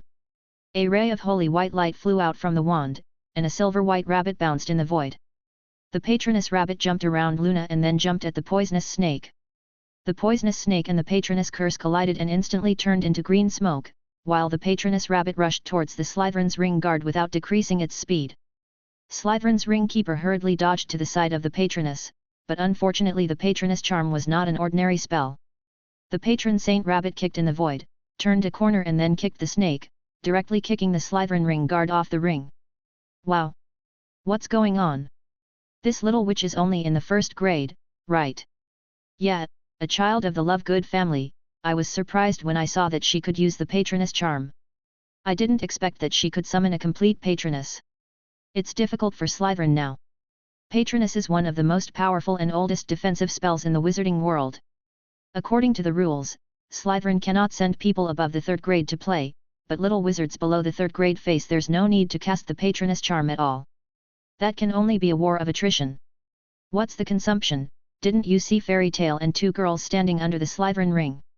Fairy Tale kicked Slytherin's ring keeper off the ring in less than 2,430 seconds, which was a bit scary. On the other side. Your uncle. George. Gryffindor's ring guard shouted shamelessly, they all belong to Gryffindor, do you need to be so ruthless?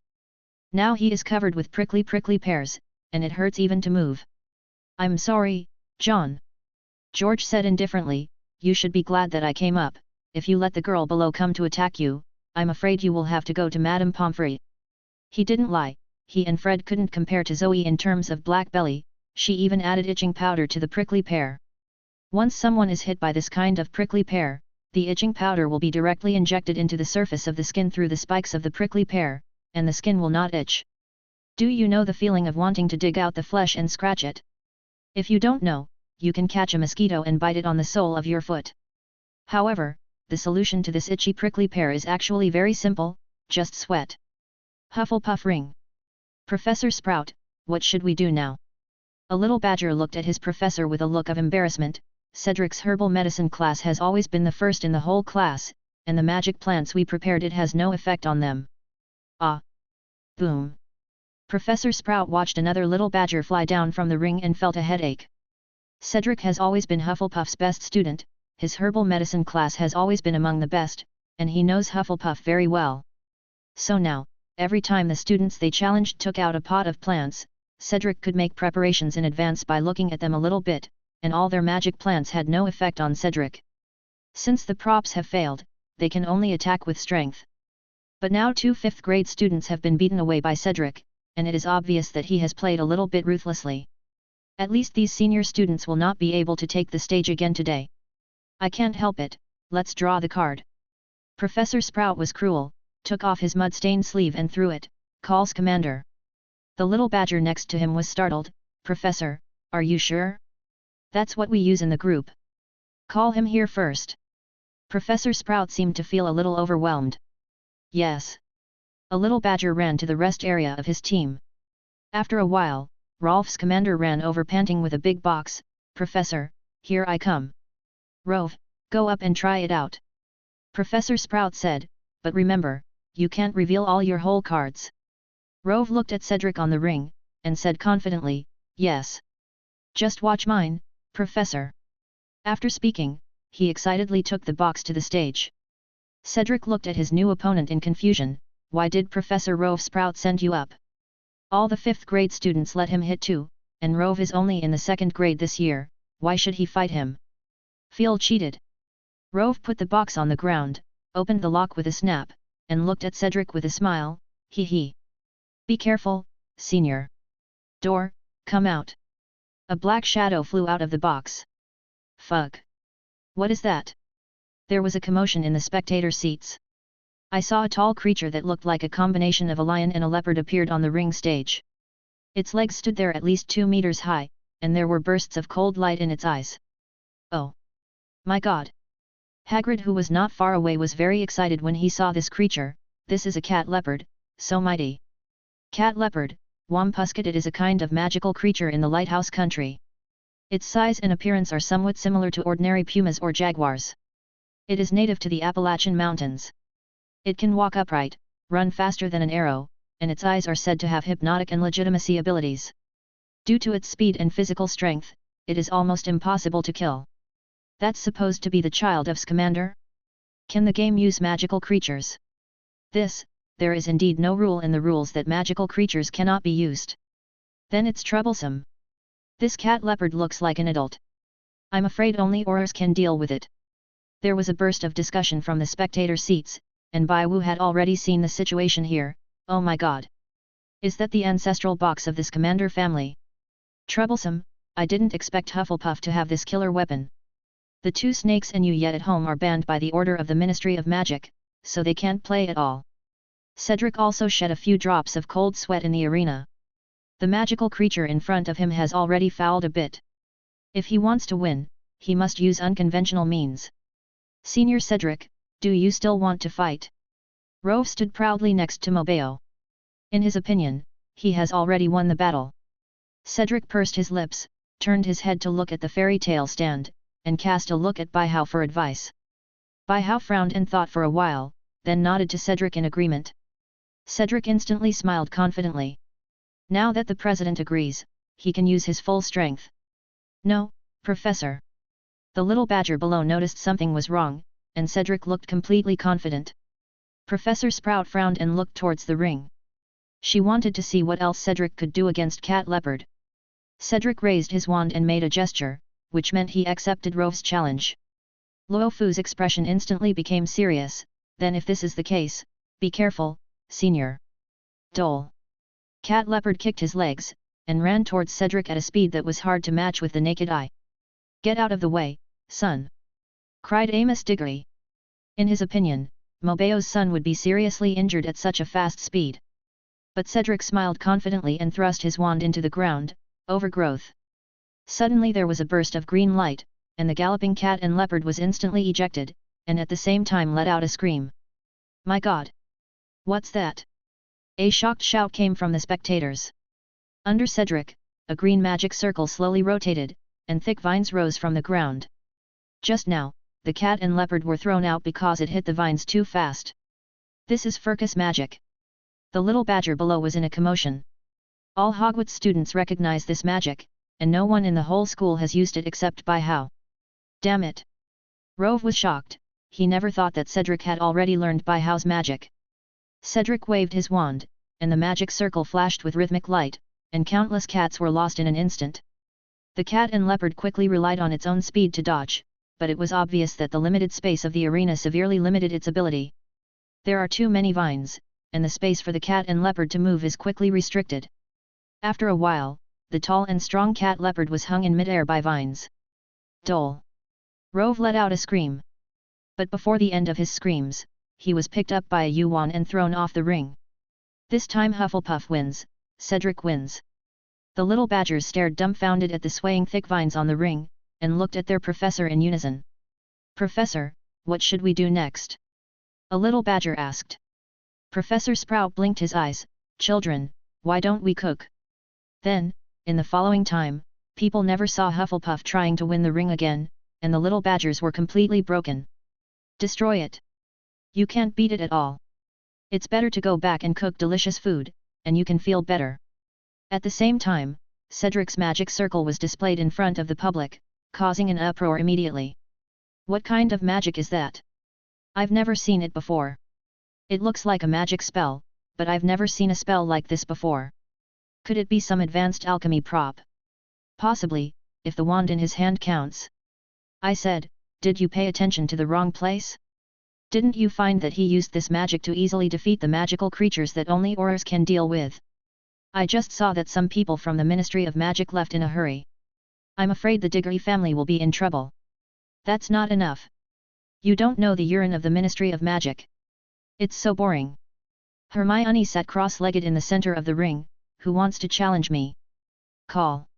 A breeze blows, and the arena of Fairy Tale is deserted. Now the big teams are under the frantic attack of Fairy Tale members, and they cannot protect themselves, and they cannot separate their combat power to attack. Hermione, come down and have a rest. By-How was shouting from the side of the ring, let Ian go up and defend. Hermione nodded, and Ian stepped onto the stage to replace her. Come on, take a cool drink to cool down. Bai-Wu handed over a cup of iced milk tea.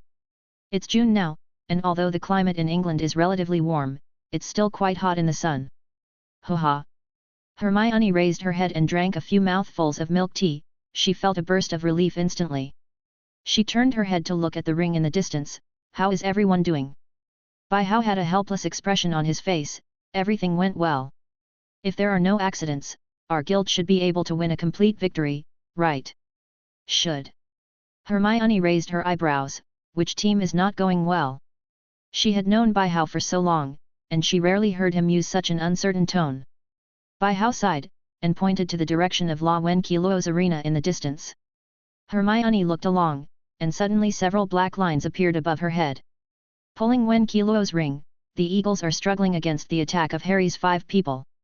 The 4 lions and 1 snake were combined before the challenge, and the 5 of them are all sophomores. That is to say, as long as they succeed in the challenge, if Ravenclaw wants to win the challenge, the highest person will be sent. 4th grade. They observed that La Wen-Qiluo had 13 students below the 4th grade, including 2 in the 2nd grade, 4 in the 3rd grade, and 7 in the 4th grade. It's easy to deal with them in the 2nd and 3rd grades, but the key is how the 7 people in the 4th grade are organized. You must know that La Wen-Qiluo is the strongest team of the 4 major colleges. Even if the strength of the 5 of them surpasses their peers, it will be difficult to beat them. So several people got together to discuss tactics in response to this situation, but it was still 10 hours before the end of the group arena and they still hadn't come up with a reason. So the brains of a few people became hot. They stopped discussing, discussed a hammer, and went straight over. The 5 people took turns to take the stage and started bombarding La Wen-Qiluo's ring. In fact, it is a fast-paced style of play. It doesn't matter if you lose and get kicked out of the ring. The next person will jump into the ring immediately as soon as they see their family members being knocked out, not giving Wen-Ke a chance to breathe. Not to mention, the way these 5 scumbags beat the teacher to death really made La Wen-Qiluo very uncomfortable, and now their 2nd and 3rd graders have all collapsed. Have their brains been gnawed by giant monsters? Hermione complained. 5 people beat 13 people, and they went all out for physical strength. That's why I'm worried about them. Bai-How looked helpless. I had expected that they would be like this, so when I assigned tasks to them, I asked them to gather half an hour before the end of Bai Tang. Attack. But I didn't expect that these bastards didn't listen at all, and I couldn't dampen their passion, so I just let them mess around. Hermione drank the remaining milk tea in one gulp, looked at the exhausted Harry and the others in the distance. They can't hold on anymore. Do you want me to go over? By-How shook his head. This is their battle, it's not good for you to intervene. But if they lose we can't win it all. Sometimes winning or losing doesn't really matter. Under the ring of La Wen Kilo. Ho ha, hey. Harry and the others were a little out of breath. The high-intensity continuous fighting was not only a test of their physical strength, but also a test of their spirit. Now they are already feeling a little dizzy. Harry rubbed his swollen eyes. What should I do? The match is about to end, but the ring was taken back again. Delacour next to him sneered with his knees on his knees. Potter, if you can't hold on, don't go up, you stay below for the rest of the time, and watch how I defeat the people who pull Wen Kilo. As soon as the words fell, and before Harry could react to refute, Della jumped onto the ring again. However, a minute later, a figure flew down from the ring again, lying on the grass with his head on the ground. The crowd collectively rolled their eyes at Delacour. Ron sat on the ground. If I knew it earlier, I would have listened to the president's words, and concentrated on attacking in the last half hour, otherwise I wouldn't be as passive as I am now. Seamus sat next to Ron. It's useless to say anything now, anyway, I'm almost out of strength. After a day of beating, my eyebrows and hair are almost blown off by myself. Neville collapsed on the grass, and raised his hand with all his strength. I'm also out of strength. I didn't care when the president told us to exercise more. Now I understand why the president set up so many exercises in the guild. Gym equipment. Harry stood up straight and looked at the hourglass used to count the time in the distance. There is still a little time before the end of the game, why don't we rush again? Everyone looked at each other, sighed and nodded, and dragged their tired bodies to the stage to attack again. Now it was evening, the setting sun was shining like fire, and everyone was waiting for the final result to come. It's almost over. By-How looked at the mechanical pocket watch in his hand. How time flies. By-How. Hermione's voice came from not far away. By-How looked up at her strangely. What's the matter? Didn't you say to go around? Why did you come back after only a few minutes? Hermione ran up to By-How, grabbed his clothes with a gloomy face and said, Luna will have the patroness charm.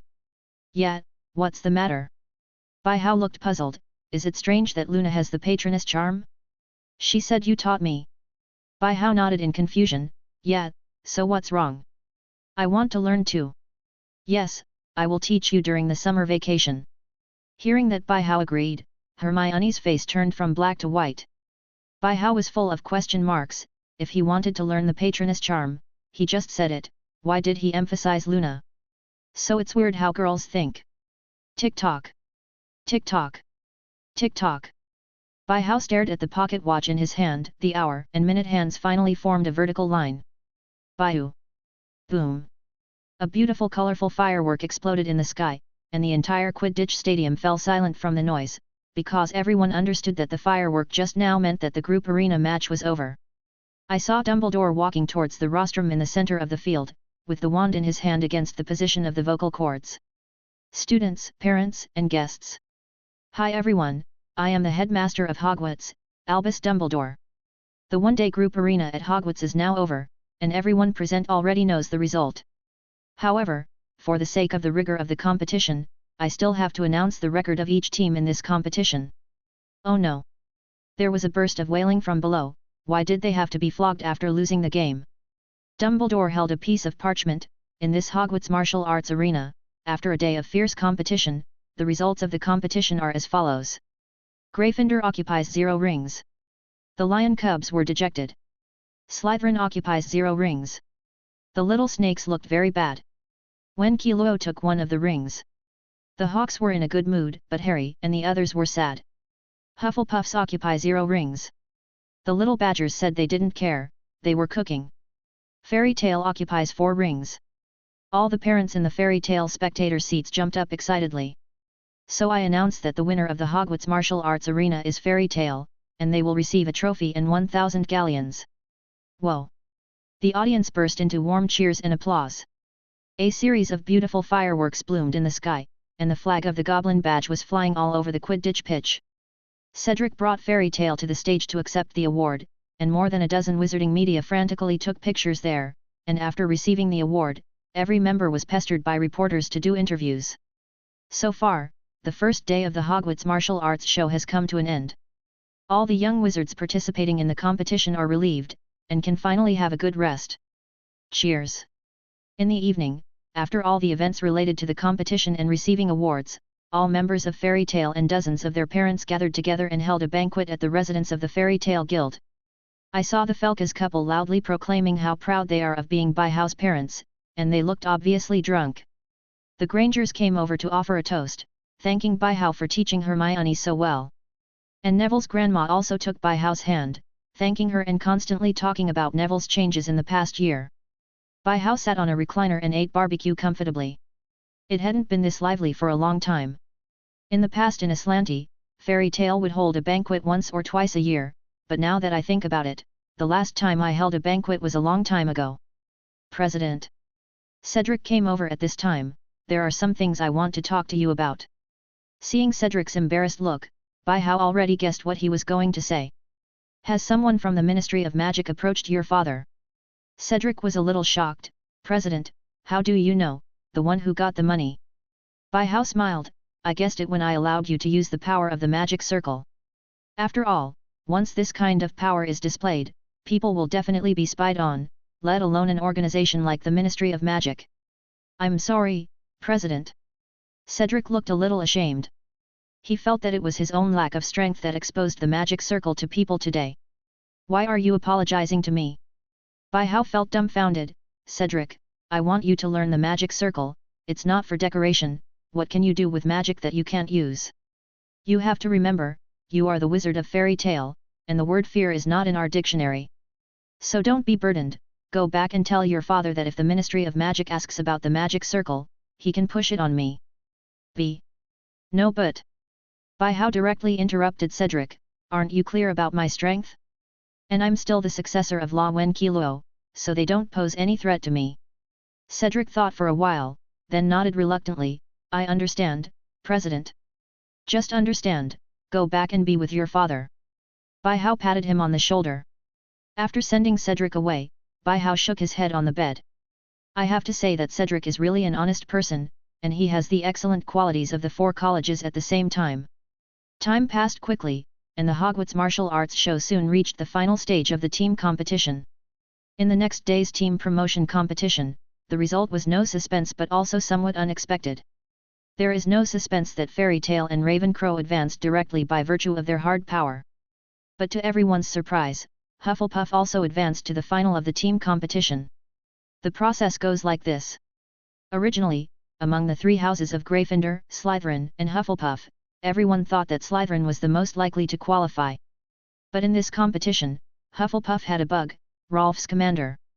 In the promotion match on the second day, Hufflepuff played an ace from the start, although he lost to Fairy Tale and Ravencrow. But the Little Badgers defeated Gryffindor very cleanly in the follow-up game by virtue of the magical creature in Rolf's hands, and then fell into a bitter fight against Slytherin.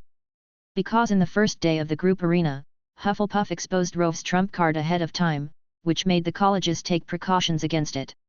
Among them, Snape, who is a master of potions, configured it overnight to deal with it. Potions for magical creatures. But the Little Badgers are not fools either. Knowing that the trump card was exposed, they also expected that the major colleges would target them.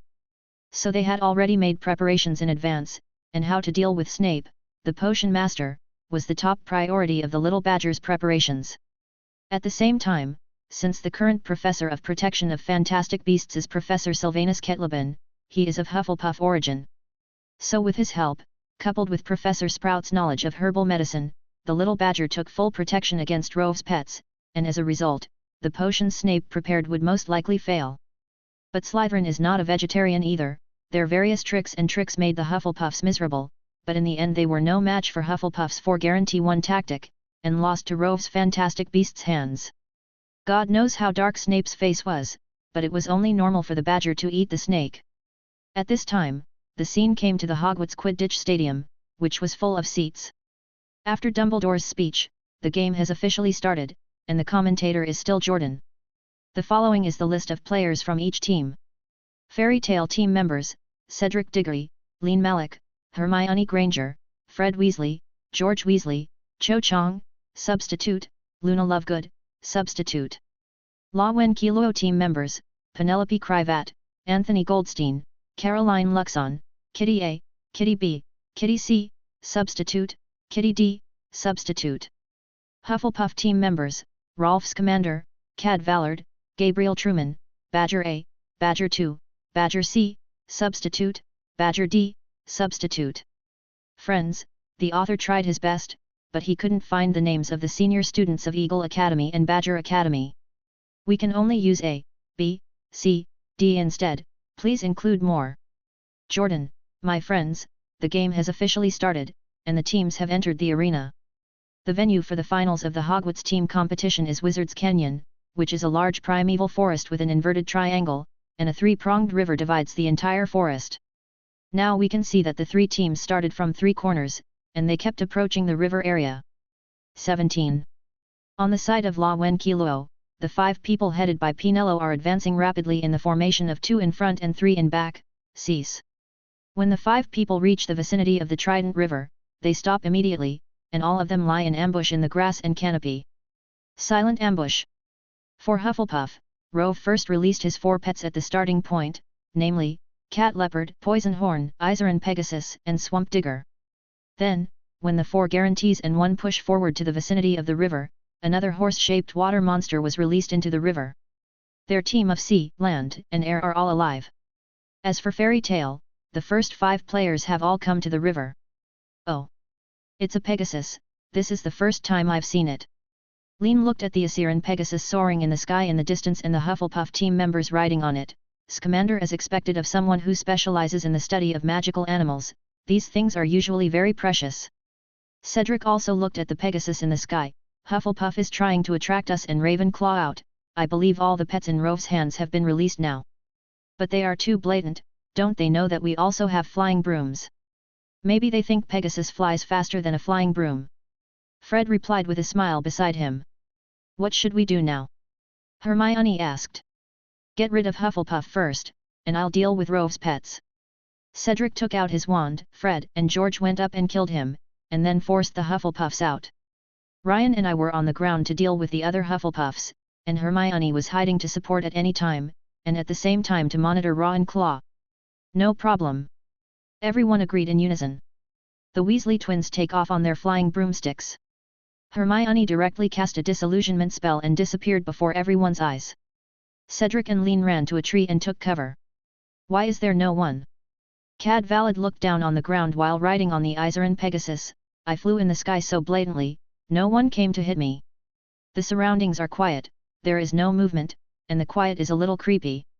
And at this moment, Card suddenly felt something hit him on the head. What? Card caught something that bounced off his head.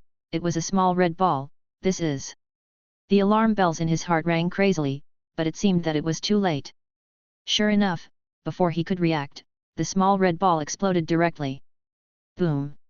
An explosion sounded, and a large cloud of red smoke directly enveloped Card and Pegasus. Cad! The Hufflepuff players hidden in the woods couldn't help but yelled out in a low voice, "What's going on? Where did the attack come from?" He didn't see the enchanted beam just now. There.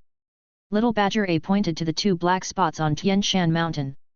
It turned out that the Weasley twins flew straight into the sky, using the clouds as cover, and used the levitation charm to drop a pepper bomb on Card's head. Ah! My eyes! Card fell off the Pegasus in pain, and the chilly smoke made him very painful. A flash of white light flashed, and he disappeared immediately. He became the first eliminated in the finals. And Pegasus is also very manic because his whole body is covered with chili peppers. Professor Sprout shouted anxiously outside, "The substitutes come on!" Soon after, Little Badger appeared at the starting point of Hufflepuff, and he was driving towards his teammates at full speed. At this time, Fred and George were circling in the sky. Not only were they thinking about forcing all the Hufflepuffs out, but they were also doing something.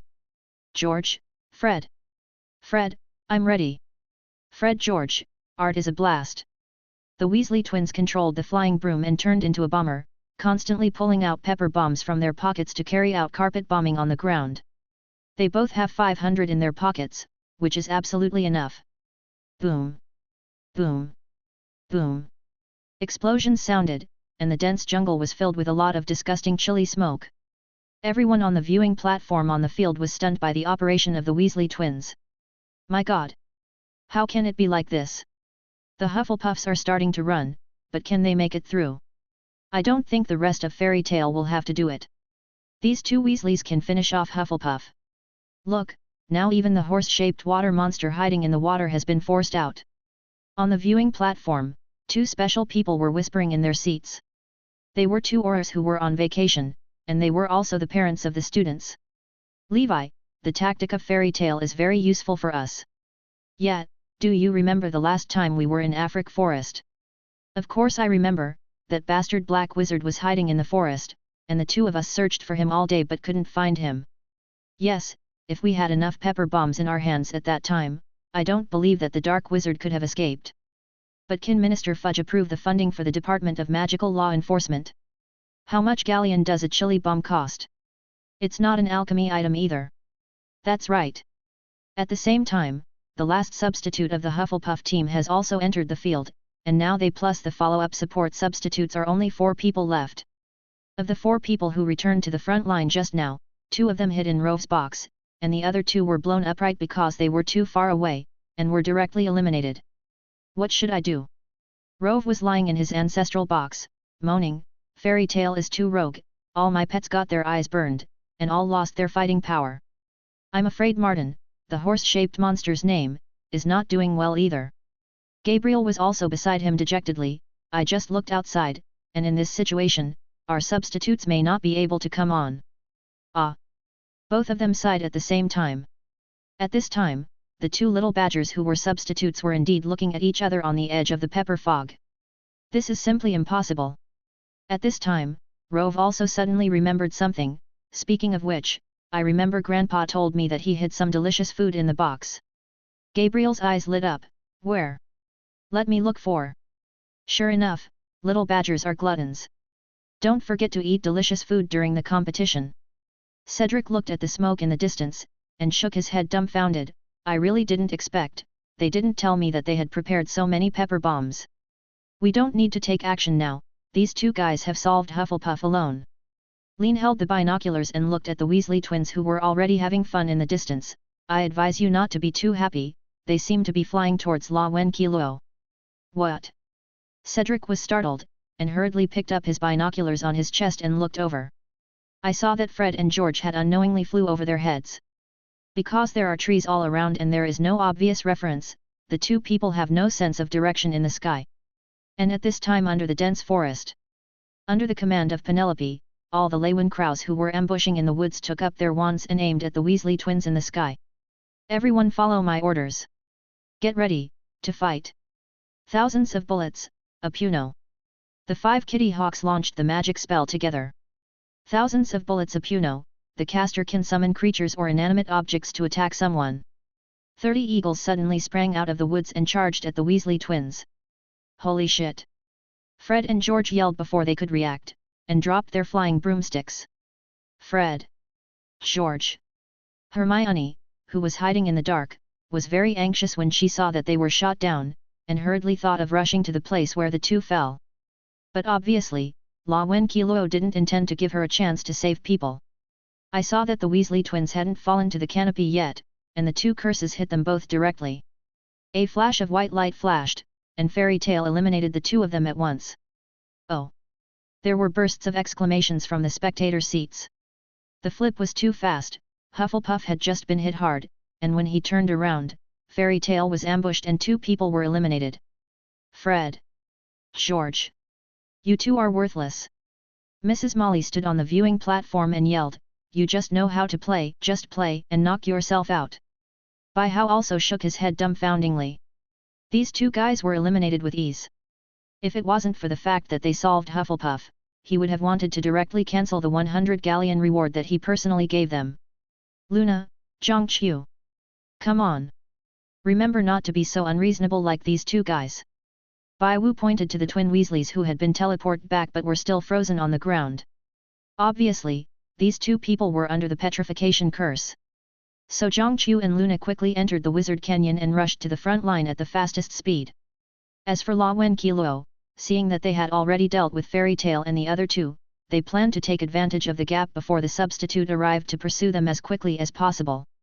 2 in the front and 3 in the back, 4 bright and 1 dark, the victory belongs to La Wen Qiluo, let's go. Pinello led the other 4 eaglets forward at a uniform speed. On the side of Fairy Tale, Cedric and Lean were squatting on the top of the tree with black lines all over their heads, waiting for the arrival of Zhongqiu and Luna. Cedric pressed his temples. These two guys, if it wasn't for the fact that they basically got rid of Hufflepuff, I would definitely ask the president to punish them severely when I go back. Don't think too much about it, just wait for someone to come now, but I don't know what's going on with Hermione. Rin also shook his head helplessly. Hermione, I am more at ease, she is much more reliable than Fred and George. On the other side, Hermione was watching not far away from Ravencrow's team.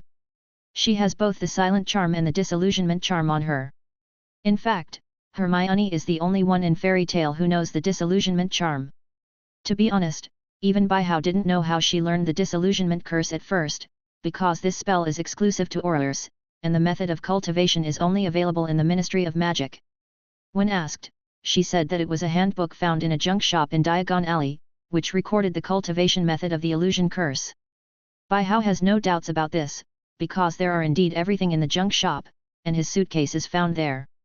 Hermione quietly followed the 5 eaglets, and she found that one of the eaglets was far away from the team. She judged that it was used by the Wen Qiluo team to hit others by surprise.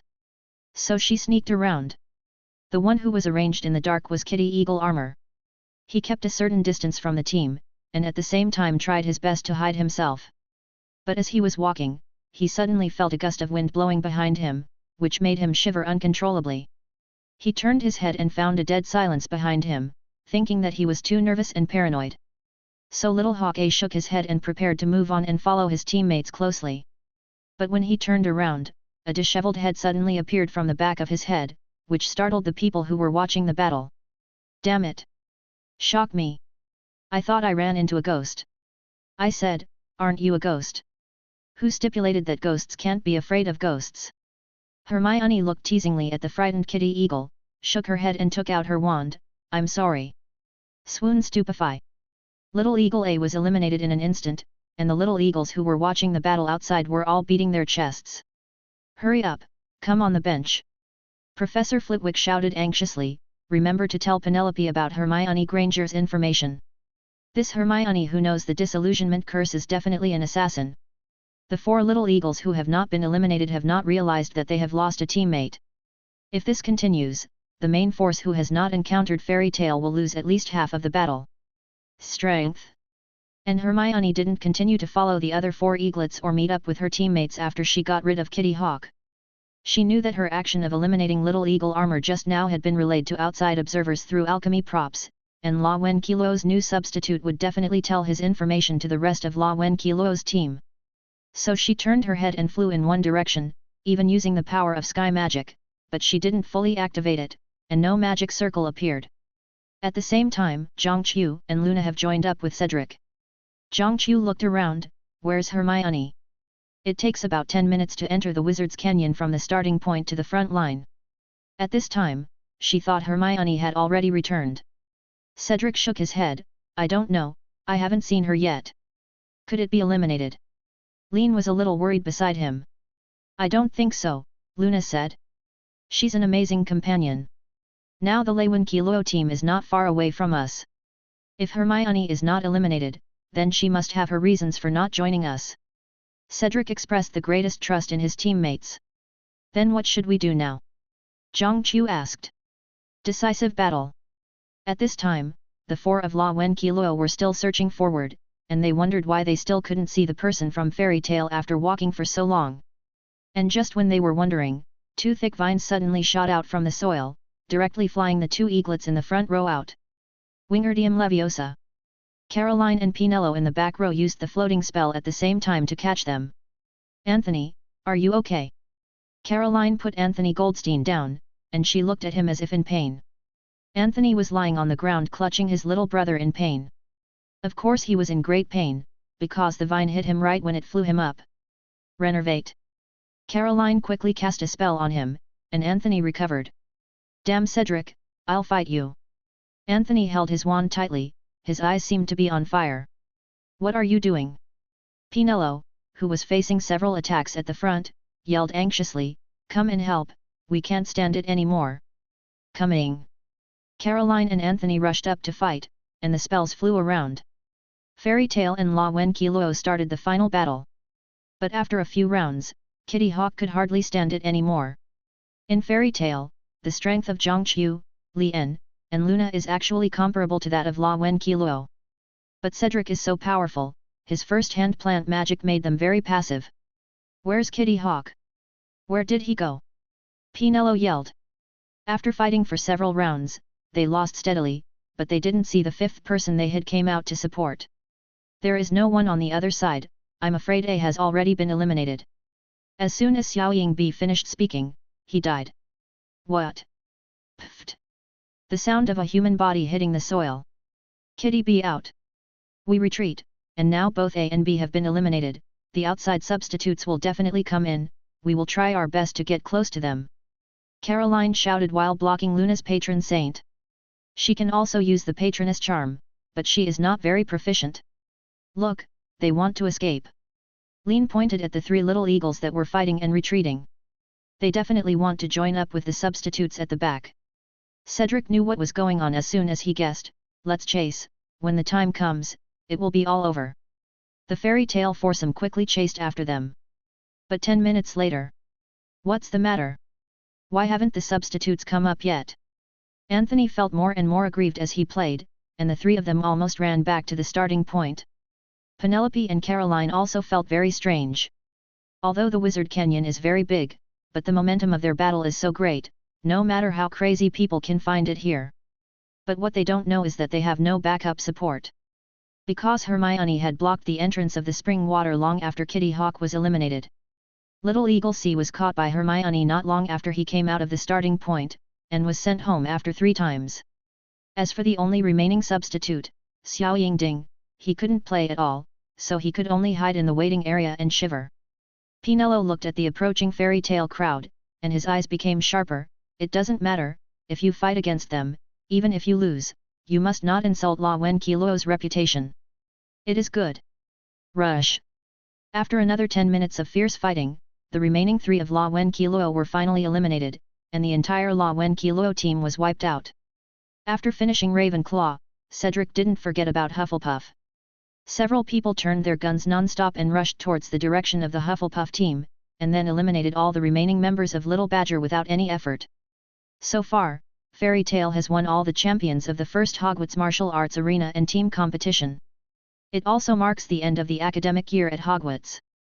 However, there is another thing to mention here, that is, when Cedric and the others found Rove and the others, these 2 strange creatures stayed in the box happily eating snacks.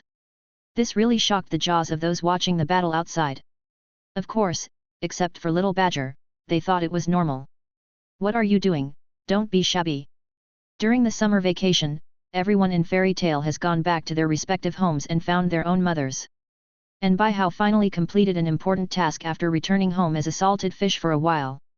Fairy Tale Guild resident, the magic circle of World Tree is emitting bright colorful light. As the rhythm of the magic circle ended, Baihao opened his eyes and exhaled.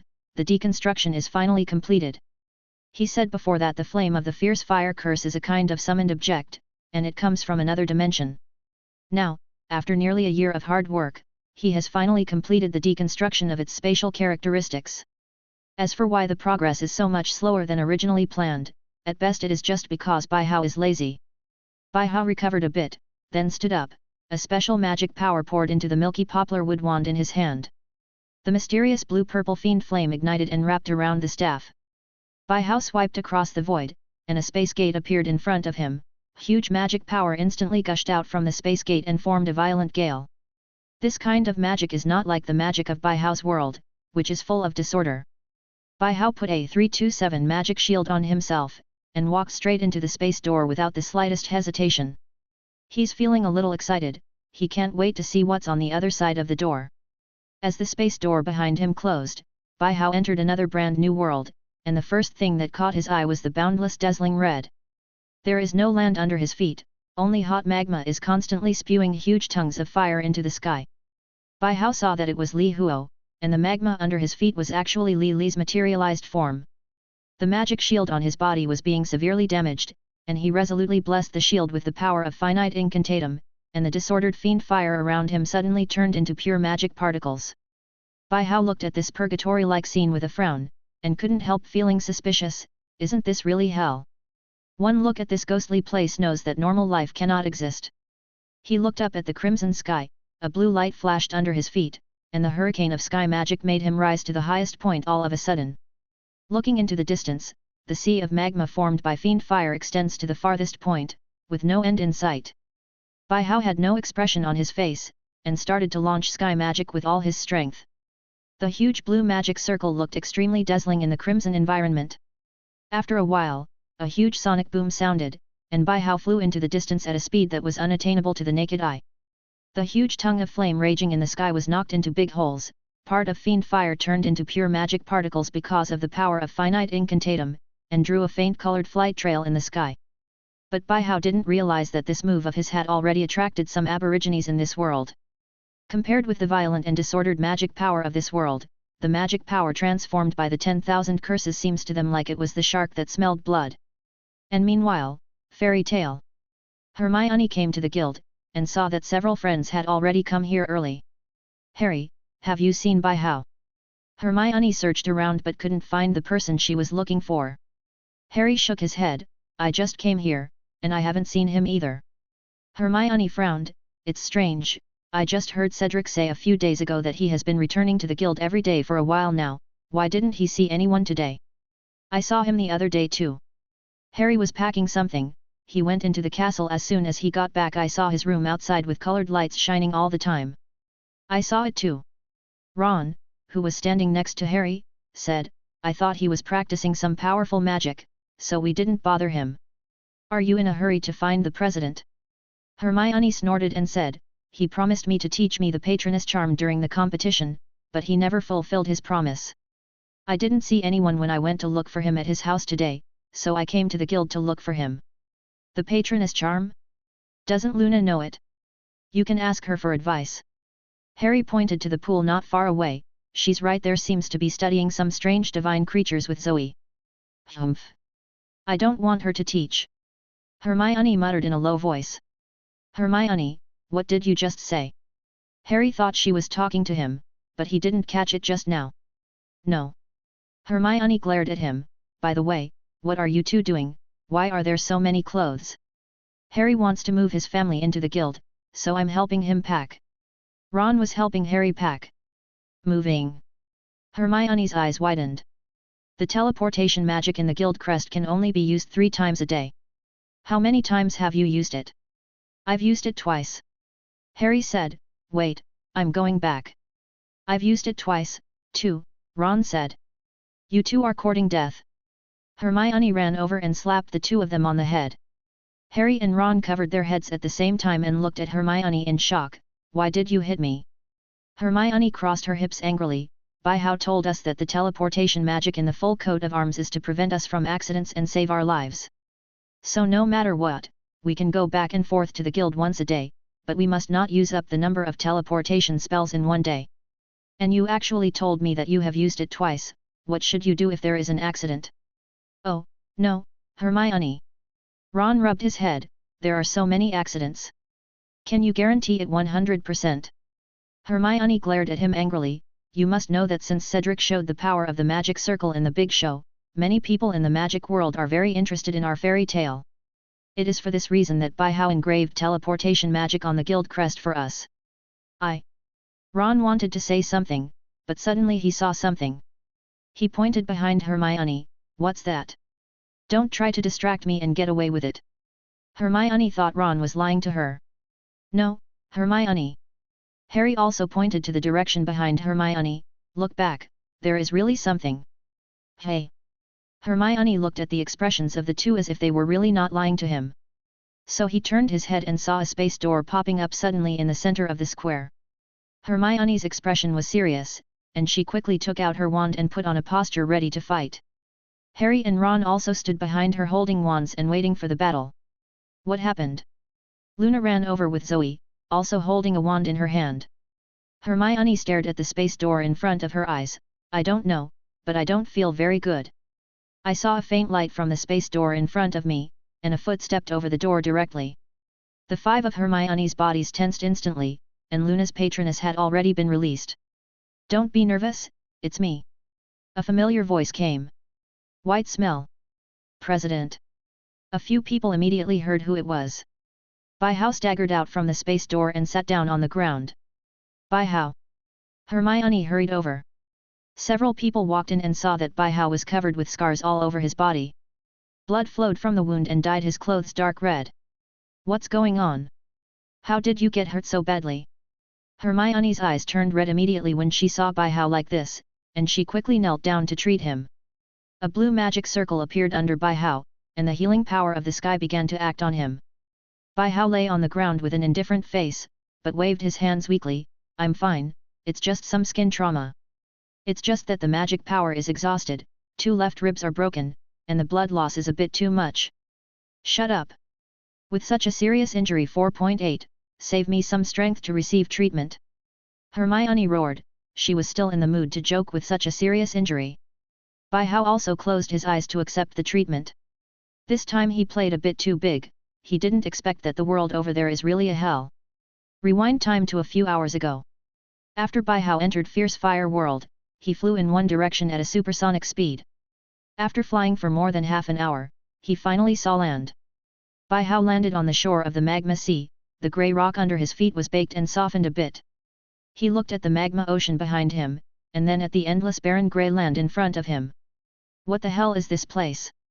Bai Hao looked at everything around him with a frown. Since he entered this world, he has only found 2 things, magma and stone. In such a big world, is there no sign of life here? But when he was depressed, his wish came true.